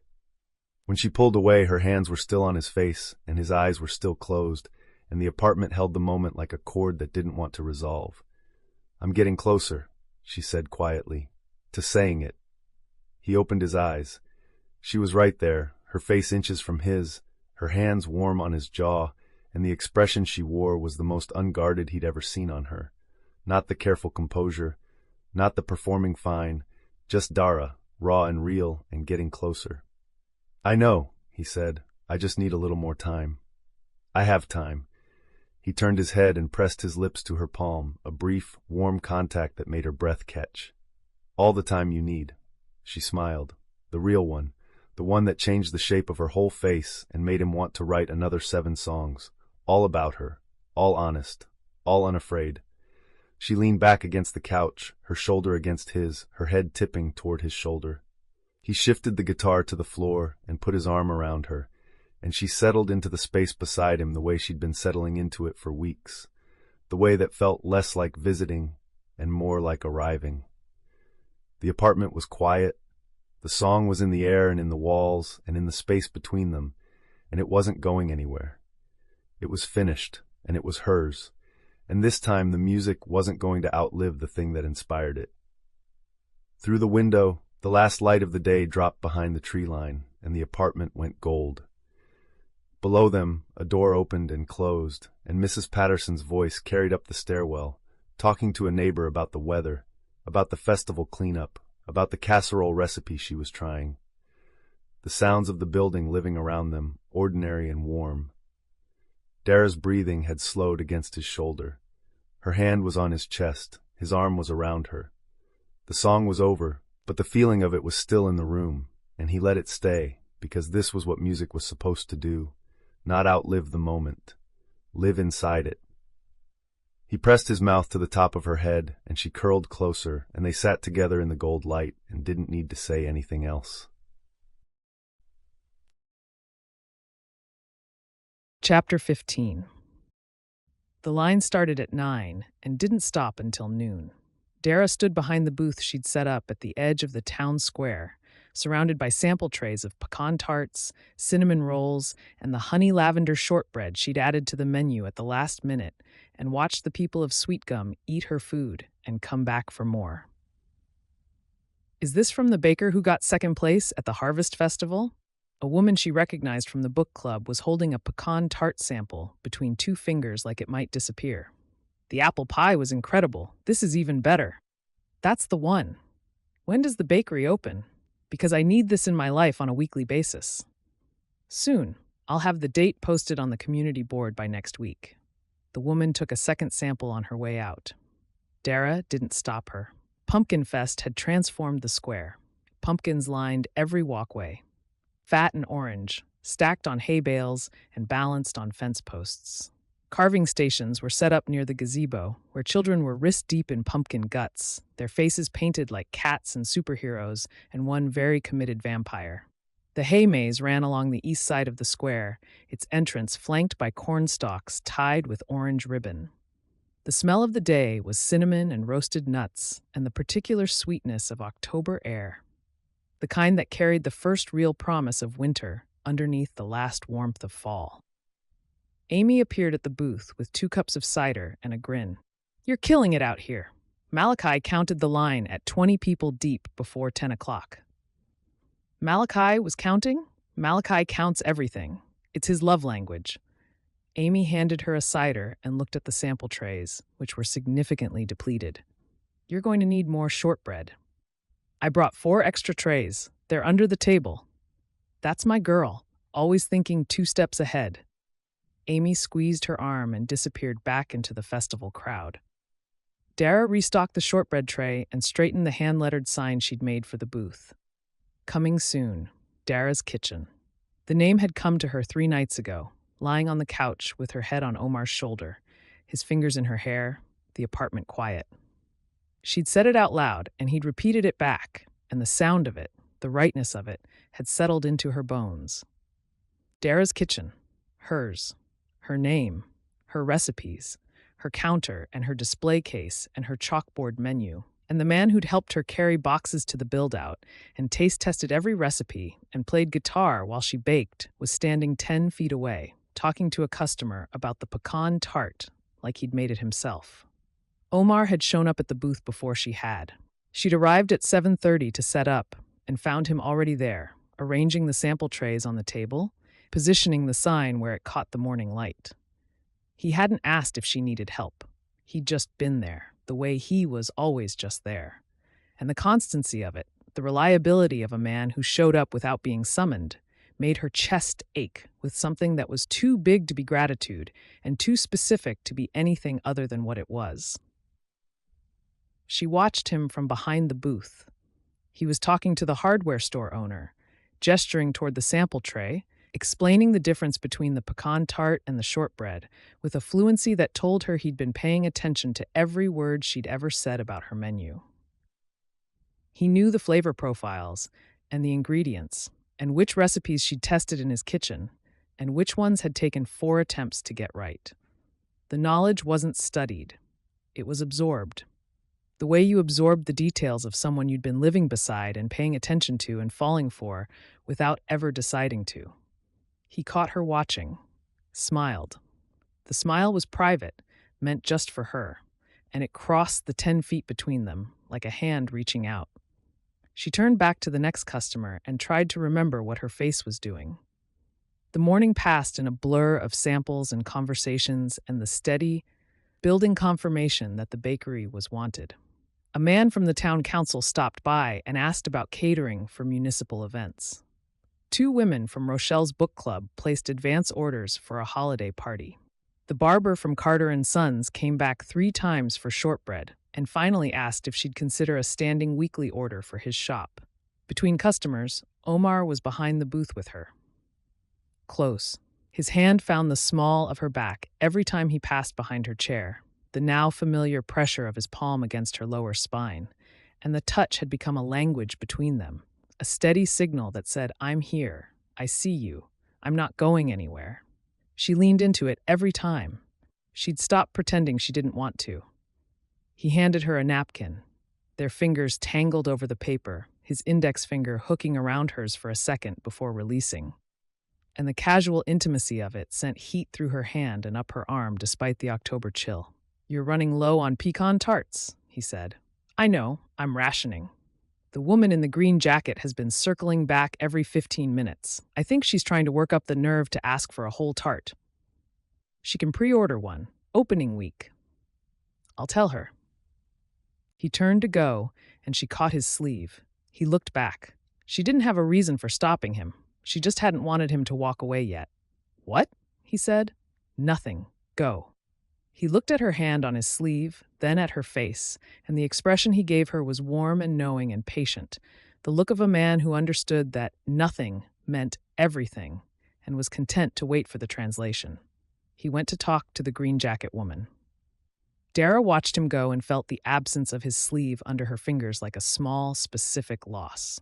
Rochelle stopped by the booth at 11 with Benjamin in tow. She tasted the shortbread, closed her eyes, and said "Lord" in a tone that was equal parts prayer and restaurant review. "This is going in the bakery?" she asked. "Opening week. Benjamin, taste this." Benjamin tasted it, nodded once, the way Benjamin nodded, which in his vocabulary was the equivalent of a standing ovation. "That's very good. That's extraordinary," Rochelle corrected. "Dara, you are going to put every chain bakery in a 50-mile radius to shame." "There aren't any chain bakeries in a 50-mile radius," Dara said, "because you haven't opened yet." Rochelle squeezed her hand and moved on, pulling Benjamin toward the pumpkin carving station with the determination of a woman who had opinions about pumpkin design. The lunch rush brought another wave. Families with children in costume, their faces painted and sticky with candy. Couples sharing sample plates. A group from the book club who stationed themselves near the booth for an hour and provided a running commentary on every item. "The cinnamon roll is superior to the tart. Fight me. I will absolutely fight you, Patricia. The tart is transcendent."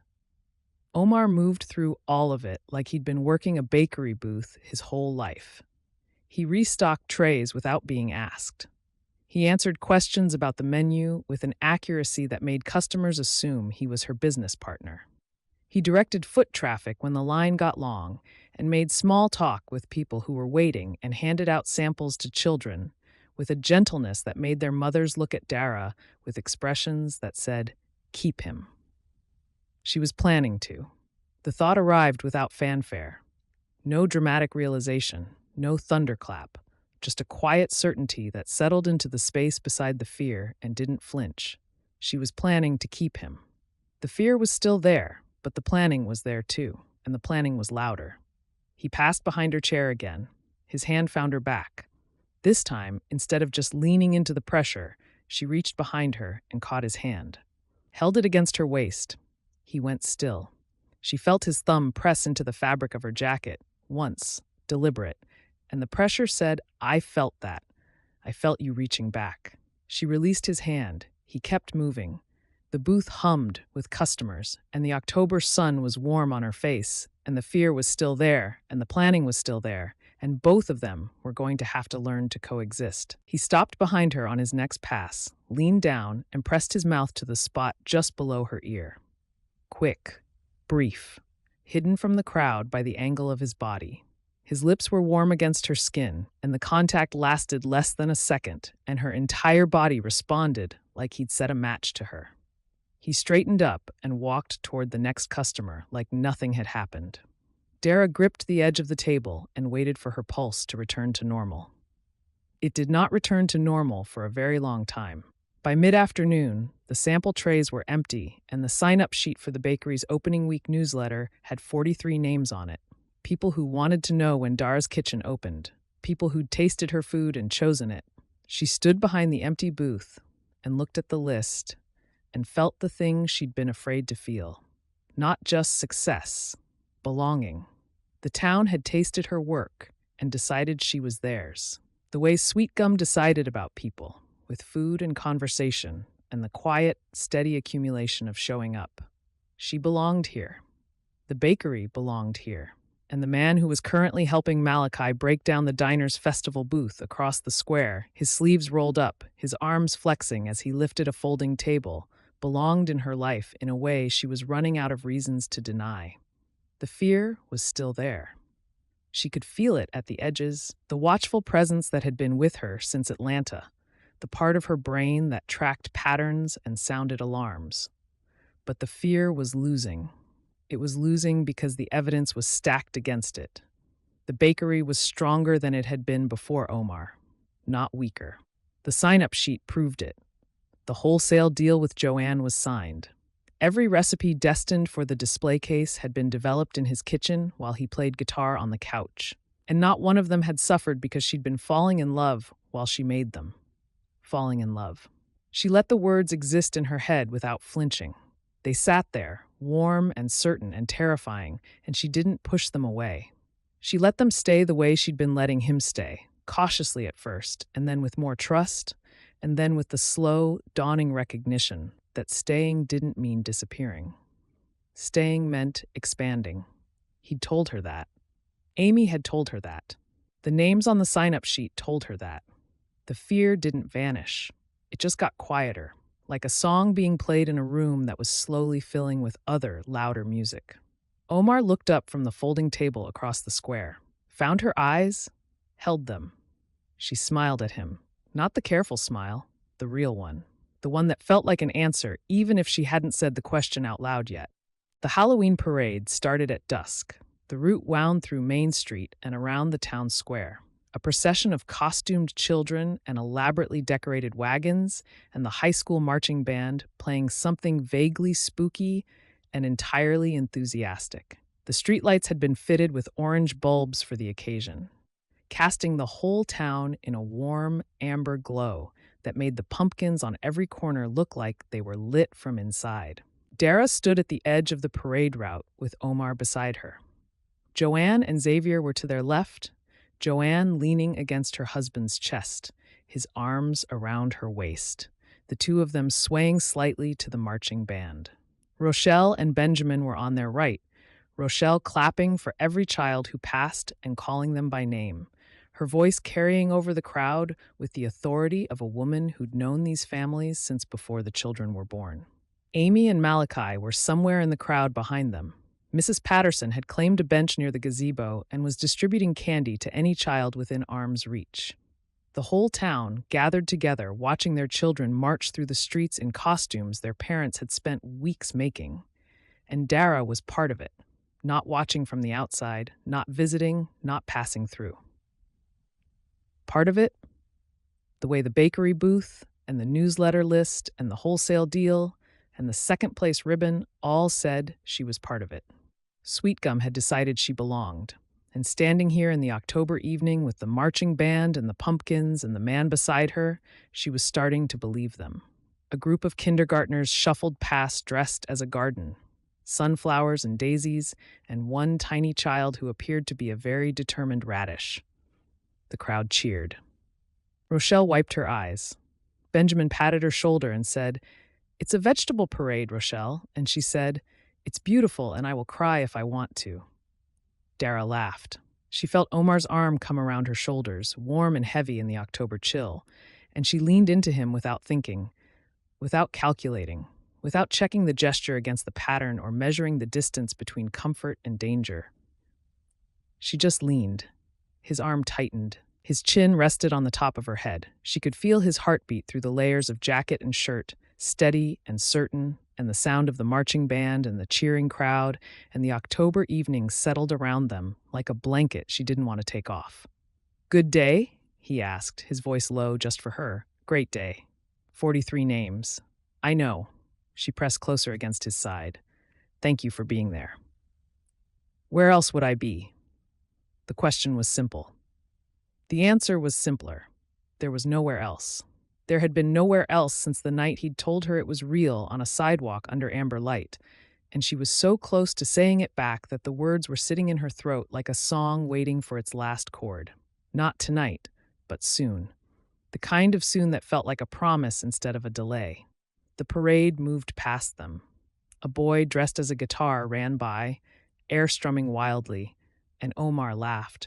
And the sound of his laughter mixed with the marching band and Rochelle's sniffling and the steady heartbeat under her ear, and Dara stood inside the sound of it and let it hold her.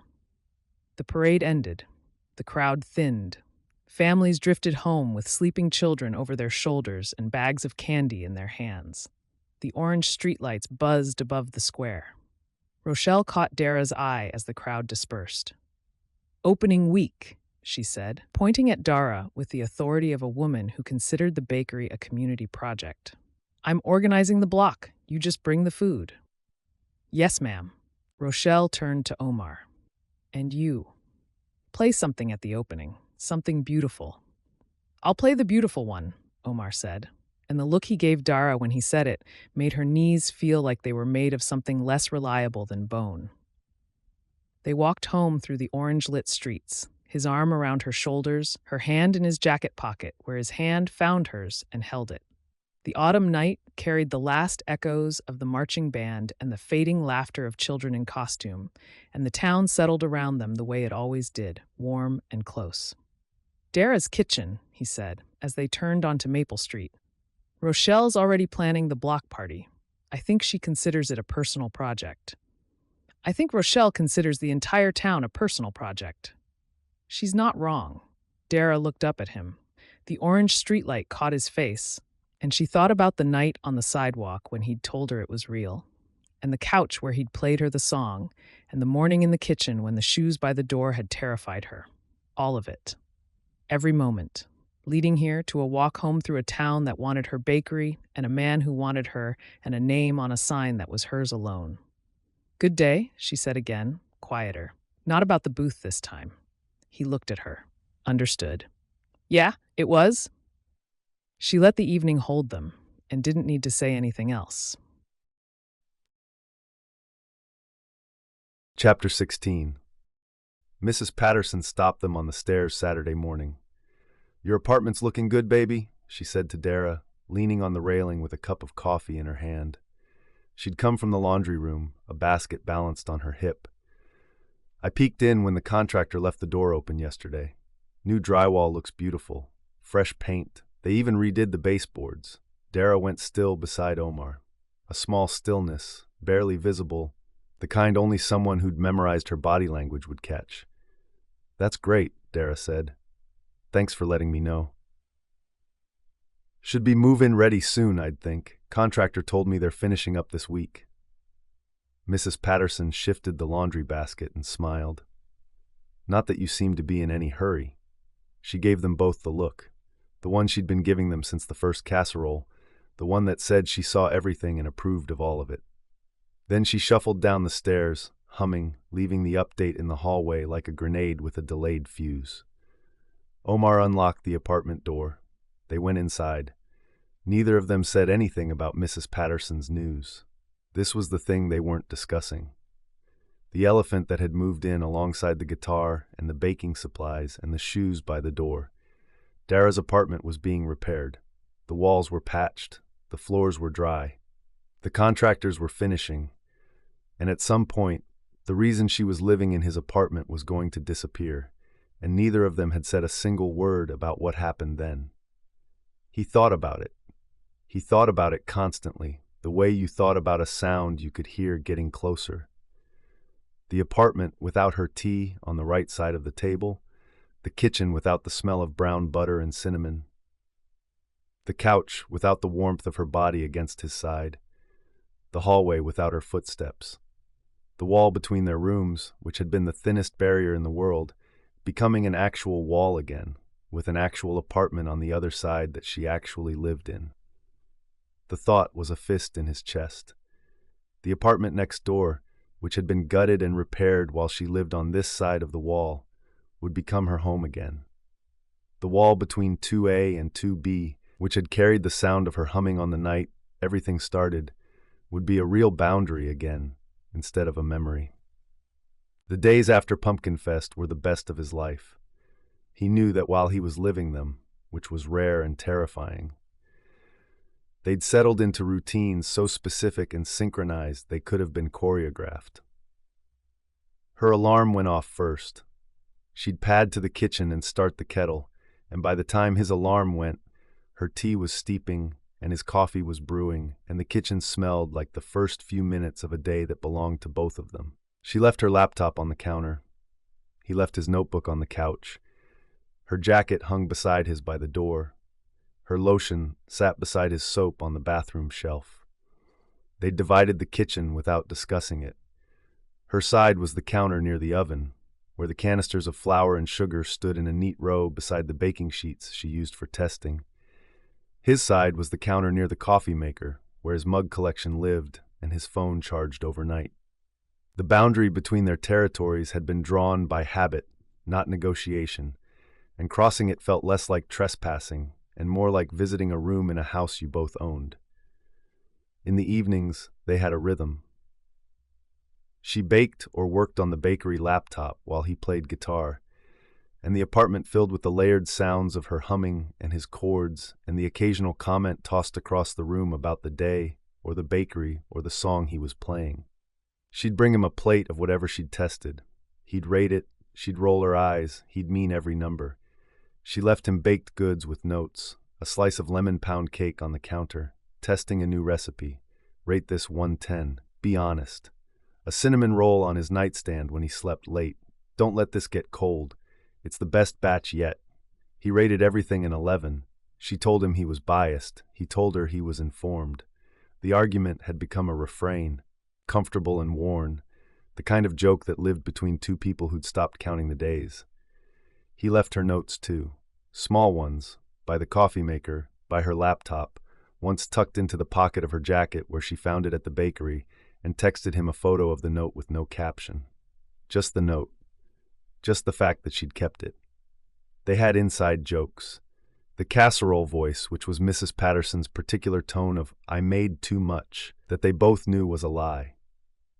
The guitar tax, which was her name for the tart or cookie she owed him every time he played a song she liked. The phrase, "the comfortable position," which had started on the couch and had become shorthand for any moment when one of them stopped pretending they didn't want to be closer. Last week, she'd used it at the bakery build-out when he was standing too far away while she showed him the new shelving. And the fact that she'd deployed their private language in a public space, casually, without thinking, had knocked the breath out of him. The apartment felt permanent. That was the word he kept circling, the word he was afraid of and drawn to in equal measure. Permanent. The tea and the coffee, the merged routines and the inside jokes and the way she reached for him in the hallway without thinking, her hand finding his arm or his waist or the back of his neck, the touches that said, "I know where you are and I want to be closer." He was in love with her. He'd known for weeks. The song was finished and she'd heard it, and the silence after had been the most complete silence of his life. He'd told her it was real, on a sidewalk, in plain words. He'd played her the music that proved it. He was waiting for her to get there, and the waiting was the hardest patience of his life because she was right here, in his kitchen every morning, on his couch every evening, reaching for his hand on the walk to the bakery, leaning into him at the parade, sleeping 10 feet from his door with the wall between them getting thinner every night. She was almost there. He could feel it. The "I'm getting closer" she'd whispered after the song. The "us" she'd said on Main Street without taking it back. The way she looked at him now, without the careful editing, without the composure. Just Dara, looking at Omar, with everything she felt visible on her face. He was waiting for the words, not because he needed them for himself. He needed them for her.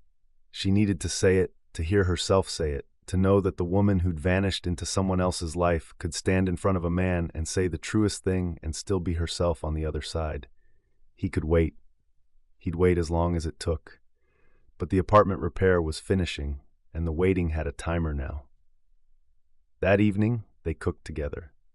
Not the careful side-by-side chopping of the early weeks, where every accidental touch had been a detonation. This was different. This was ease.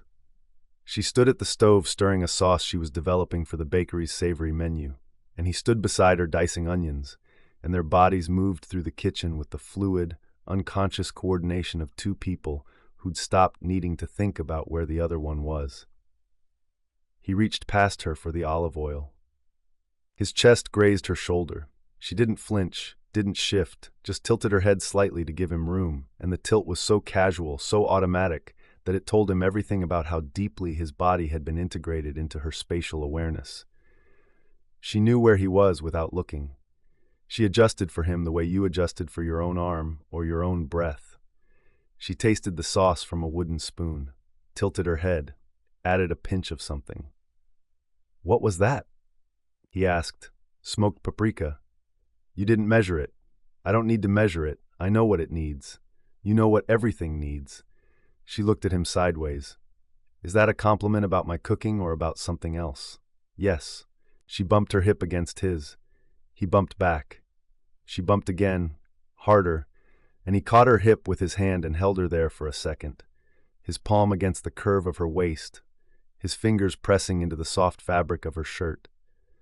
The contact was playful and warm and so easy it hurt, because easy was the thing he was going to miss most when the apartment across the hall was finished and the reason for all of this evaporated. "Don't think about that. Not tonight." She lifted the spoon to his mouth. "Taste." He leaned forward, his hand still on her waist, and tasted from the spoon she held. The sauce was rich and smoky, with a warmth that built at the back of the throat. He swallowed.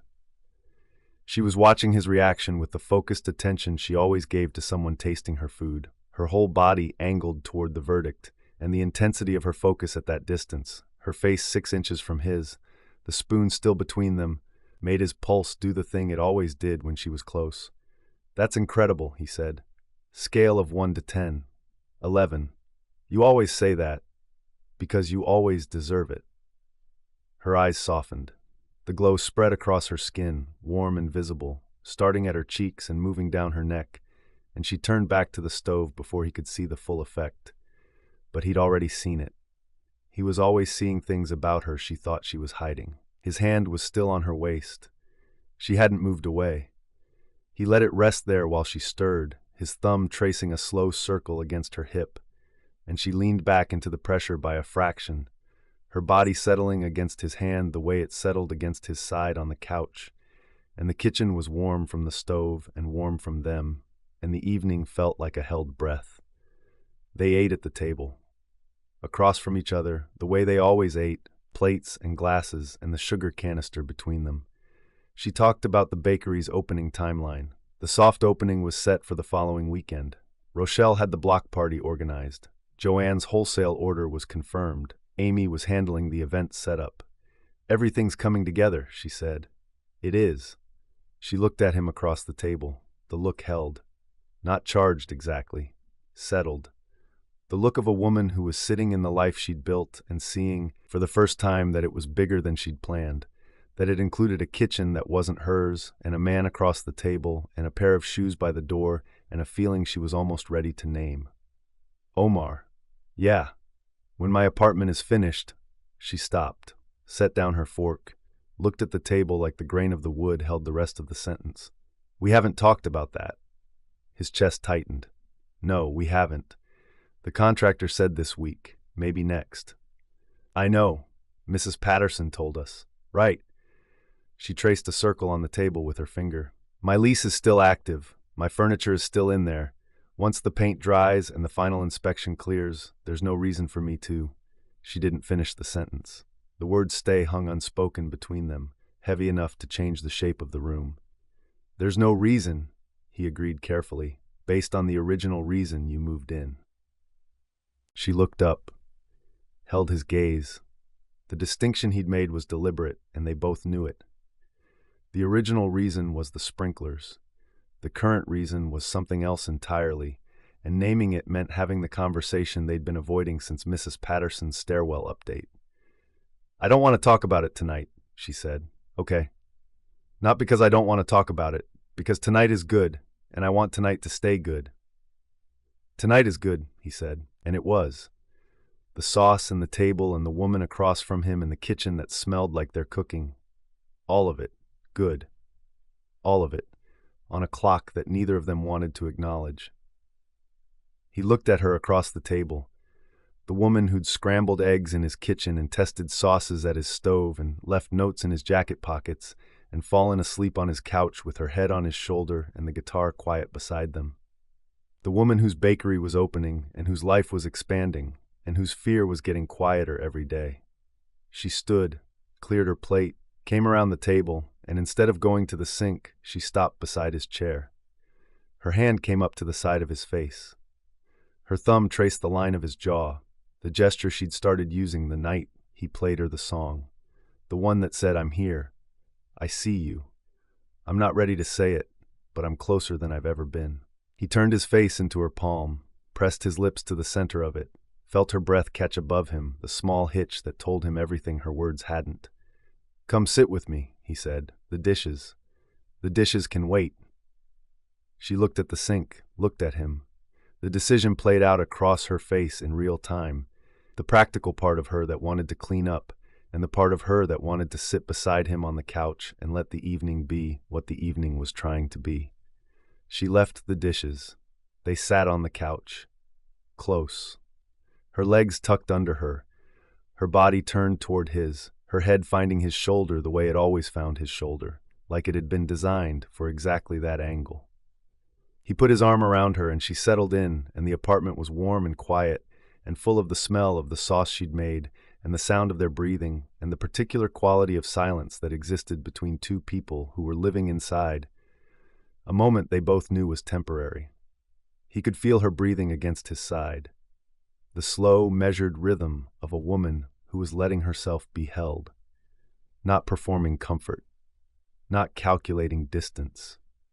Just resting against him, her weight warm and real, and the simplicity of it, the ordinary miracle of another person choosing to be close, filled his chest with a feeling he couldn't put into music because the music wasn't big enough.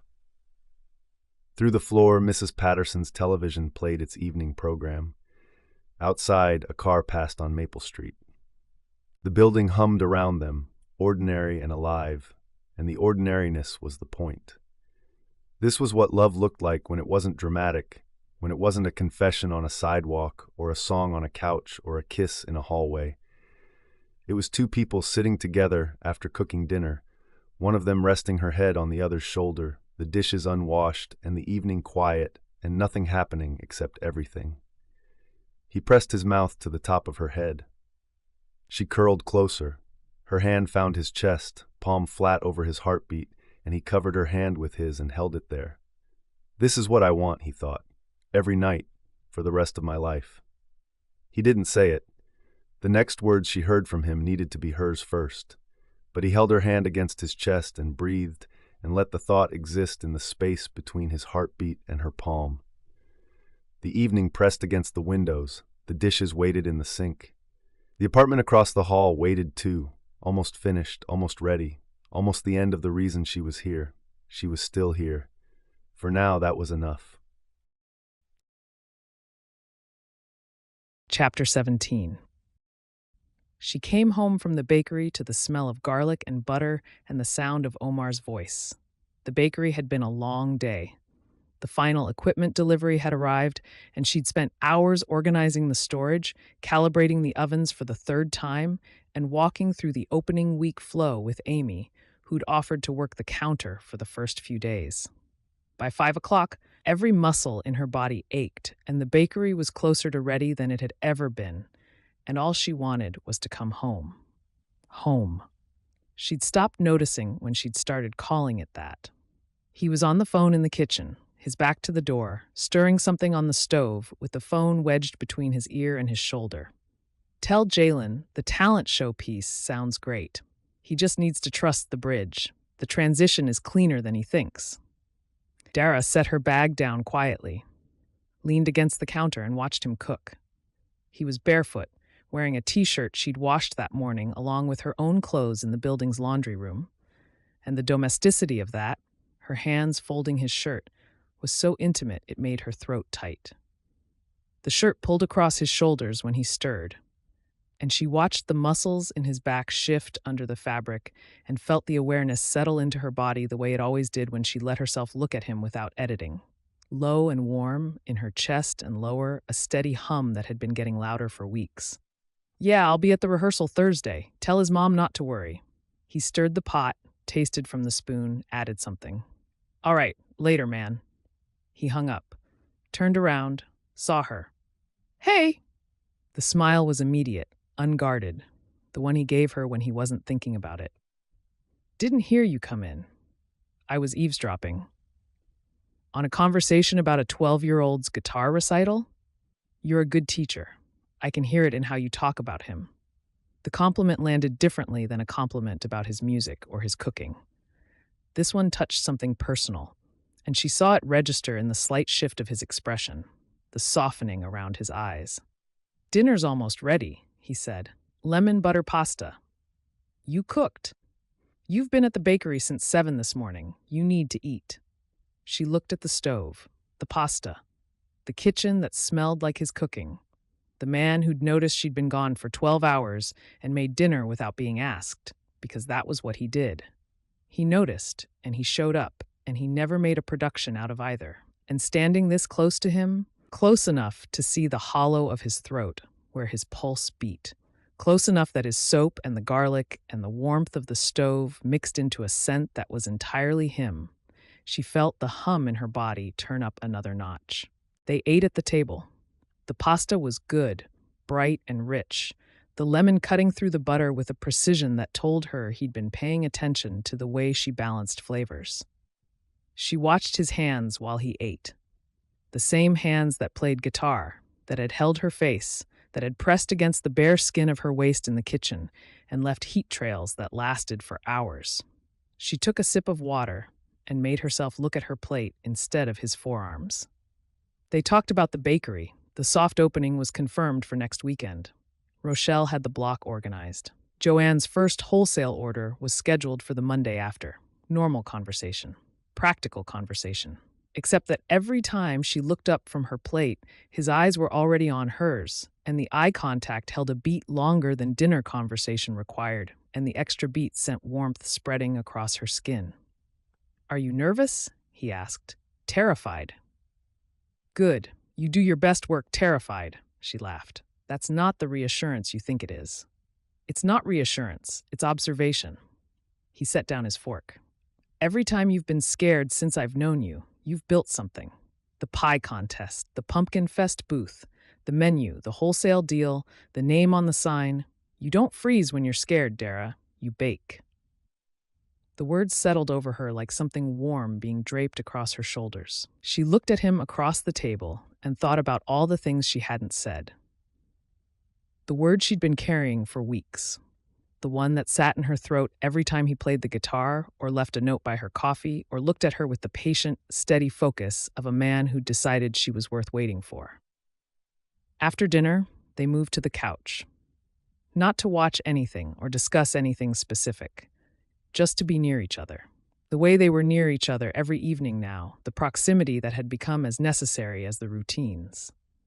She sat close, her legs curled under her shoulder against his arm, and the apartment was quiet and full of the smell of lemon and butter and the fading daylight through the windows. He played the guitar, not the song, an old melody, quiet and familiar, the kind of thing his fingers found when his mind was somewhere peaceful. She listened and felt the vibration of the strings through his body into hers, and the feeling was intimate in a way that had nothing to do with touch. The music was coming from inside him and traveling through his body into hers, and she was absorbing it the way she absorbed everything about him now, without resistance, without calculation, like breathing. His arm was warm against her shoulder. She could feel the heat of his skin through the cotton, and every time he shifted to reach a chord, his body moved against hers, and the contact sent a pulse of awareness through her that she wasn't trying to fight anymore. She was tired of fighting it. She was tired of cataloging the ways his body affected hers and pretending the catalog was academic. She wanted him.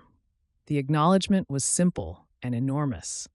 She'd wanted him for weeks, in the kitchen, and on the couch, and in the hallway, and at the festival, and in every room of this apartment that smelled like him. She'd wanted him, and she told herself the wanting was dangerous, and she'd held it at arm's length, and she was done. She was done holding it. She wanted to stop thinking about the pattern and start living in the moment. And the moment was his body against hers on a couch and the last of the daylight, and a man who'd been patient enough to let her arrive here on her own terms. He set the guitar down, turned to look at her. The look held, and in the holding, she could see the question he'd stopped asking because he'd decided the answer needed to come from her. She could also see the want.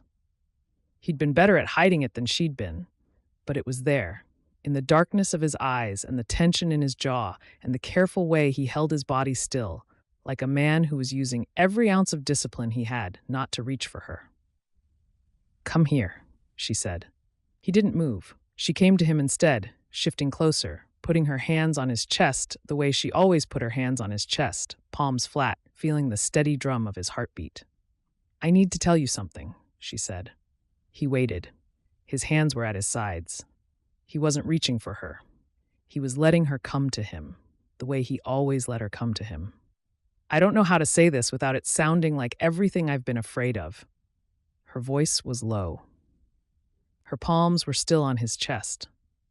"But I'm going to say it anyway, because you played me a song and you stood next to me while I built a bakery and you made me lemon butter pasta because you noticed I hadn't eaten, and I can't keep carrying this around and not telling you." His breathing changed under her hands. She felt it, the shift from steady to careful, and his eyes were on hers, and he was absolutely still. "You're the first person I've chosen since I started choosing myself," she said. "And choosing you doesn't feel like losing me. It feels like finding more of me. I don't know if that's the word you've been waiting to hear, but it's the truest thing I have right now." He exhaled. The sound was long and shaking and honest, and his forehead dropped to hers, and his hands came up to her face, both palms against her jaw, and he held her there, their breathing mixing in the small space between their mouths. "That's the word," he said. "That's exactly the word." She kissed him, not the way she'd kissed him before, not the kitchen fire, not the festival joy, not the sidewalk need, not the tender press of lips after the song. This was all of those and none of them. This was the kiss that came after the last wall fell, after the fear lost the argument, after weeks of proximity and patience and the slow, devastating work of learning to trust someone with the parts of herself she'd sworn she'd never hand over again. His hands moved from her face to her hair, to the back of her neck, to the curve of her waist, and her hands slid up his chest and over his shoulders and locked behind his neck. The kiss deepened. His mouth opened against hers, and the taste of him, warm and familiar and urgent, sent a wave of heat through her body that settled low in her belly and stayed there, building. She pressed her hips forward into his and felt him respond, his body tightening against hers. His hands gripping her waist hard enough that she could feel each finger through the fabric of her shirt. She wanted more.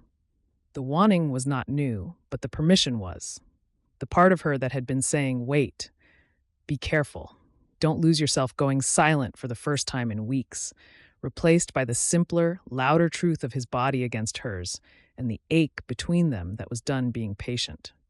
His mouth moved to her neck. She tipped her head back, and his lips traced the line of her throat, slow and deliberate, and the sensation traveled through her like a current, her fingers digging into his shoulders, her breathing gone ragged. His hands slid under the hem of her shirt, his palms flat against the bare skin of her waist, and the contact was so direct and so warm that a sound escaped her mouth, low and involuntary, and she felt him shudder against her. The kitchen disappeared, the table disappeared, the dishes and the pasta and the evening all dissolved into the single fact of his body and hers and the complete absence of anything between them that wasn't desire. He pulled back, barely, his mouth still close enough that she could feel his breath against her lips. His pupils were blown wide, his breathing unsteady, and his hands were still under her shirt, his thumbs tracing slow circles on her skin that made it very difficult to think. Dara? Yeah. Are you sure? She answered by taking his hand and walking backward toward the hallway. Not the guest room, his room. The door she'd never opened, the room she'd never entered, the last boundary in an apartment that had run out of boundaries weeks ago.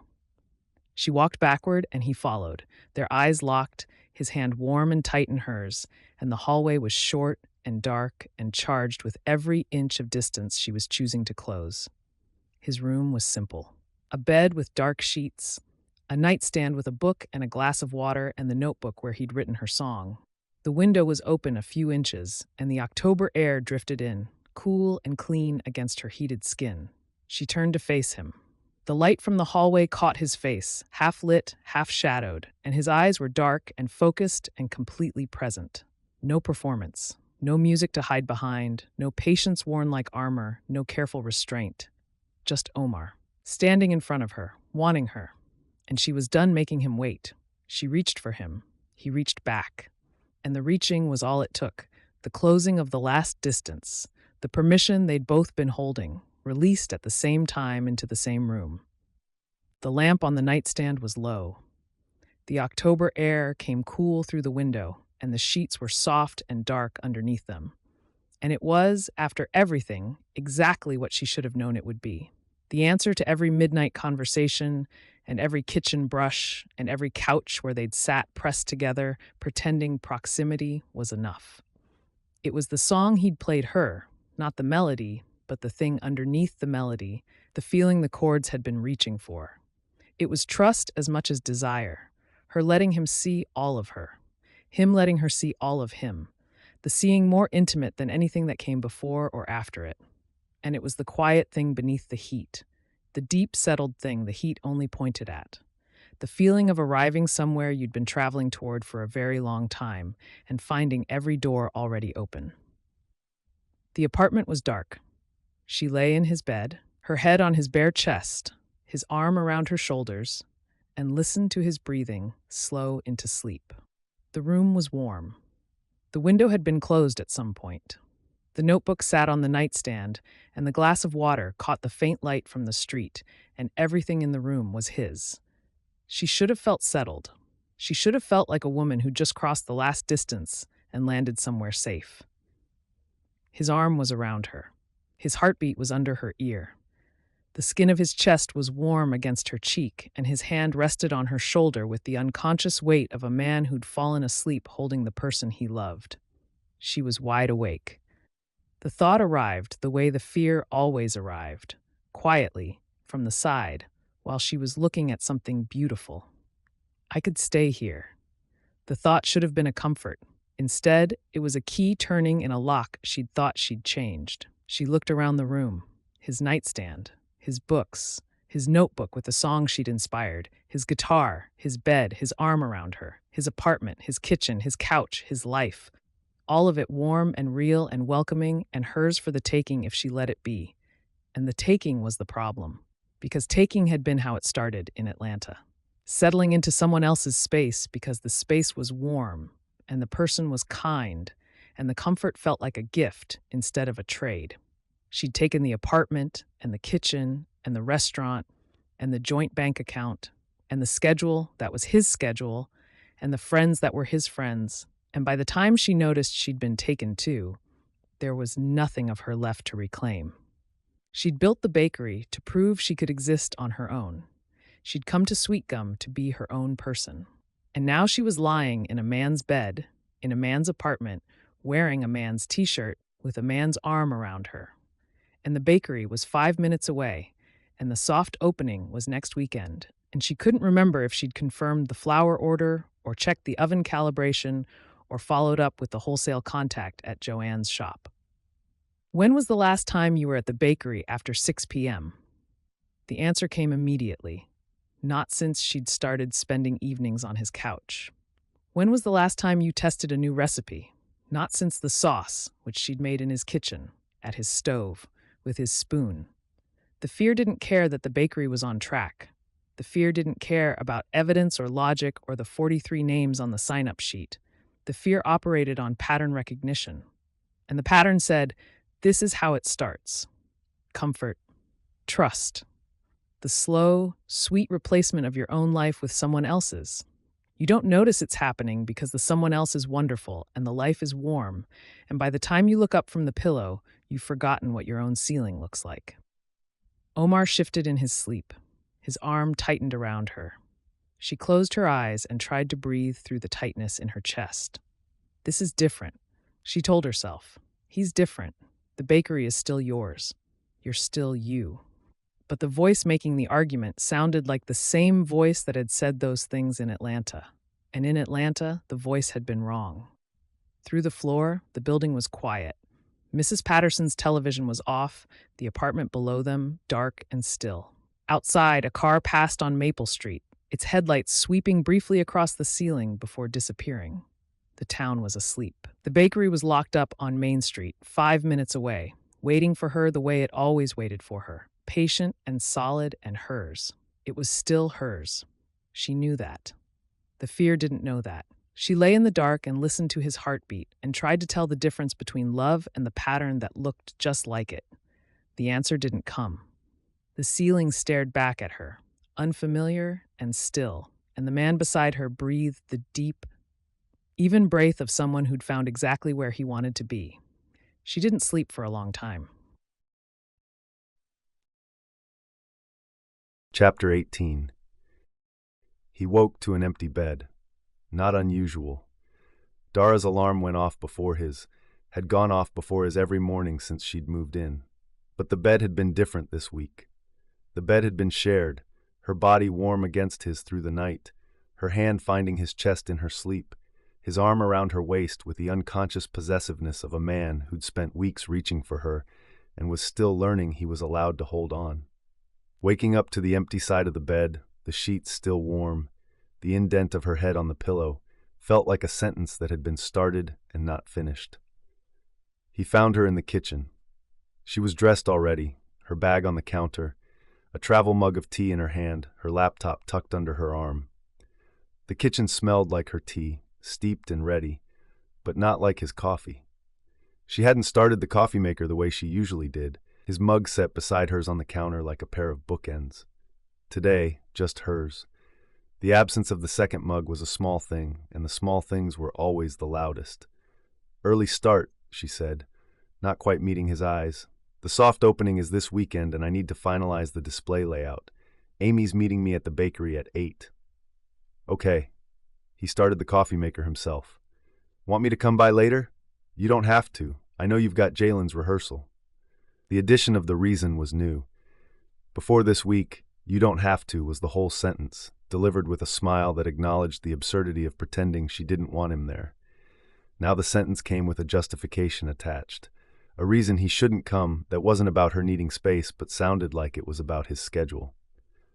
I'll bring lunch, he said. Okay. She kissed his cheek on the way out. Quick, warm, the kind of kiss that said I'm here and I'm already leaving at the same time. The door closed. The apartment was quiet. He stood in the kitchen with his coffee and listened to her footsteps on the stairs and tried to identify the thing that had been sitting in the air between them for the past 3 days. The thing that was not wrong exactly, but was not right either. The thing that felt like a woman slowly, carefully, lovingly pulling away. Things should have felt closer. In some ways they did. She reached for him easily now. No hesitation, no manufactured distance, no pretend casualness. Her hand found his on the couch. Her body curved into his at night. She kissed him goodbye in the morning and kissed him hello when she came home, and the kisses were real, not performed. Whatever had happened between them in his bedroom, whatever the night had unlocked, had changed the physical vocabulary between them permanently. The walls were down. The reaching was instinctive. But underneath the warmth, there was a vigilance.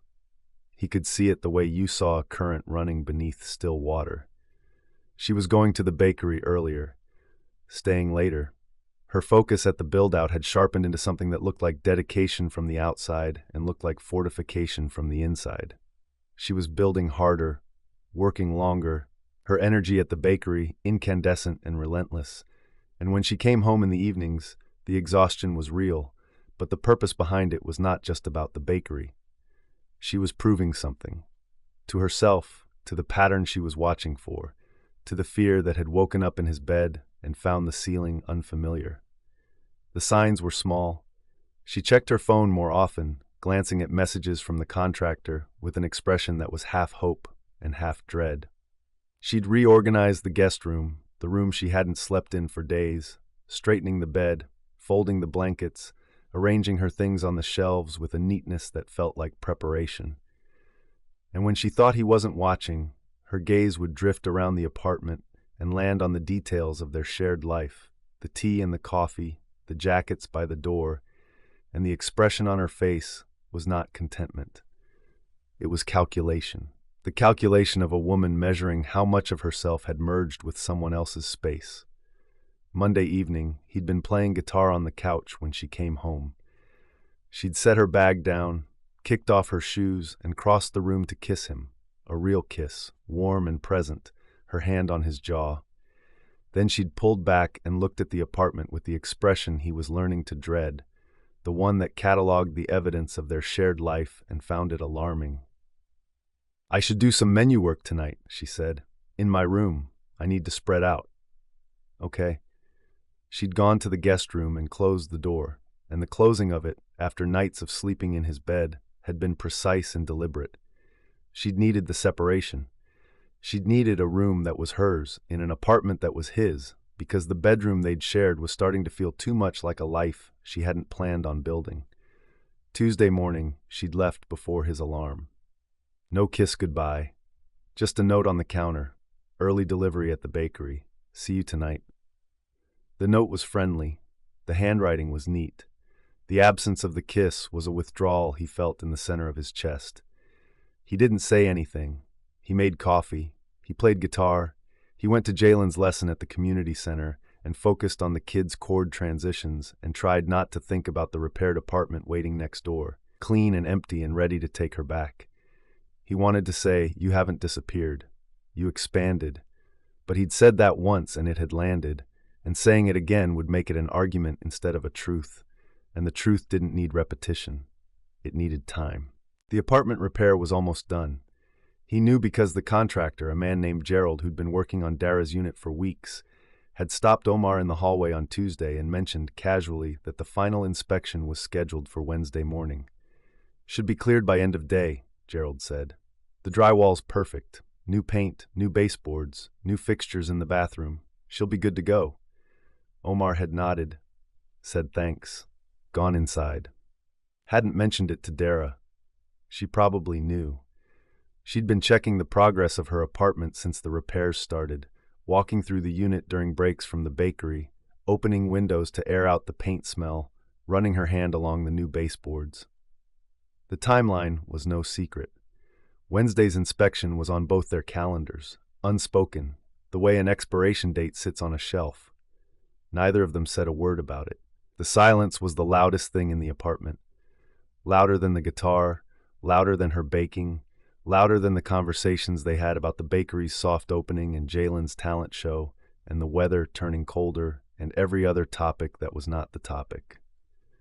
The silence sat at the kitchen table like a third person, eating their food, drinking their coffee, sleeping in the bed between them. Wednesday evening. The bakery's soft opening was 2 days away. Dara came home at 7 with flour on her forearms and the kind of tired that lived in the bones. "Long day?" he asked from the couch. Tested the full opening week menu, timed the baking cycles, ran through the counterflow with Amy 3 times. She dropped her bag and sank onto the couch beside him. Not at the opposite end. Beside him, her head dropping to his shoulder with the weight of a woman who'd been standing for 12 hours and had finally found the place she could stop. He put his arm around her. She settled in. The gesture was the same as it had been every evening for weeks. Her shoulder against his chest, her hand finding its way to his knee, but the feeling underneath it had changed. There was a tenderness now that was heavier than before, weighted with the knowledge of what they'd shared in the dark and the silence of what they weren't sharing in the light. He breathed her in. Flour and lotion and the faint sweetness of cinnamon from the test batches she'd been running. The scent of a woman who'd spent the day building a bakery and come home to a man who loved her. And both of those things were true, and neither of them was the problem. "The bakery's ready," she said. "Everything's in place. Joanne's wholesale order is boxed. The display case is stocked. Rochelle's block party plan is organized down to the minute. You did it. I did it." She was quiet for a moment. Her thumb traced a slow circle on his knee. "It doesn't feel real yet, like I keep expecting someone to tell me there's a catch." "There's no catch. There's always a catch." He heard what she wasn't saying. The catch was not about the bakery. He held her closer. His chin rested on the top of her head. Her hand was on his knee, and his hand was on her arm, and the apartment was warm and quiet, and the silence between them was tender and terrible. The silence of two people who were touching each other and not touching the thing that mattered most. He wanted to say it. The words were right there, stacked up in his chest like chords waiting to be played. "I love you. Stay. Not in this apartment. In my life. Let me be the man who stands next to you while you build things, not the man you had to leave to prove you could build them alone." The words were perfect and honest and true, and he held them in his mouth and swallowed them because saying them would be pushing, and pushing was the one thing that would prove her right about the pattern.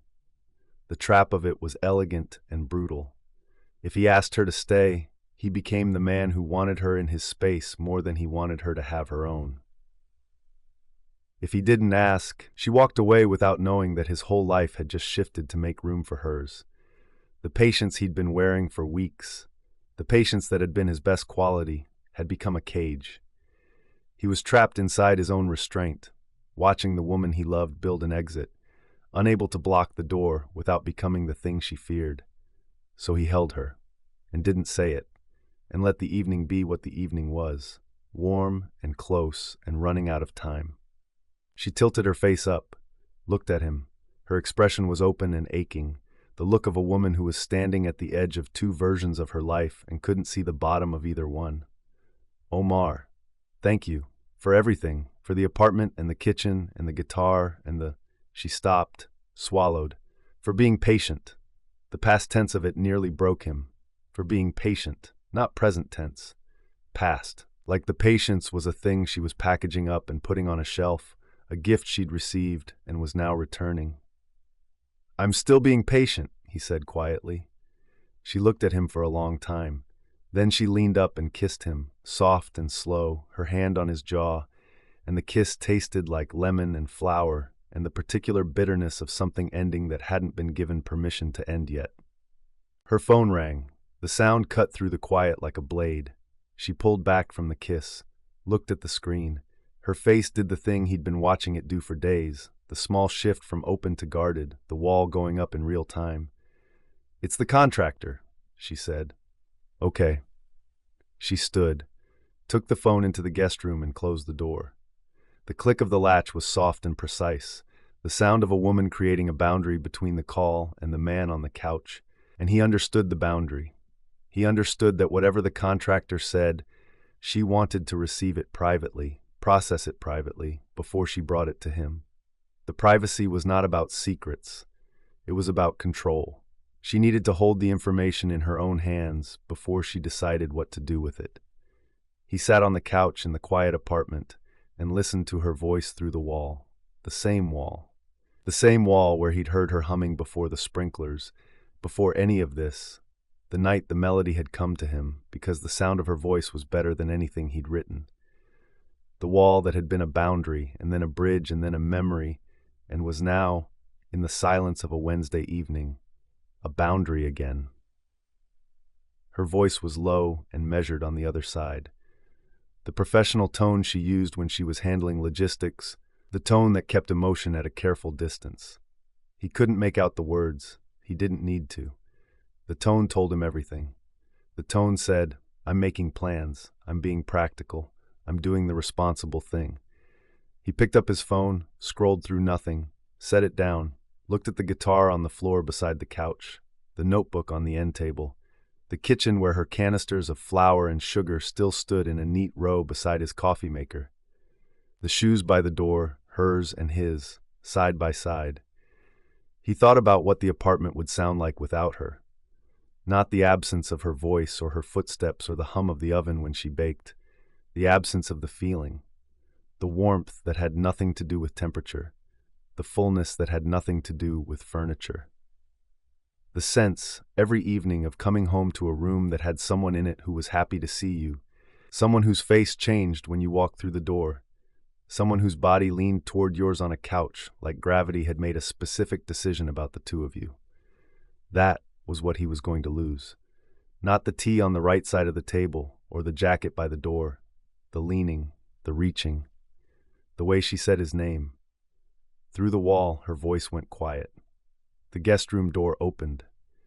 She came back to the living room and stood in the doorway, her phone in her hand, her face composed. "Inspection passed," she said. "The apartment's cleared. I can move back in whenever I'm ready." The words landed in the center of the room. He looked at her. She looked at him. Her expression was steady and her voice was even, and neither of those things matched the brightness in her eyes, the sheen that said the composure was costing her more than she wanted him to see. "Okay," he said. The word was the hardest he'd ever spoken. Not because of what it meant, because of what it didn't mean. It didn't mean stay. It didn't mean I love you. It didn't mean please don't go. It meant I hear you. I respect your choice. I'm not going to be the man who holds you here. It meant patience at the precise moment when patience felt like bleeding. The apartment hummed around them. Mrs. Patterson's television murmured through the floor. The evening pressed against the windows, and the silence that had been sitting at the table all week stood up and filled the room. Chapter 19. She woke up in his bed and knew. Not the way you knew something because you'd decided. The way you knew something because your body had been deciding for days and your mind had finally caught up. The ceiling above her was his ceiling. The sheets were his sheets.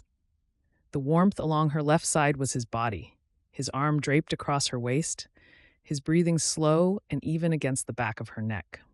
The notebook sat on the nightstand. The window was closed. The apartment was quiet and warm and full of the particular stillness that came before dawn, when the world belonged only to the people who were awake in it. She was awake. She'd been awake for hours. The inspection had passed. The apartment next door was clean and dry and painted and ready. Her lease was active. Her furniture was in place. The contractor had confirmed last night that the final walkthrough was done and the keys were with the building manager. She could move back in today. She could move back in right now, while he was still sleeping, while the morning was still gray and the decision hadn't been spoken yet. She didn't move. She lay in his bed and listened to his breathing and cataloged the evidence.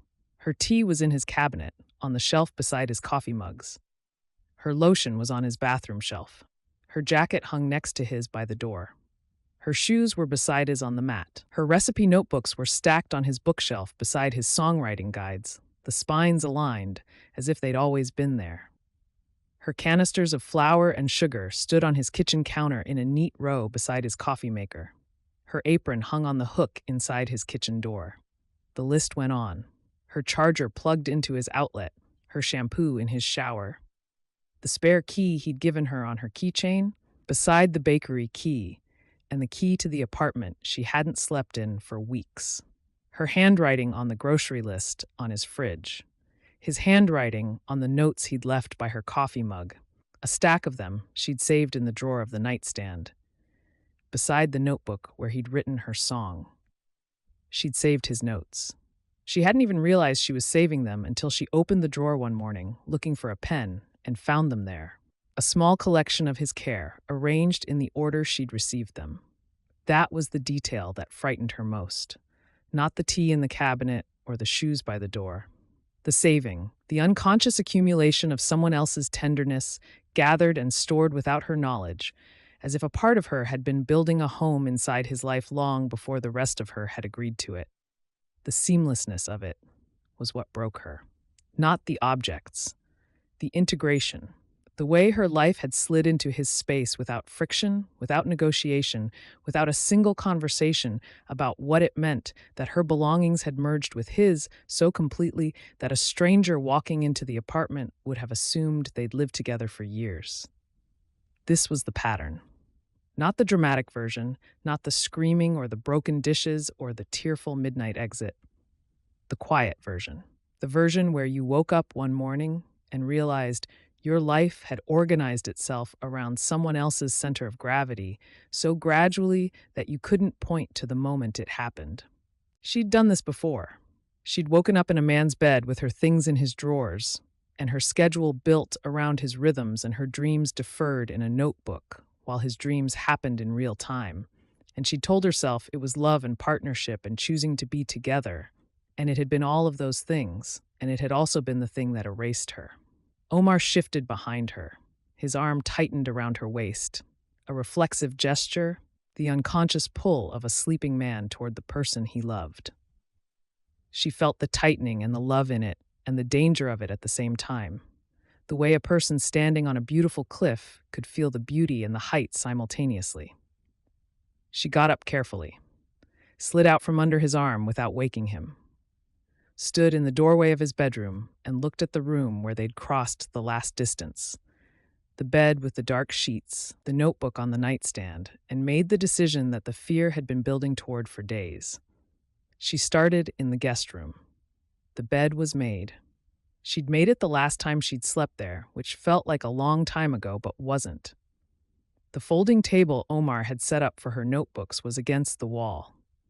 Her bins of salvaged belongings were stacked in the closet.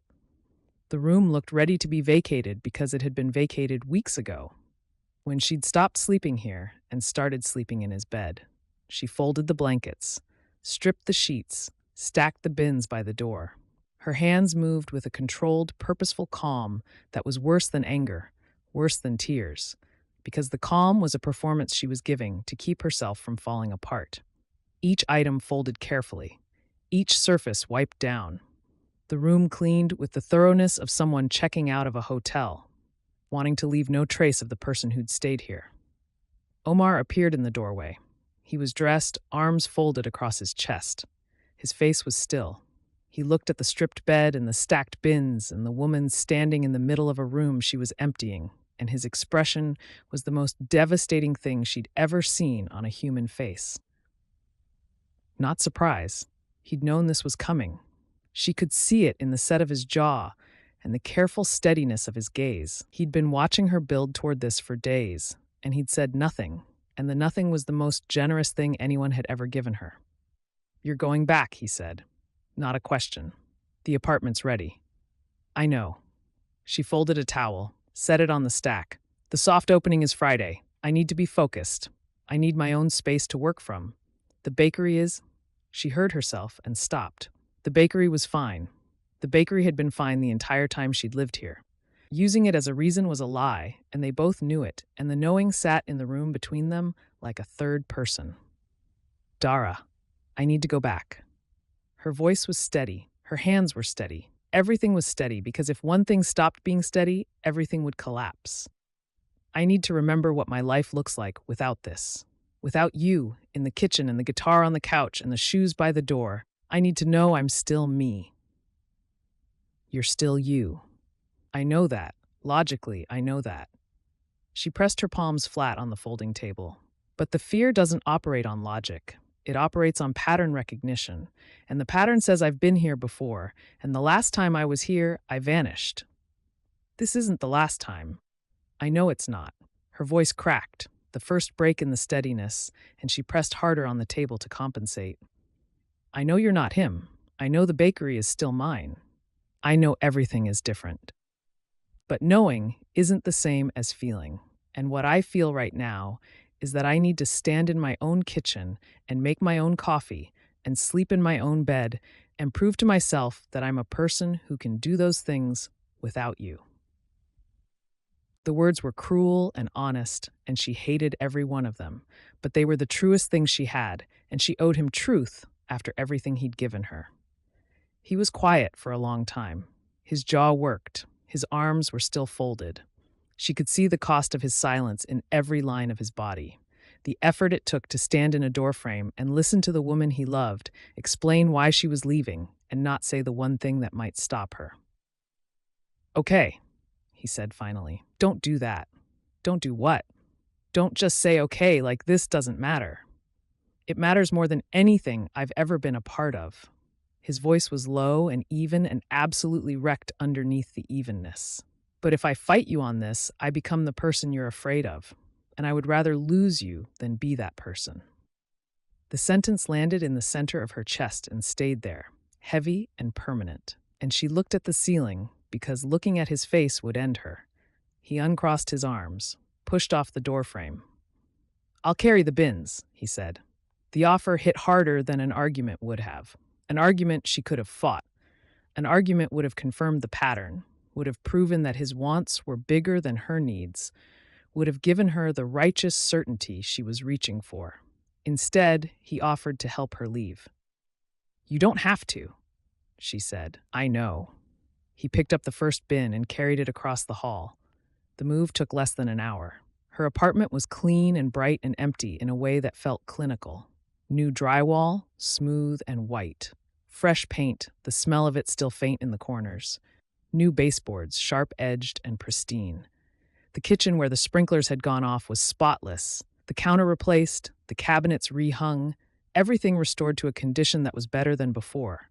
Better and blank. A clean slate that nobody had asked for. Omar carried bins. She carried bags. They crossed the hallway between 2B and 2A in silence, back and forth, the short distance that had once been the width of a wall, and a humming and a melody that started everything.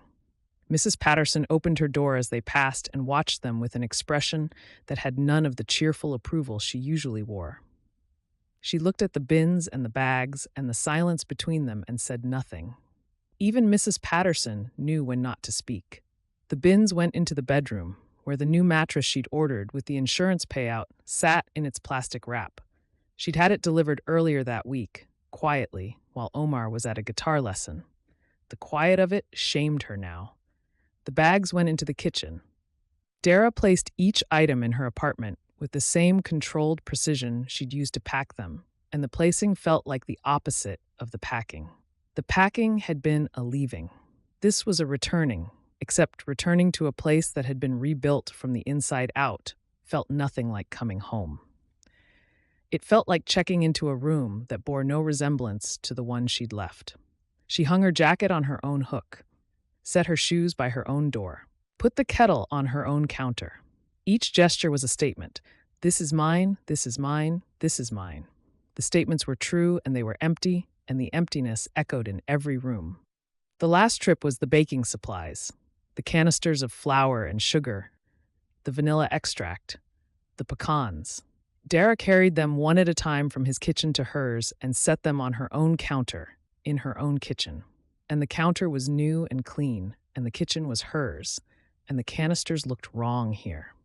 They looked like they'd been removed from the place they belonged and set down in a place that was technically correct, but emotionally vacant. She came back for the last bag. Omar was standing in his kitchen, his back to the counter, his arms at his sides. The kitchen behind him was half empty. The counter where her canisters had stood was bare. The hook where her apron had hung was empty. The apartment looked the way it had before she'd moved in, which was the way it was supposed to look. And the way it was supposed to look was devastating. Thank you, she said, for carrying everything. Of course.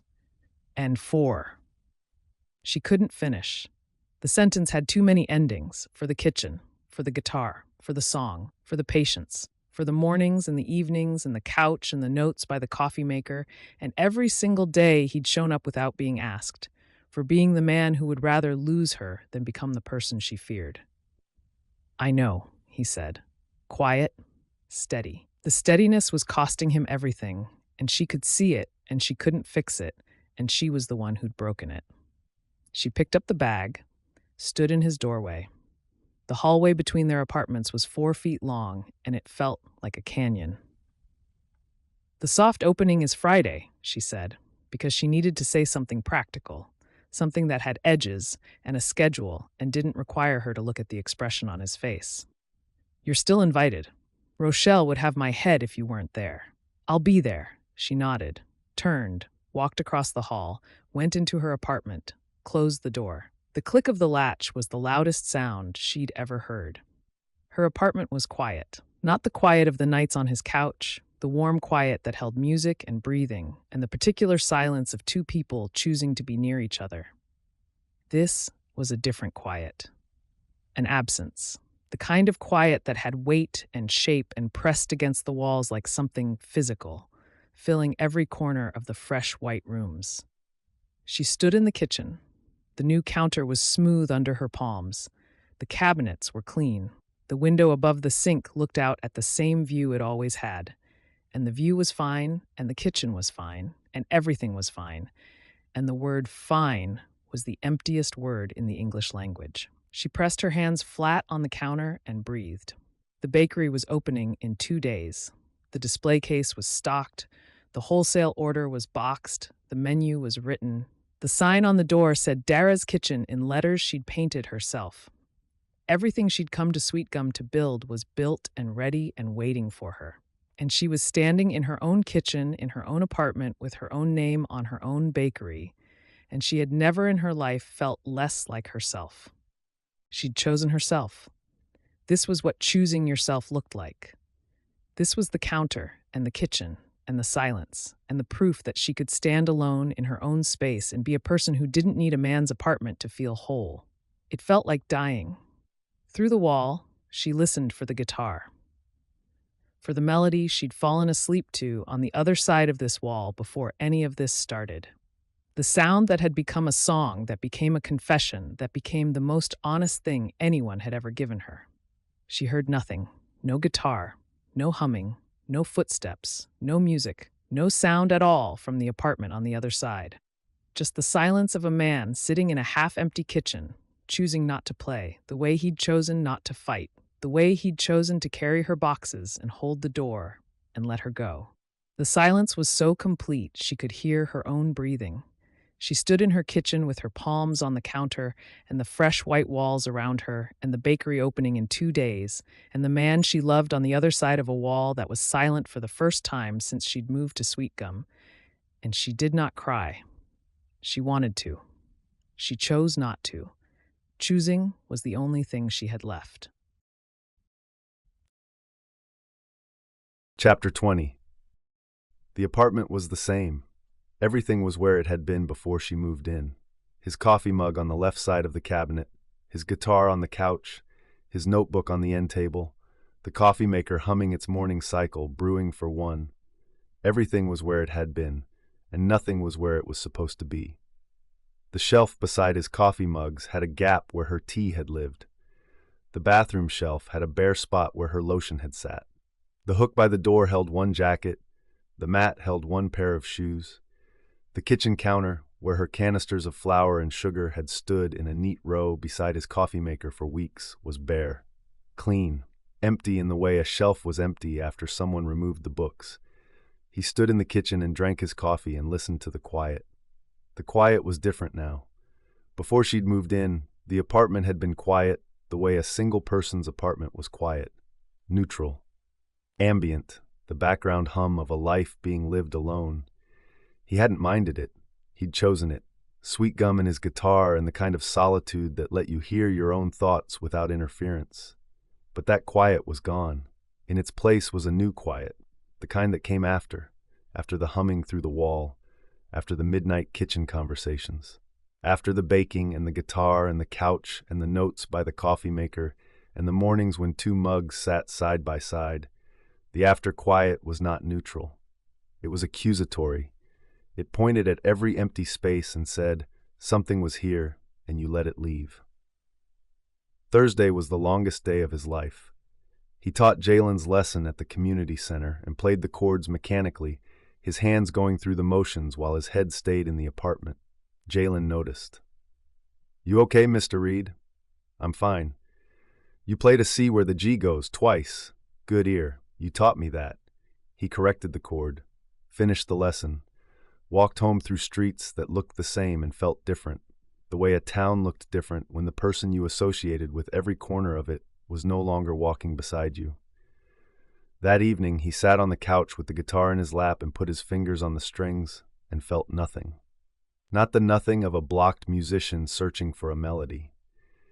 The nothing of a man who'd spent his life turning feelings into chords, because chords were safer than words, and the one time the feelings had mattered most, the chords hadn't been enough.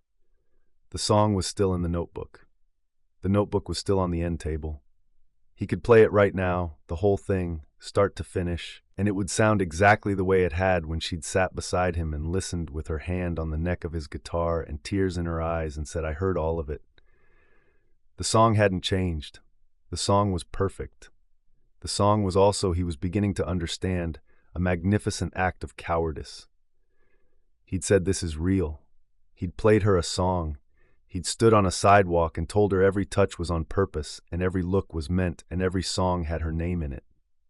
He'd been honest. He'd been brave. He'd been the most vulnerable version of himself he'd ever been with another person. And he'd never said, "I love you." The realization didn't arrive like a thunderclap. It arrived like a note slightly out of tune, the kind you didn't hear until someone pointed it out and then couldn't unhear. "This is real," was not "I love you." Every song has your name in it was not "I love you." The song itself, the melody with her name in every chord, was not "I love you." They were all beautiful, honest, true evasions of the three words that mattered, and he'd hidden behind them the way he'd hidden behind music his whole life. Close enough to feel like honesty, far enough to protect himself if the honesty wasn't returned. He'd been protecting himself. While she was terrified of disappearing into someone else's life, he was terrified of putting the real words in the air and watching them fall. Simone had taught him that. The songs about Simone had taught him that. You could put feelings into music, and the music lived in the world even after the feelings died, and the dying was a public humiliation he'd sworn never to repeat. So he'd found a way to say everything without saying the one thing. He'd composed a masterpiece of almost confession, and she'd heard it, and she'd known what it meant, and she'd left anyway, and the leaving was partly her fear and partly his failure to say the words that would have made the fear a liar. "I love you." 3 words, 8 letters. No melody, no chord progression, no bridge or chorus or carefully constructed verse. Just the truth, naked and plain, the one thing he'd been too afraid to say because saying it meant there was nothing left to hide behind. The guitar sat on the couch. He didn't touch it. He went to the diner that evening. Not because he wanted to, but because sitting in the apartment for another hour would have turned the quiet into a permanent condition. The diner was warm. Rochelle's place, with its familiar smells of meatloaf and coffee and the low hum of conversation that made every evening feel like a family gathering, whether you were family or not. Malachi was behind the counter. Amy was in the kitchen. The Thursday crowd was lighter than the weekend, but the regulars were in their usual booths, and the book club had claimed the back table. Rochelle saw him come in. Her expression shifted, the cheerful warmth she wore like a uniform giving way to something quieter, more careful. She didn't say anything. She touched his arm as he passed, a brief press of her fingers, and the touch carried the weight of a woman who'd watched 2 people fall in love from the front row and was now watching the intermission from the wings. Omar sat at the counter and ordered coffee he didn't want. Malachi poured it without comment, which was unusual. Malachi commented on everything. The absence of commentary was its own kind of commentary. "You playing open mic this Saturday?" Malachi asked. "I don't know." "You've played every Saturday since you moved here." "I know." Malachi wiped the counter, set a plate in front of Omar. Meatloaf, mashed potatoes, green beans. He hadn't ordered it. "Amy says eat," Malachi said. Omar looked at the plate.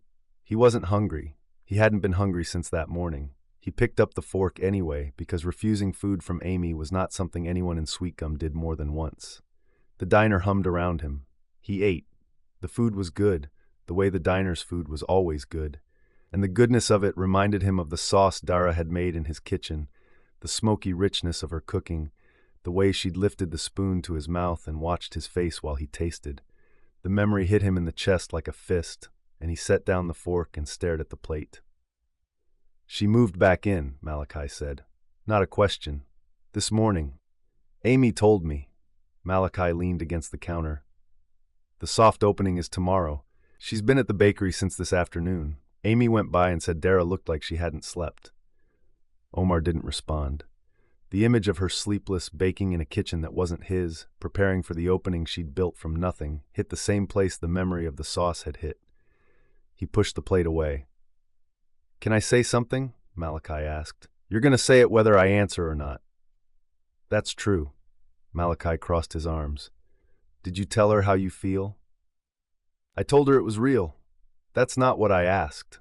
Omar looked at his coffee. "I played her a song. I wrote her a whole song, Malachi. Every chord was about her." "That's still not what I asked."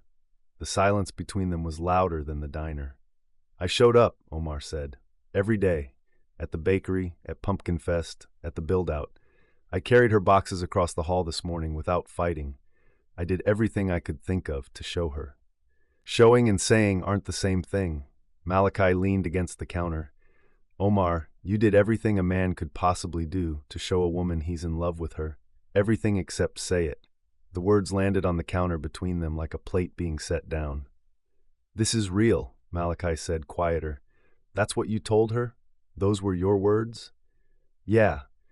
Real is a word about a situation. It's not a word about a person. You never looked that woman in the face and said the actual words. You never said I love you." Omar stared at his coffee.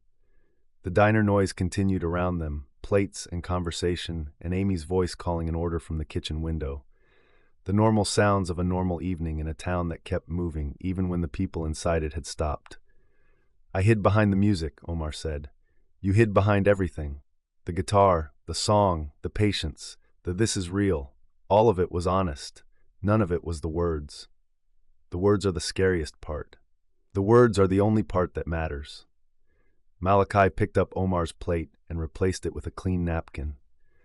"The song was beautiful, I'm sure it was. But a song is a performance, even when it's honest. What she needed wasn't a performance. It was you, standing in front of her, with nothing in your hands, saying the thing." Omar looked at him. Malachi looked back, steady, the expression of a man who'd figured out his own love life well enough to see clearly into someone else's. "She's at the bakery tomorrow," Malachi said. "The soft opening, the thing she built, the thing you helped her build. If you've got something to say to her, say it there. Not on a sidewalk, not on a couch, in the place she built for herself. So she knows you're not asking her to leave it, you're asking to stand in it with her." Omar was quiet for a long time. The diner settled around him. Rochelle passed behind the counter and put her hand on his shoulder, brief and warm, the touch of a woman who'd seen everything and was choosing not to say a word. The touch said enough. He thought about the guitar on his couch, the instrument that had carried every honest thing he'd ever felt, the songs about Simone, the melody about Dara, the chords that had been his confession and his shield and his hiding place for his entire adult life. He thought about what it would mean to show up at her bakery with nothing in his hands. No guitar, no melody, no carefully constructed verse to put between his mouth and the truth. Just the words, "I love you," said to her face, in the place she built, with nothing to hide behind. The thought was the most terrifying thing he'd ever considered, more terrifying than the Nashville publisher meetings, more terrifying than the birthday song he'd played for Simone, more terrifying than the night on the sidewalk when he'd told Dara it was real, because real had still been a word with room in it, a word that described a situation rather than declaring a feeling. I love you had no room. I love you was a door you walked through in one direction. He thought about what Malachi had said. A song is a performance, even when it's honest. The accuracy of it burned. Every song he'd ever written had been an honest performance. The performance was the point. The guitar between his hands, the melody between his mouth and the listener, the structure and the verse and the bridge and the chorus, all of it architecture, all of it beautiful, all of it one degree of separation from the raw, unmediated, unaccompanied truth. Dara had given him the raw truth. She'd sat on his couch and told him about the Tuesday on the ceiling and the schedule and the money and the friends. No melody, no performance, just the words in the air in the dark. She'd done the thing he'd been afraid to do, and she'd done it without a guitar to hide behind, and he'd answered her with patience and presence and a song. She deserved the words. I hear you, he said to Malachi. Good. Malachi slid the coffee closer. Now eat your meatloaf. You look terrible. He walked home through the cold evening. The air had a bite to it, sharper than it had been even a week ago, and the streets were quiet, the shops closed, the streetlights casting their usual pools of gold on the sidewalk. The town was settling in for the night, the way Sweetgum settled, with lights going off in kitchens and televisions, humming behind curtains, and the particular peace of a place where people went home to each other. He passed the bakery on Main Street. The lights were still on. Through the window, he could see the display case gleaming under the interior lights, the counter clean and ready, the chalkboard menu with her handwriting on it. A shadow moved inside, and he knew it was her, working late, preparing for tomorrow, building the thing she'd come here to build. He stopped on the sidewalk, stood in the cold, and watched the shadow move through the lit bakery, and loved her from the outside of a window, the way he'd loved her from the other side of a wall. And the loving was the same, and the distance was the same, and the hiding was the same, and he was done with all of it. She was in there, alone, building her dream the night before it opened. She'd built it while living with him, and she was building it without him, and the bakery didn't need him, and she didn't need him, and the not needing was not the problem. The problem was that he'd let her believe she had to choose. Not because he'd said it, because he hadn't said the thing that would have made the choosing unnecessary. I love you. Not this is real, not a song, not patience, not showing up at the build-out or carrying boxes or making dinner. The words, the actual, specific, unadorned words that said, you are loved by me, and the love doesn't require you to change or shrink or disappear or choose between me and the bakery or between me and yourself. The love just is. It exists whether you're in my apartment or yours. It exists whether you're in my bed or alone. It exists, and I should have said it out loud instead of hiding it inside a melody and hoping you'd hear it through the music. He turned away from the window, walked the rest of the way home. He sat on the couch, looked at the guitar. It sat where it always sat, waiting to be picked up, waiting to turn whatever he was feeling into a melody that made it easier to carry. He'd been carrying feelings in that instrument his whole life. Not anymore. He didn't pick it up. Tomorrow, he would go to her bakery. Not with a song, not with a performance, with the 3 words he should have said weeks ago, spoken plainly to her face, with nothing between his hands and her heart. Through the wall, the faintest sound. Not music, not humming. Just the sound of someone moving in an apartment that was too quiet, and the sound was the saddest thing he'd ever heard, and it was also the thing that told him she was still there. Still next door, still close enough to reach. He sat in the dark and waited for morning. Chapter 21. The soft opening of Dara's kitchen started at 8 in the morning, and the line formed by 7:45.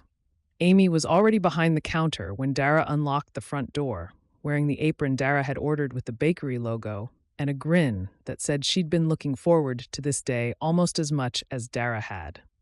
The display case was full. The chalkboard menu was written. The cinnamon rolls were cooling on the rack. The pecan tarts were golden. The honey lavender shortbread was cut and arranged on its tier. Everything was in place. Everything was ready. Everything was exactly the way she'd imagined it in the notebook she'd been carrying since Atlanta. "You okay?" Amy asked. "I'm great." "You look like you haven't slept." "I'm great," Dara said again and opened the door. The first customer was the woman from the book club who'd tried the pecan tart at Pumpkin Fest and come back 3 times. She ordered 4 tarts and a cinnamon roll and told Dara she was going to be here every Friday for the rest of her life. The second customer was the barber from Carter and Sons, collecting his standing weekly order. The third was Rochelle, who walked in with Benjamin, surveyed the bakery from door to display case, nodded once and said, "It's perfect. I told you it would be perfect." The morning was a blur. Customers came steadily, the kind of steady that said word had traveled but hadn't yet become a crowd. Dara worked the kitchen. Amy worked the counter. The rhythm between them was easy and efficient. 2 women who'd worked in food service long enough to read each other's movements without speaking. The ovens cycled. The display case emptied and refilled. The register rang. Joanne arrived at 10 with Xavier to pick up the first wholesale order. Dara had it boxed and ready behind the counter. 2 dozen pecan tarts and 3 dozen cinnamon rolls that would stock the pastry case at Roasted Beans starting Monday. Joanne inspected the box with the focus of a woman whose business standards didn't bend for friendship, then looked up and smiled. "These are beautiful," she said. "The customers are going to lose their minds." "They'd better. I tested that tart recipe 40 times. "I know. I was there for at least 10 of them."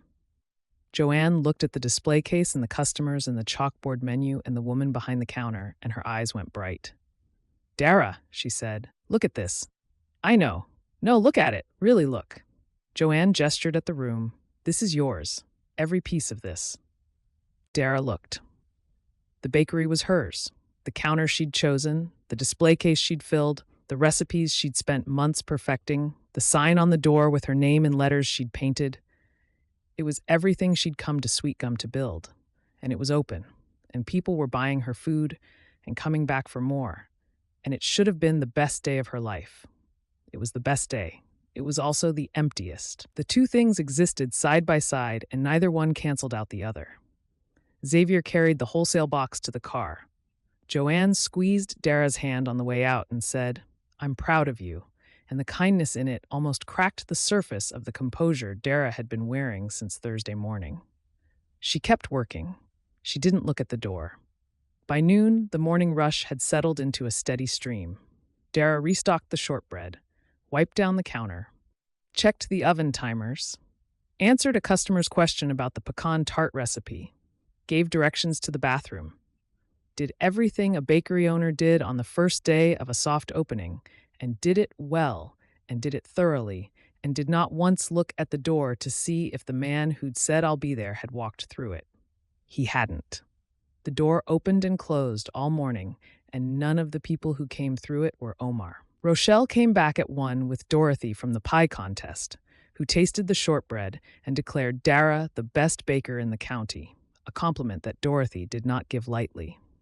Mrs. Patterson arrived at 2 with a card and a jar of jam, and the careful, watchful expression of a woman who'd seen the bins cross the hallway and had opinions she was choosing not to voice. She glanced around the bakery, and Dara knew she was noticing the absence the way she noticed everything. The space beside the counter where a man should have been standing, the way he'd stood beside her at Pumpkin Fest. "Beautiful bakery, baby," she said. "You did a wonderful thing here." "Thank you, Mrs. Patterson." "You eating enough?" "I'm eating." Mrs. Patterson gave her a look that said she didn't believe a word of that, patted her hand, and left. She told herself it didn't matter.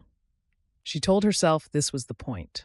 The bakery, open, running, successful, without him. Proof that she could build something and stand in it alone. Proof that the pattern hadn't won, that she hadn't needed his apartment or his kitchen or his guitar or his body beside hers on the couch to make this happen. The bakery was hers. She'd built it. She was standing in it. Alone. The alone was the problem. The alone had been the goal, and it was the problem. And the 2 things being the same thing was the cruelest trick the fear had ever played on her. By 3 o'clock, the crowd had thinned, and the display case was nearly empty, a good sign for business, A terrible sign for the thing that happened when the customers left and the ovens went quiet and the bakery was just a room with clean counters and a woman standing in it, wondering what she'd done. The soft opening closed at 4. Amy flipped the sign on the door, locked it, and leaned against the counter with the expression of a woman who had things to say and was deciding where to start. The bakery was quiet for the first time all day. The good quiet. The quiet of a space that had been used well and was resting. But underneath the good quiet was the other kind, the kind Dara had been running from since Thursday morning. "Good day," Amy said. "Great day. The shortbread sold out by 2. The tarts were gone by noon. Rochelle's already planning the grand opening." Malachi said the line was around the corner at 9. "Malachi counts everything." "Malachi counts everything," Amy agreed. She picked up a rag and wiped a counter that was already clean, giving her hands something to do while she found her way into the conversation. "He didn't come." Dara wiped her own section of the counter, also already clean. "I noticed. Did you expect him to?" "He said he would." Amy set down the rag. "Dara, that man spent 2 months showing up to every single thing you did without being asked. He showed up at the build-out, at Pumpkin Fest, at the festival. He made you dinner when you worked late. So when the one time arrives that he doesn't show, maybe the question isn't why he wasn't here. Maybe the question is what you did that made him think he shouldn't be." The words landed in the space between them. Dara's hand stopped on the counter. She looked at Amy, who was looking back with the steady, unsoftened gaze of a friend who loved her enough to say the hard thing. "I didn't do anything," Dara said. "You left.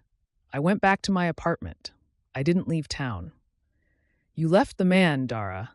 You packed your things and you moved across a hallway and you told him you needed to prove you could exist without him, and he carried your boxes because he loved you too much to argue." Amy crossed her arms. "So now you've proven it. You exist. The bakery is open. You're standing in it. Congratulations. How does it feel?" The question was gentle. The answer was not. "Empty," Dara said. "Yeah." Amy came around the counter and stood beside her, not touching, just close. "Can I ask you something?"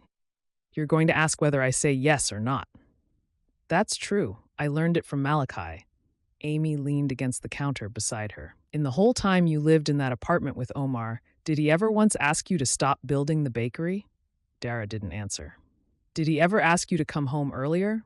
Stay in bed instead of going to the build-out? Skip the wholesale meeting? Cut back on recipe testing?" "No." "What did he do?" The answer came immediately, because the evidence was everywhere. He'd carried boxes to the build-out. He'd taste-tested every recipe and rated them all an 11. He'd worked her booth at Pumpkin Fest for an entire day. He'd made her dinner when she came home late so she'd have energy to keep going. He'd played guitar on the couch while she baked, the two of them occupying the same space without competing for it. He'd shown up at every step of the bakery's construction and never once positioned himself as more important than the work. "He made space for it," Dara said. "He made space for it." Amy let the words sit. "The man never asked you to shrink. He never asked you to choose between him and the bakery. He never competed with your dream, Dara. He cheered for it. So the pattern you've been watching for, the one where you vanish into someone else's life, that's not what happened here." Dara pressed her palms flat on the counter. The clean, smooth surface that she'd chosen and installed and wiped down 100 times. Her counter, her bakery, her dream, built and open and real. Built while living with a man who never once asked her to stop. "In Atlanta," Dara said slowly, "I stopped baking. I stopped seeing my friends. I stopped making plans that weren't his plans. Everything narrowed until the only thing left was his restaurant and his schedule and his life, and I couldn't see my own life inside it anymore." She looked at Amy. "That's the pattern. That's the thing I was watching for." "I know." "And it didn't happen?" "No, it didn't." "The bakery opened today. I tested 40 recipes in his kitchen. I signed a wholesale deal. I got 43 names at Pumpkin Fest. I built a business from a notebook, Amy, and I did all of it while living in his apartment and falling asleep on his couch and falling in love with him." Her voice broke on the word love, and she let it break. "I didn't shrink. The bakery didn't shrink. Nothing shrank." "Nothing shrank," Amy said. "You grew. Both things grew, and the fact that both things grew at the same time is the thing that should have told you this wasn't the pattern. But the fear was louder. The fear rewrote the story, Dara said quietly. The fear told you a story you already knew the ending to, but this was a different story, and you didn't let it finish. The bakery was quiet. The ovens were off. The display case was empty, sold out, the best possible version of empty. Through the front window, Main Street was settling into its evening rhythm, the streetlights coming on, the shops closing one by one. Dara looked around the room. The counter Omar had helped carry in from the delivery truck. The shelves he'd held steady while she drilled them into the wall. The display case she'd stocked with recipes she'd perfected in his kitchen. The sign on the door with the name she'd said out loud for the first time on his couch, with his fingers in her hair, and he'd repeated it back, and the sound of it had settled into her bones. Every corner of this bakery had him in it. Not because he'd taken it over, because he'd helped her build it. He'd stood beside her while she built it, and the standing had never once required her to stop building. She hadn't vanished. She'd expanded. He'd told her that. Amy had told her that. The sign-up sheet at Pumpkin Fest had told her that. And she'd heard all of it and understood all of it and left anyway, because the fear was louder than the truth and the pattern was easier to follow than the evidence. She thought about the notes she'd saved in his nightstand drawer, the small collection of his care, gathered without her knowledge. She'd been so frightened by the saving, so certain it meant she was disappearing. But saving someone's kindness wasn't disappearing. It was paying attention. It was choosing to remember. It was the act of a woman who was falling in love and letting the love accumulate in a drawer beside the bed. And there was nothing about that. Nothing at all that required her to stop being herself. "I have to talk to him," she said. "Yes, you do." Amy picked up her bag. "But eat something first. You look terrible." Dara almost laughed. Almost. The sound caught in her throat and turned into something that was closer to a breath than a laugh, but it was the first time in 2 days that her chest had felt like it could hold something other than the weight of what she'd done. Amy squeezed her arm. "I'm heading out. You going to be okay?" "This is home," Dara said, looking at the bakery. "This is your work," Amy corrected gently. "Home is the place where someone's waiting for you. And if you're lucky and you don't mess this up any worse than you already have, he might still be there." Dara stood in the bakery she'd built and let the truth settle into the places the fear had occupied. It fit. It had always fit. She'd just been too afraid to let it stay. Through the window, the streetlights came on. Main Street glowed amber. Amy stopped at the door, bag over her shoulder, keys in hand. "Yeah? Thank you." Amy looked at her for a long moment. The look held warmth and frankness, and the particular tenderness of a woman who'd said the hard thing and was now making sure the hard thing had landed where it needed to. "Go get your man," Amy said, "and bring me a cinnamon roll tomorrow. I earned it." The door closed behind her, but she was still visible through the window, walking down Main Street in the amber light, and Dara watched her go and felt the first stirring of the thing that came after fear. Not courage, exactly. Clarity. The understanding that she hadn't chosen between herself and Omar. She'd chosen between the fear and the truth, and she'd picked the wrong one, and the wrong one could still be corrected. She thought about what she'd say to him. Not the logistics, not the apology, not the explanation.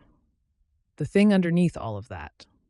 The thing she'd been carrying since the night on his couch when she'd told him choosing him didn't feel like losing herself. And the thing had been true then, and it was truer now, and she'd walked away from it anyway. She'd told him choosing him felt like finding more of herself.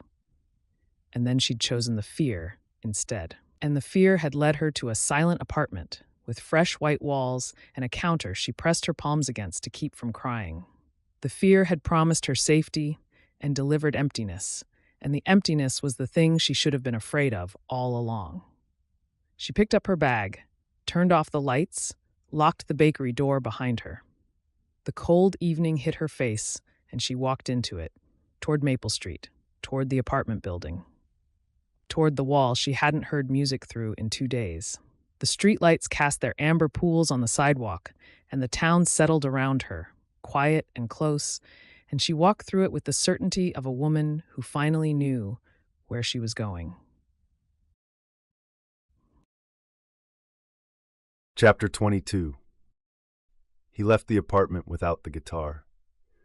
The decision had been made the night before, but the execution of it, the actual act of walking past the instrument on the couch and opening the door and stepping into the hallway with nothing in his hands, was harder than he'd expected. His hands felt wrong, empty and purposeless. The hands of a man who'd spent his life holding 6 strings between himself and the truth, and was now walking into the cold without them. Mrs. Patterson was in the hallway. She was coming up the stairs with her laundry basket, the same basket she'd been carrying the morning she'd told them about the apartment repairs, and she looked at him, and then at his empty hands, and then at his face, and the expression she gave him was not the look. Not the knowing smile or the cheerful approval, it was something gentler and fiercer. The look of a woman who'd been watching a love story unfold from one floor down and had been waiting for this part. "About time," she said. He didn't ask what she meant. He didn't need to. The evening was cold. The kind of cold that settled into your jacket and your bones and reminded you that fall was ending and winter was coming, and the world didn't pause for the people inside it to figure out what they were doing. He walked down the stairs and out the front door and turned toward Main Street, and the walk was 6 blocks, and it was the longest walk of his life. The town was settling into its evening rhythm, lights going on in kitchen windows, the sound of a television through a screen door, a dog barking somewhere on Elm Street, the ordinary sounds of a place that kept living while the people inside it were deciding whether to be brave or not. He thought about what he was going to say. Not the melody, not the bridge, not the lyrical structure that turned a feeling into something beautiful and contained. Just the words, plain and unaccompanied. 3 of them, 8 letters, the simplest sentence in the English language and the hardest one he'd ever tried to speak. "I love you." He'd said it in his head 100 times. In the apartment, on the couch, in the dark. He'd said it to the wall between their rooms and to the notebook on the end table and to the empty space where her tea had been. He'd said it everywhere except to her face, because her face could respond, and the response was the thing he'd been afraid of his entire life. Simone had taught him that. Not deliberately, not cruelly. She'd taught him by leaving after he'd written 7 songs about her, and the songs had survived the relationship, and strangers had requested them, and he'd played them smiling, and the smiling had been the worst part. The performance of a feeling that had died while the music kept it alive. He'd sworn he'd never put that much of himself into words again. And then he'd heard a woman humming through a wall, and the melody had come, and the swearing hadn't mattered. He passed roasted beans. Closed for the evening, the chairs stacked on the patio, the lights off. He passed the bookstore, where Darius had already locked up, and the window displayed its usual soft glow of reading lamps left on overnight. He passed the flower shop, where Mrs. Chen's arrangements sat in the darkened window.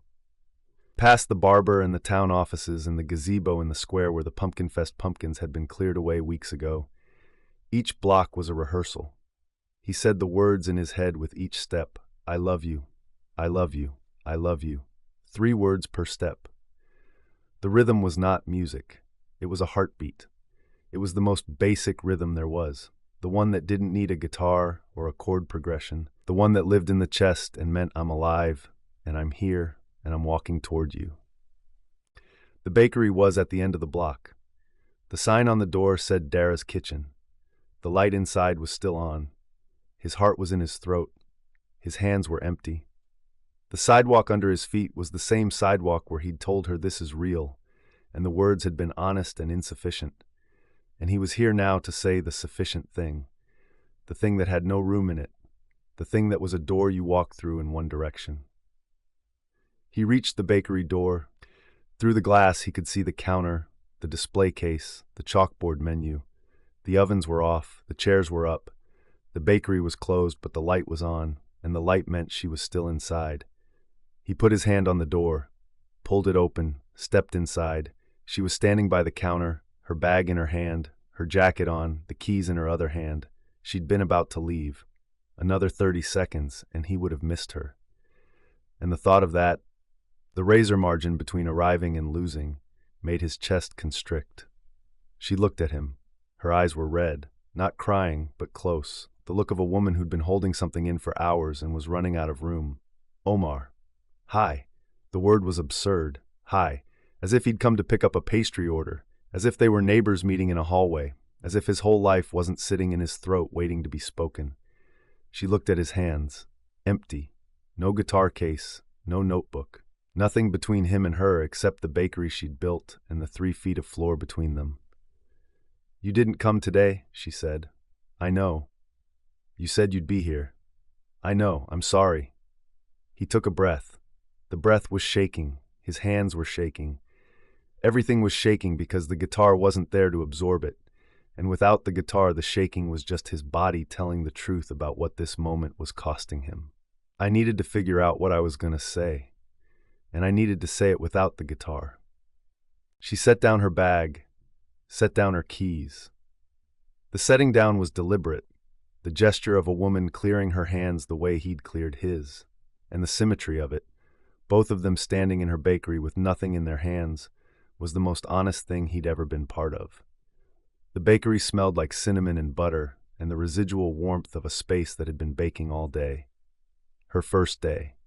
The day she'd built towards since Atlanta, since the notebook, since the diner and the sprinklers and the morning she'd scrambled eggs in his kitchen. He was standing in the middle of it, and the middle of it was exactly where Malachi had told him to be, in the place she built for herself. So she knows you're not asking her to leave it. I've spent my whole life putting honest things into songs, he said, because songs are safe. A song can't reject you. A song lives in the world, even if the person it's about walks away. And the living is a kind of protection, because the feeling survives even if the relationship doesn't. I wrote you a song, Dara. I wrote you the most honest song I've ever written. And it wasn't enough, because a song is still a performance, even when it's true. And you're not a song. You're a person. And I don't want to love you from behind a guitar. His voice cracked. He let it crack. The cracking was the point. The cracking was what happened when you took the instrument away and let the voice stand on its own, imperfect and unaccompanied and real. I love you. He said it, out loud, in her bakery, with nothing in his hands and nothing between his mouth and the truth. Not this is real, not a melody, not patience or showing up or carrying boxes. I love you. I've loved you since you hummed through the wall and the song came back. I've loved you since the kitchen and the tart and the midnight conversation. I've loved you every single day in that apartment, and I never said it, because saying it meant there was nothing left to hide behind, and I was afraid. The words filled the bakery. They sat in the space between the counter and the display case, between the chalkboard menu and the sign on the door, between the woman who'd built this place and the man who was standing in it with his hands open and his voice breaking, and the truth finally in the air. She was crying. Not the controlled composure of Thursday morning, not the measured steadiness of the soft opening. Crying openly, her hands at her sides, her face unguarded. I didn't leave because you did anything wrong, she said. I left because you did everything right, and the rightness terrified me. Because I spent years disappearing into someone else's plans, and you were so good and the apartment was so warm and the life we were building was so easy that I couldn't tell the difference between love and the thing that ate me alive in Atlanta. I know, but it wasn't the same thing. She pressed her palms together in front of her chest, the gesture she made when she was holding something in. I built this bakery while living with you. I tested every recipe. I signed the wholesale deal. I got 43 names at Pumpkin Fest and opened the doors today and sold out the display case. I didn't shrink, Omar. I grew. I was more myself in your apartment than I've been in years, and I was so busy watching for the old pattern that I couldn't see what was actually happening. What was actually happening? I was expanding. Her voice was thick with tears and certainty. You told me that, on the couch. You said I didn't disappear, I expanded, and you were right, and I heard you, and I left anyway because the fear was louder than the truth. He took a step closer. One step.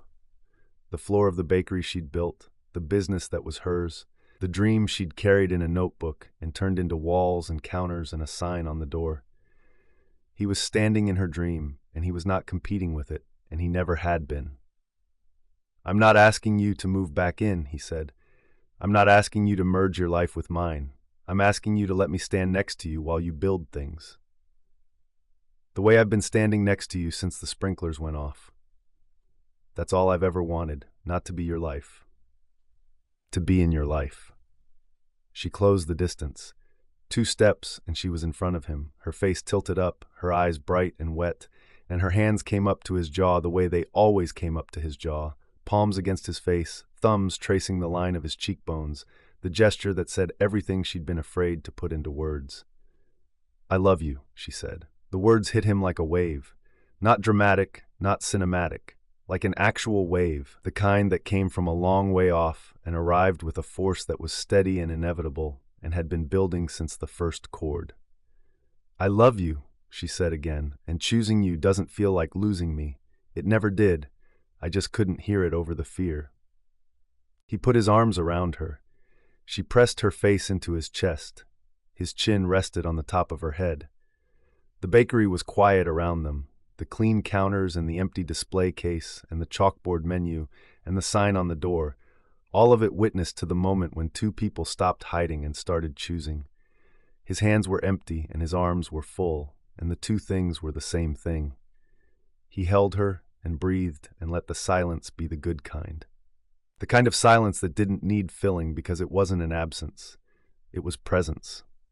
2 people standing still in a room and the room being enough. After a long time, she pulled back, looked up at him.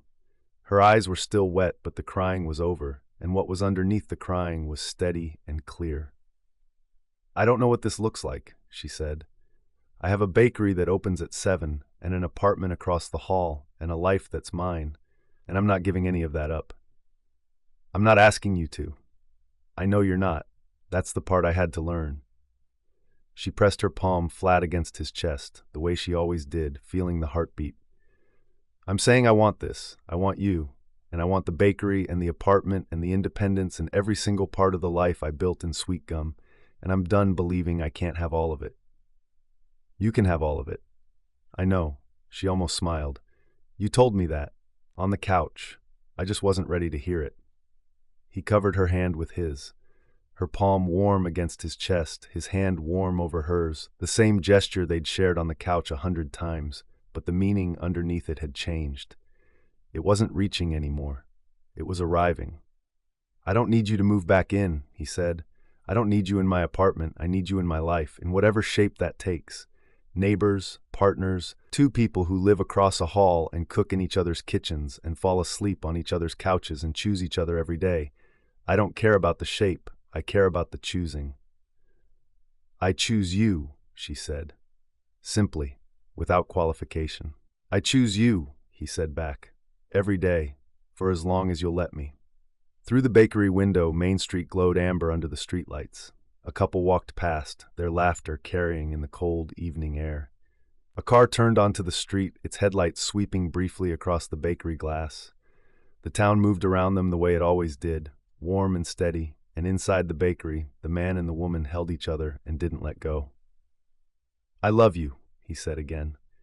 Not because she hadn't heard it, because it felt good to say. Because the words, without the guitar, without the melody, without anything to carry them except his voice and his breath and the 3 feet of air between his mouth and her ear, were the simplest and truest thing he'd ever spoken. She laughed against his chest. The sound was small and wet and real. A laugh that came after crying, a laugh that came after fear, the first sound of a story that was finally being allowed to finish. "Say it again," she said. "I love you." Again. "I love you, Dara." She pulled back enough to look at him. Her face was streaked with tears and luminous with something that was not just relief but recognition. The look of a woman seeing something she'd known for a long time and was finally allowing herself to believe. "Come home with me," she said. "Not to your apartment, not to mine, just home." He took her hand. She picked up her bag and her keys. They turned off the light. They locked the bakery door behind them, and they walked out into the cold evening together, her hand in his hands no longer empty, the town settling around them the way it always did, and neither of them let go. Chapter 23. She woke in her own bed, in her own apartment, with his arm around her waist. The ceiling above her was white. Fresh paint, the kind the contractor had applied 6 days ago, smooth and clean. She'd stared at this ceiling Thursday night, alone, listening for the guitar through the wall and hearing nothing, and the ceiling had stared back, and the silence had been the loudest thing she'd ever heard. The ceiling was the same. Everything else was different. Omar was behind her, his chest against her back, his arm draped over her waist, his breathing slow and deep. The warmth of him was steady and close. The warmth of a man who'd walked into her bakery with nothing in his hands and said the truest thing she'd ever heard, and then walked her home and fallen asleep in her bed with his shoes by her door and his jacket on her hook and his body curved around hers like a question that had finally been answered. She lay still and waited for the fear. It didn't come. She waited longer, gave it room, opened the door in her mind where the pattern lived, the watchful presence that had been standing guard since Atlanta, and looked inside. Empty, not suppressed or overruled or argued into silence. Gone. The room where the fear had lived was just a room, and the woman standing in it was just a woman lying in her own bed with a man she loved. And the lying there was not a warning sign or a pattern or the beginning of a disappearance. It was Saturday morning. She thought about the last time she'd been in bed beside him. His bed, not hers. The quiet after, when the ceiling had been unfamiliar and the fear had arrived from the side while she was looking at something beautiful. She'd cataloged his things, his nightstand, his notebook, his glass of water, and the cataloging had been the beginning of the end. The fear turning evidence of love into evidence of the pattern. She looked at her own ceiling now, her apartment, her bed, his arm around her waist. The details of his presence were everywhere, the same kind that had terrified her a week ago, but the feeling underneath them had changed. The details were not evidence. They were presence. They were the proof that someone was here, had chosen to be here, and the choosing was not a replacement of her life, but an addition to it. She exhaled. The exhale was long and slow, and carried months of holding. Omar stirred. His arm tightened around her waist, the reflexive pull she'd felt before, the unconscious gesture of a sleeping man. But this time, instead of cataloging it, instead of measuring the gesture against the pattern and calculating the distance between comfort and danger, she pressed back into the warmth and closed her eyes and let herself be held. He sang in the kitchen. She discovered this at 8:30 when he got up to make coffee and started humming, the humming drifting into actual words, a melody she didn't recognize, loose and unhurried and entirely for himself. She lay in bed and listened, and the sound was different from every other time she'd heard him sing. No guitar, no audience, no stage or open mic or carefully structured performance. Just his voice, warm and unpolished, filling a kitchen because he was happy and didn't need a reason to sing. She got up, went to the kitchen. He was barefoot, wearing the t-shirt he'd worn last night, standing in front of her coffee maker with the expression of a man who was not sure how this particular machine worked. "Your coffee maker is different than mine," he said. "It's the same brand. It's different. The buttons are in different places." "The buttons are in the same places." He looked at her. She looked at him. He was rumpled and half awake, and the morning light from the kitchen window caught his face. And the face was the face of a man who'd told her he loved her without a guitar in his hands, and meant it, and was standing in her kitchen trying to make her coffee and doing it wrong. And she loved him so completely that the feeling didn't even fit in her chest anymore. It lived in her whole body. It lived in the kitchen and the coffee maker and the morning light and the singing. She crossed the kitchen, took the coffee scoop from his hand, made the coffee herself while he stood behind her with his chin on her shoulder and his arms around her waist and his breath warm on the side of her neck, and the weight of him against her back was the same weight she'd felt in bed, steady and present and entirely welcome. The coffee maker hummed, steam curled from the pot. Outside the kitchen window, the morning was gray and cold and ordinary. The kind of morning that didn't know it was the most important morning of her life. "I love you," she said quietly, his chin still on her shoulder, his arms still around her. "I love you too," he said into her neck, and the vibration of the words against her skin sent a ripple of warmth through her body that started at her throat and traveled down and settled in the place where the fear used to live. She turned in his arms, faced him. His eyes were dark and soft and close, and his hands were on her waist, and the kitchen was warm and quiet and full of the smell of brewing coffee and the particular stillness of a Saturday morning when neither person had anywhere to be except where they were. She kissed him. Not the careful kisses of the early weeks, not the urgent kisses of the kitchen and the hallway, not the tender kisses of the couch. This kiss was easy, the easiest thing she'd ever done. The kiss of a woman who had stopped fighting and started choosing and found that choosing felt like breathing, natural and necessary and completely without effort. He kissed her back. His hands moved from her waist to her hair, and his mouth was warm, and the coffee was brewing, and the morning light was on both of them, and she pulled him closer, closer. Not because she was afraid of what would happen if she didn't, but because she wanted to, purely and simply. The wanting free of calculation for the first time in her life. "The coffee," he murmured against her mouth. "The coffee can wait." She took his hand and walked him back to the bedroom, and the walking was not the charged, backward, hallway-lit urgency of the first time. It was direct, forward, her hand in his, her eyes on his, the bedroom door open, and the morning light streaming in. The bed was unmade. The sheets were warm, and this time, lying down with him in the morning light, in her own apartment, in the bed she'd bought with insurance money and dressed with her own sheets and slept in alone for 2 terrible nights, the act of letting him in was not surrender. It was celebration. The difference was the thing she'd been missing all along. Surrender was giving something up. Celebration was letting something in. And the letting in was effortless. The way laughter was effortless. The way music was effortless when the musician stopped thinking about the chords and let the song play itself. The morning light was warm on the sheets and warm on their skin, and the coffee brewed in the kitchen unattended, and the building hummed with the ordinary sounds of a Saturday. Mrs. Patterson's television and the laundry machines and someone's radio playing through a window, and the sounds were not interruptions. They were the world holding space for 2 people who'd finally stopped fighting what the world had been trying to tell them for months. She said his name, he said hers. And this time the saying was different. Not a confession or a surrender, but a greeting. The sound 2 people made when they recognized each other completely and had nothing left to prove. At 10 o'clock, she went to the bakery. Not because she was fleeing, not because she needed to perform independence or prove that the bakery came first or demonstrate to some internal auditor that she was still her own person. She went because the bakery opened at 10 on Saturdays and she had cinnamon rolls to bake and customers who were expecting her and a business that was hers and running and alive. She kissed Omar goodbye at the door.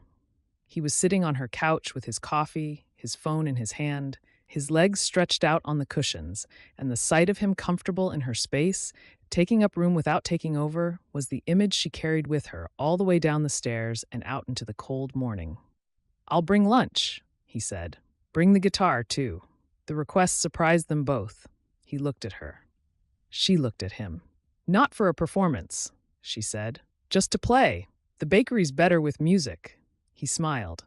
The smile was the private one, the one she'd seen 100 times, the one that was meant just for her. "Okay?" She walked to the bakery through the cold morning. The town was awake, the Saturday rhythm different from the weekday rhythm, slower and more relaxed.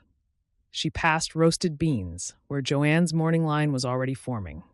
She waved through the window. Joanne waved back with a thumbs up that said Monday can't come fast enough. The bakery was waiting for her. She unlocked the door, turned on the lights, started the ovens. The smell of cinnamon filled the space within minutes. Warm and rich, the smell of a dream she'd carried in a notebook and turned into walls and counters and a name on a door. She tied her apron, set out the display trays, wrote the daily special on the chalkboard. The morning passed in the rhythm of baking. Customers came. The display case emptied and refilled.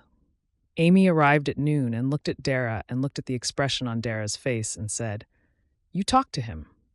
I talked to him. And he said the thing, and I said the thing, and she searched for the word. We're choosing." Amy's smile was the smile of a woman who had earned the right to say "I told you so" and was choosing not to. Good. Now get back to work. The tarts are burning. The tarts were not burning. Dara checked anyway. Omar arrived at one with lunch and the guitar. He sat up in the corner of the bakery, the guitar case open on the floor, and played quiet, acoustic sets while she worked the counter. Not performing, just playing. The way he played on the couch, the music happening alongside the baking instead of competing with it.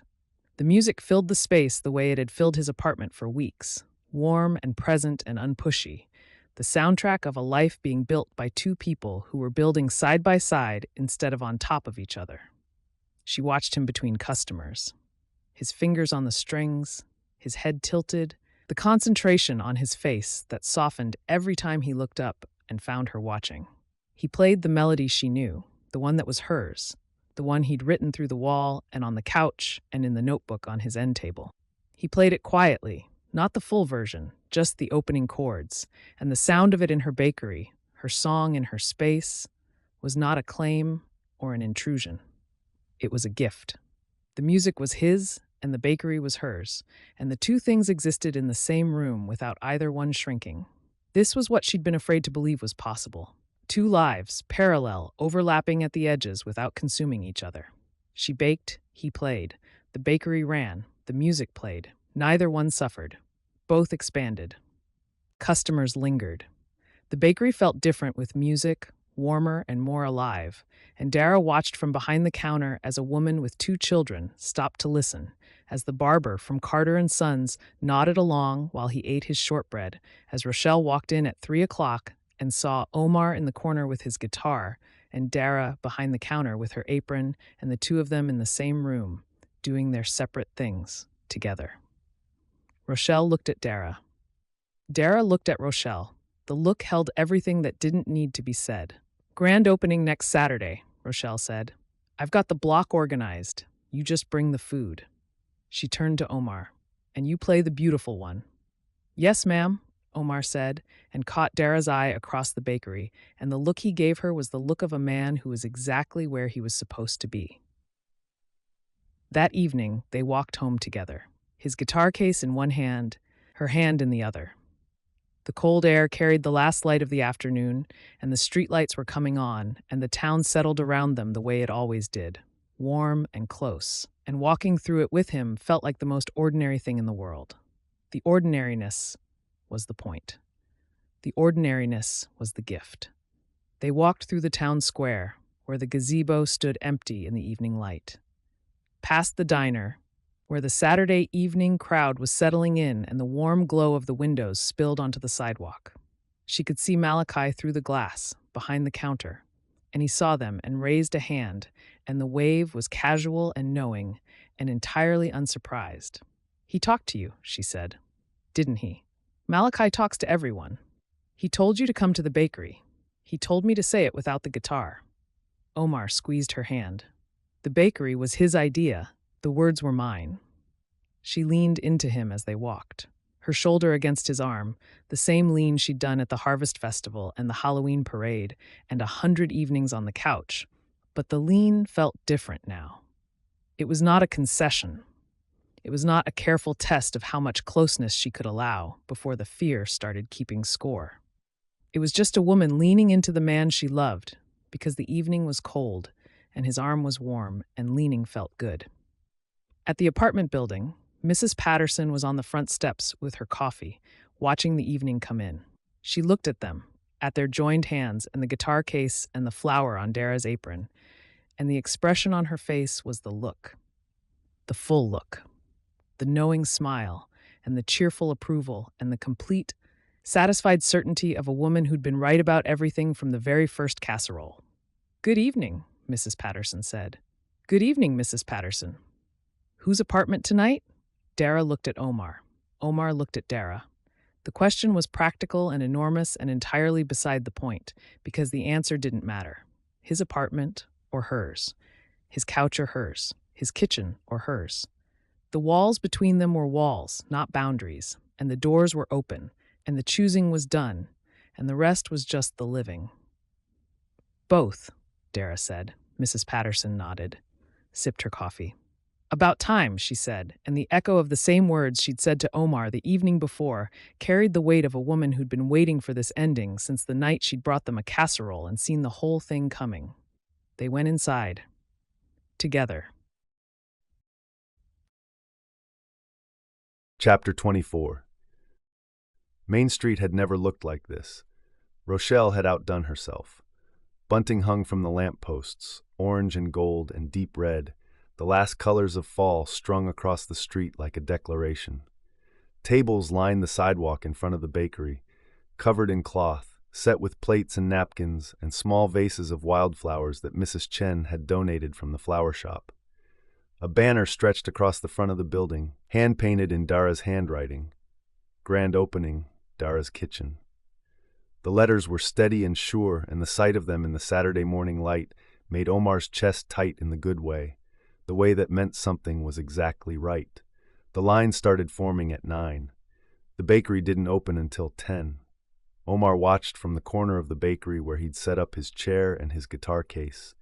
The display case was full, fuller than he'd ever seen it, every tier stacked with the food she'd been perfecting for months.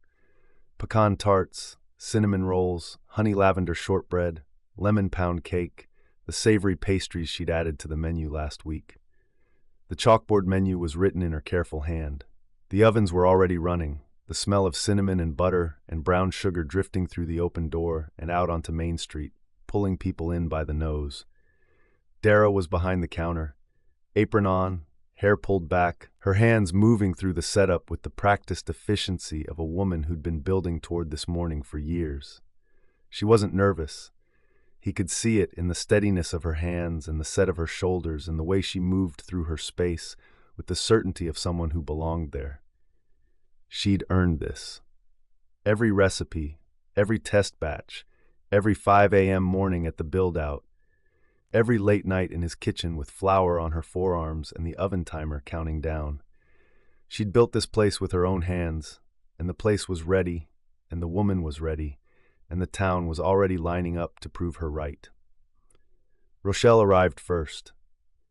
She walked in with Benjamin and surveyed the bakery from door to display case, her silver-threaded braids catching the morning light, and the expression on her face was the expression of a woman who considered every successful romance and every successful business in Sweetgum a personal achievement.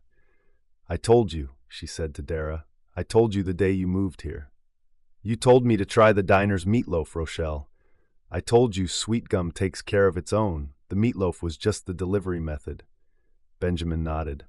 The nod meant everything, coming from Benjamin.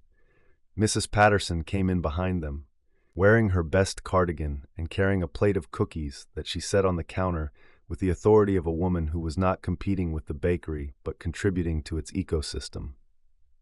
"I didn't make enough," she said, looking at the line outside. "I should have made more." "You didn't have to make any," Dara said. "Baby, this is a community event. Everybody brings something." She patted Dara's hand and claimed a table near the window and settled in with the clear intention of staying for the entire day. The doors opened at 10. The crowd came in. It came in the way Sweetgum did things, steadily, warmly, with the particular energy of a town that treated every new business as a collective achievement.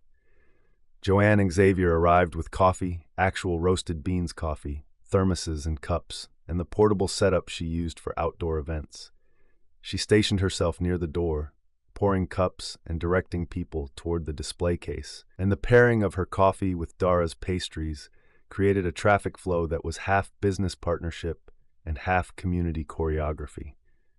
The book club claimed the back table and showed no signs of moving. Malachi and Amy came from the diner and took the table nearest the counter, where Amy could keep an eye on the kitchen and Malachi could keep an eye on everyone. The barber from Carter & Sons walked in with his wife, tasted the shortbread, and declared to anyone listening that he was never buying pastries from anywhere else again. Dorothy from the pie contest showed up, tasted the pecan tart, and nodded with the grudging respect of a woman who knew she'd been outbaked. The hardware store owner brought his family. The woman from the book club who'd been at every tasting since Pumpkin Fest arrived with a potted plant for the counter and a card signed by 12 people. Sandra Tillman brought her grandmother, who tasted the cinnamon roll and said it was almost as good as her own, which Sandra quietly confirmed was the highest compliment her grandmother had ever given. Jalen showed up at 11 with his mother. He saw Omar in the corner with the guitar and his face lit up. "Are you playing, Mr. Reid?" "Later." "Can I watch?" "If you want." Jalen sat cross-legged on the floor beside the guitar case with the devoted attention of a 12-year-old who'd found his person, and Omar felt the weight of that attention and the gift of it, and the reminder that the music he made was not just for the woman behind the counter. It was for the kid on the floor and the town outside, and the version of himself that had come to Sweetgum thinking he was done putting honest things into the world. The morning hummed. The bakery filled and emptied and filled again. People came for pastries and stayed for conversation, the bakery becoming in real time the gathering place it had always been meant to be. A spot on Main Street where the door was open and the coffee was good, and the woman behind the counter knew your name and remembered your order, and the whole room smelled like cinnamon and felt like belonging. Omar watched it all from the corner. His guitar was in his lap. His fingers rested on the strings. He hadn't started playing yet. He was waiting. Not for the right moment. For the courage. The last time he'd played a song about a woman in public, the woman had been Simone, and the song had outlived the relationship, and strangers had requested it at shows and he'd performed it smiling, and the performance had been the thing that taught him never to put that much of himself into the air again. He'd spent years after that writing songs that were honest but contained, songs that kept the real feeling at 1 degree of separation, songs that couldn't hurt him because they didn't say the truest thing. And then he'd heard a woman humming through a wall, and the truest thing had come back. The song was in the notebook. The notebook was in the guitar case. He didn't need it. He knew every word, every chord, every transition. He'd written it through the wall and on the couch, and in the dark and in the kitchen where she baked, and the writing had been the most honest act of his life.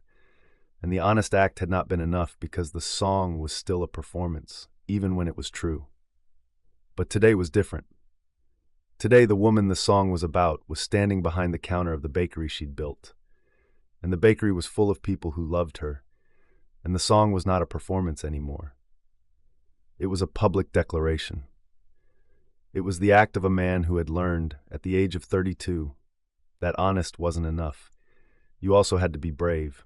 He started playing. The first chord settled into the room like a stone dropped into still water. The conversations didn't stop, but they softened. Heads turned.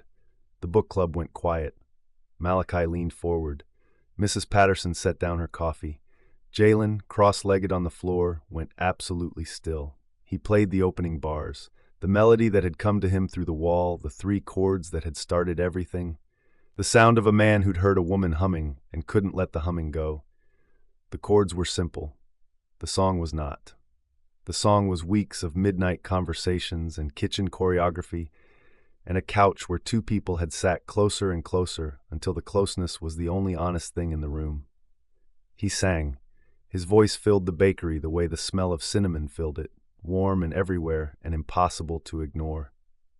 The words were the words he'd written in the notebook, the words she'd heard on the couch the night he'd played them for her alone, but they sounded different here, in the bakery, in front of the town, with her behind the counter and the display case full and the door open and the street outside carrying the sound to people who stopped on the sidewalk and turned their heads and came inside. You're the song I keep writing. You're the chord I can't resolve. I've been playing around the edges of you, afraid to let the music tell the truth. He played the verse about the wall, the humming through the drywall at midnight, the melody that arrived uninvited and wouldn't leave. He played the verse about the kitchen, the flour on her forearms, the taste tests, the mornings when the apartment smelled like her baking, and he played guitar and the two sounds filled the same space without competing. He played the bridge about the hallway and the confession that almost was, the words that got stuck between his mouth and the air because the air could carry them somewhere he couldn't follow. Dara's hands stopped moving. She stood behind the counter with a tart in one hand and a serving plate in the other, and looked at him across the room, and the look was the same look she'd given him in the kitchen and on the couch and in the bakery doorway when he'd said the three words with nothing in his hands. And the look said, "I hear you. I've always heard you, and I'm not going anywhere." The room was silent, not the absence of sound silence, the holding breath silence, the silence of 30 people watching two people love each other and knowing they were seeing something they'd tell people about later. He played the last verse, the one about choosing, the one he'd written in the dark after she'd left, the verse that said the song wasn't enough, that the music had always been honest and never been brave, and the only chord that resolved was the one that didn't need a guitar. Just a voice, just the words, just the truth, standing alone in a room full of people, with nothing to hide behind except the courage to mean it. The last chord faded. The bakery was quiet for one held breath. Then the applause.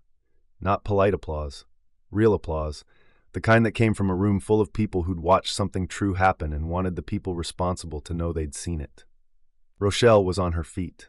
Mrs. Patterson was dabbing her eyes with a napkin. Jalen was clapping so hard his mother had to put a hand on his shoulder. The book club was applauding and crying simultaneously, which was their standard response to any significant emotional event in Sweetgum. Malachi caught Omar's eye from across the room, raised his coffee cup. The gesture was small and the meaning was enormous. That's the word. That's exactly the word. Omar set the guitar down, stood, crossed the room to the counter where Dara was standing with the tart still in one hand and tears on her face that she was making no effort to hide. "You played the beautiful one," she said. "I played the beautiful one." She set down the tart, reached across the counter, took his face in both hands, palms against his jaw, the gesture that had been hers since the first time she'd touched him like this, the gesture that said everything the words couldn't carry. She pulled him forward and kissed him, in front of the counter, in front of the town, in the bakery she'd built, and the kiss was brief and warm, and the bakery erupted. Cheering, laughter. Mrs. Patterson saying "Lord" in a tone that was half prayer and half standing ovation. Rochelle saying "I told you" to anyone within earshot. Jalen covering his eyes and grinning through his fingers. Omar leaned his forehead against Dara's. Their noses touched. The bakery was loud and warm and full of people, and between all the people and the noise and the applause, the space between their faces was the quietest place in the room. "I love you," he said, low enough that only she could hear.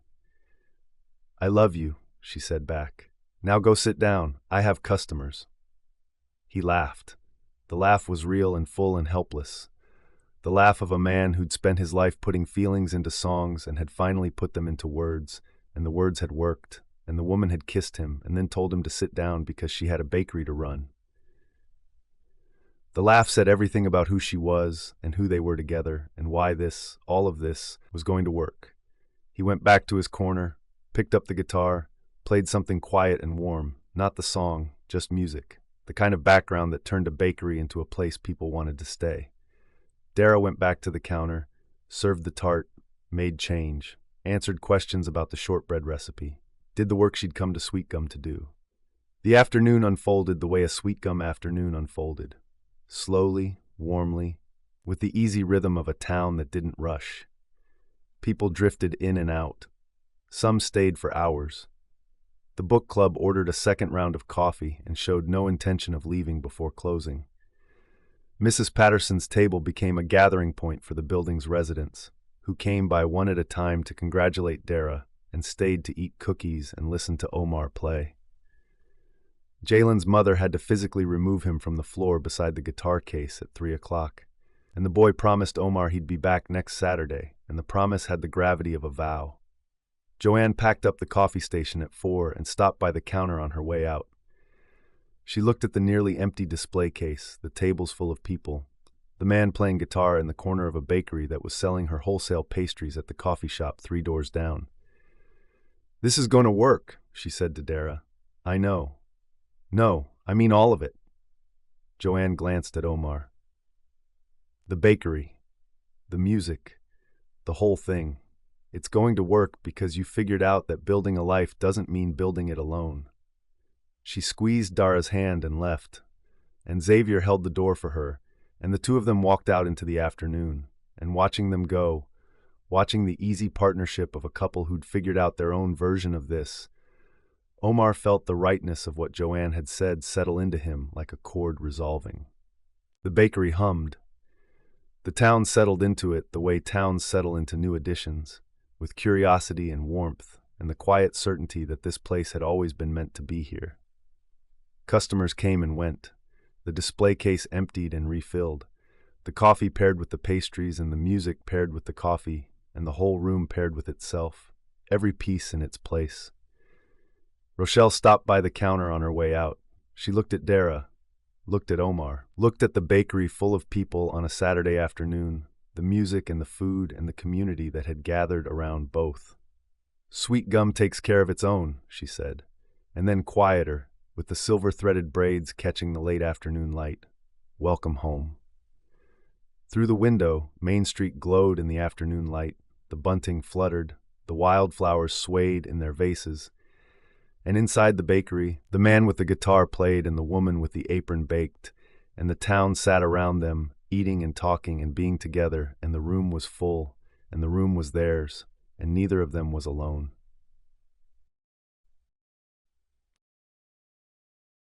Epilogue.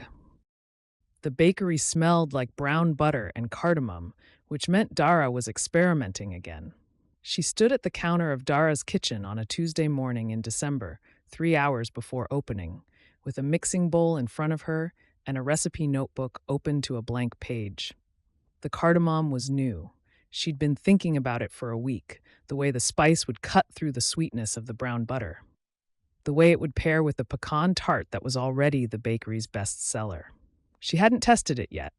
The testing was the best part, the moment before the recipe existed, when it was still just an idea and a smell and the feeling of her hands in the dough. Through the bakery window, Main Street was quiet.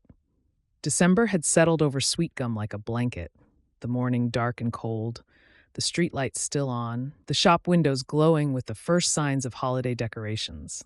Mrs. Chen's flower shop had a wreath on the door. The bookstore had a display of gift recommendations in the window. Roasted Beans was already open, Joanne's lights cutting through the dark, and the wholesale order was boxed and ready behind Dara's counter for Xavier to pick up at 7. The bakery had been open for 6 weeks. 6 weeks of mornings like this, early and quiet, the ovens warming up, the display case empty and waiting to be filled. 6 weeks of the barber's standing weekly order and the book club's permanent back table and the regulars who came every day and the new customers who came once and then came back.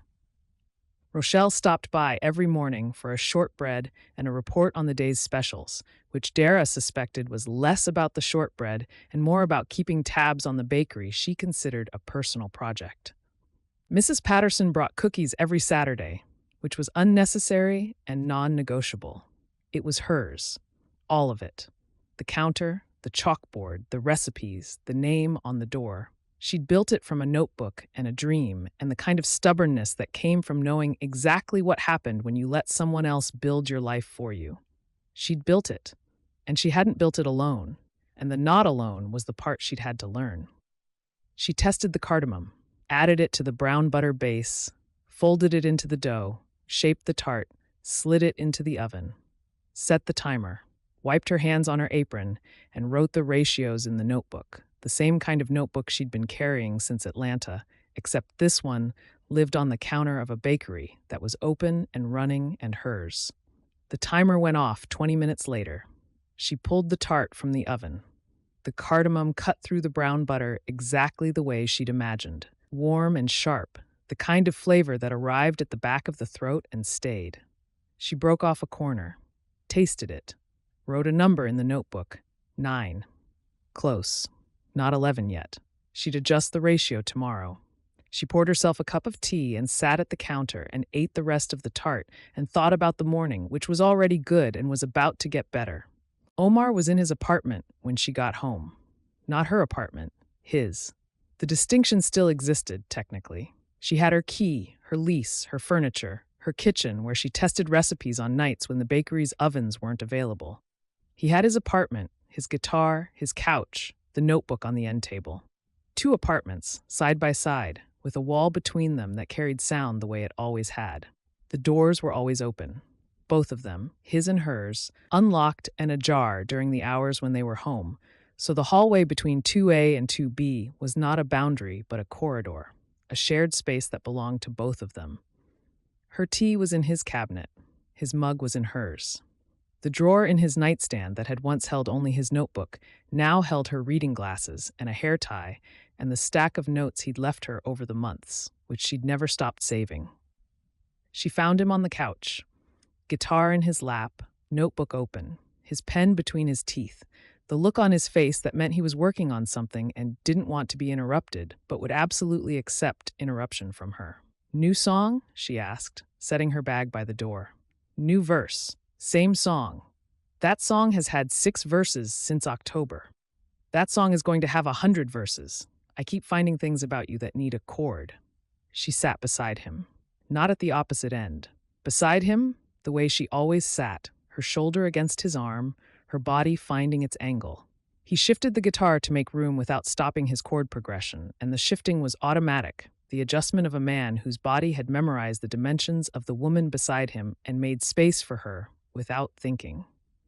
"How's the cardamom tart?" he asked. 9. Out of 10? Out of 11. The ratio needs adjusting. More cardamom, less sugar. I'll try again tomorrow. You'll get there. I always get there. That's what I love about you. She leaned into him. His arm came around her shoulders. The guitar rested across both their laps, the neck extending past her knee, and she could feel the strings humming under his fingers, the vibration traveling through the body of the instrument and into hers, the sound of him working, the sound that had started everything. "Amy asked if we're coming to the diner's holiday party," she said. "When is it?" "December 20th. I'll play if Malachi asks." "Malachi already asked. I told him yes." He looked at her. "You told him I'd play before asking me? You were going to say yes." "I was going to say yes." She smiled. The smile was easy and certain and unremarkable, the smile of a woman who knew the man beside her well enough to answer for him and loved him well enough to check anyway. He pressed his mouth to the top of her head, the gesture that had been his since the beginning, the one that said, "I'm here, I see you, I'm not going anywhere." "Rochelle called," he said. "She wants to know if we'll host the book club's January meeting at the bakery." "Of course. She also wants to know if we're coming to the B&B for Christmas dinner." "She asks that every week. She's going to keep asking until we say yes. We already said yes 3 times. She wants a 4th. Dara laughed. The laugh was the easy kind, the kind that didn't carry weight or cost or the memory of a time when laughing in this apartment had felt like a risk. The laugh lived in the room the way his guitar lived in the room, natural and present and part of the furniture. Through the wall, a sound, faint, familiar. Mrs. Patterson's television turned up a notch too high, the evening news carrying through the floor and the walls the way sound carried in old buildings, indiscriminate and warm. The sound of a neighbor living her life 1 floor down, the same neighbor who'd brought them a casserole and watched them fall in love and said, "About time," and meant it. Omar played a chord, then another. The melody was the melody, hers, the one he'd written through the wall and played on the couch and sung in the bakery in front of the whole town. But the chord progression was different, new. The verse he was writing, the one that didn't exist yet, the one that was still becoming. "What's this verse about?" she asked. "December. What about December?" "You, in December. The way you look when you come home from the bakery with flour in your hair and cold air on your face and you sit down next to me like, this is exactly where you're supposed to be." He played another chord. "I'm still figuring out the bridge." "Take your time." "I plan to." The words were about the bridge. They were also about everything else. Taking time, being here. the long, unhurried work of building a life beside someone, not inside someone.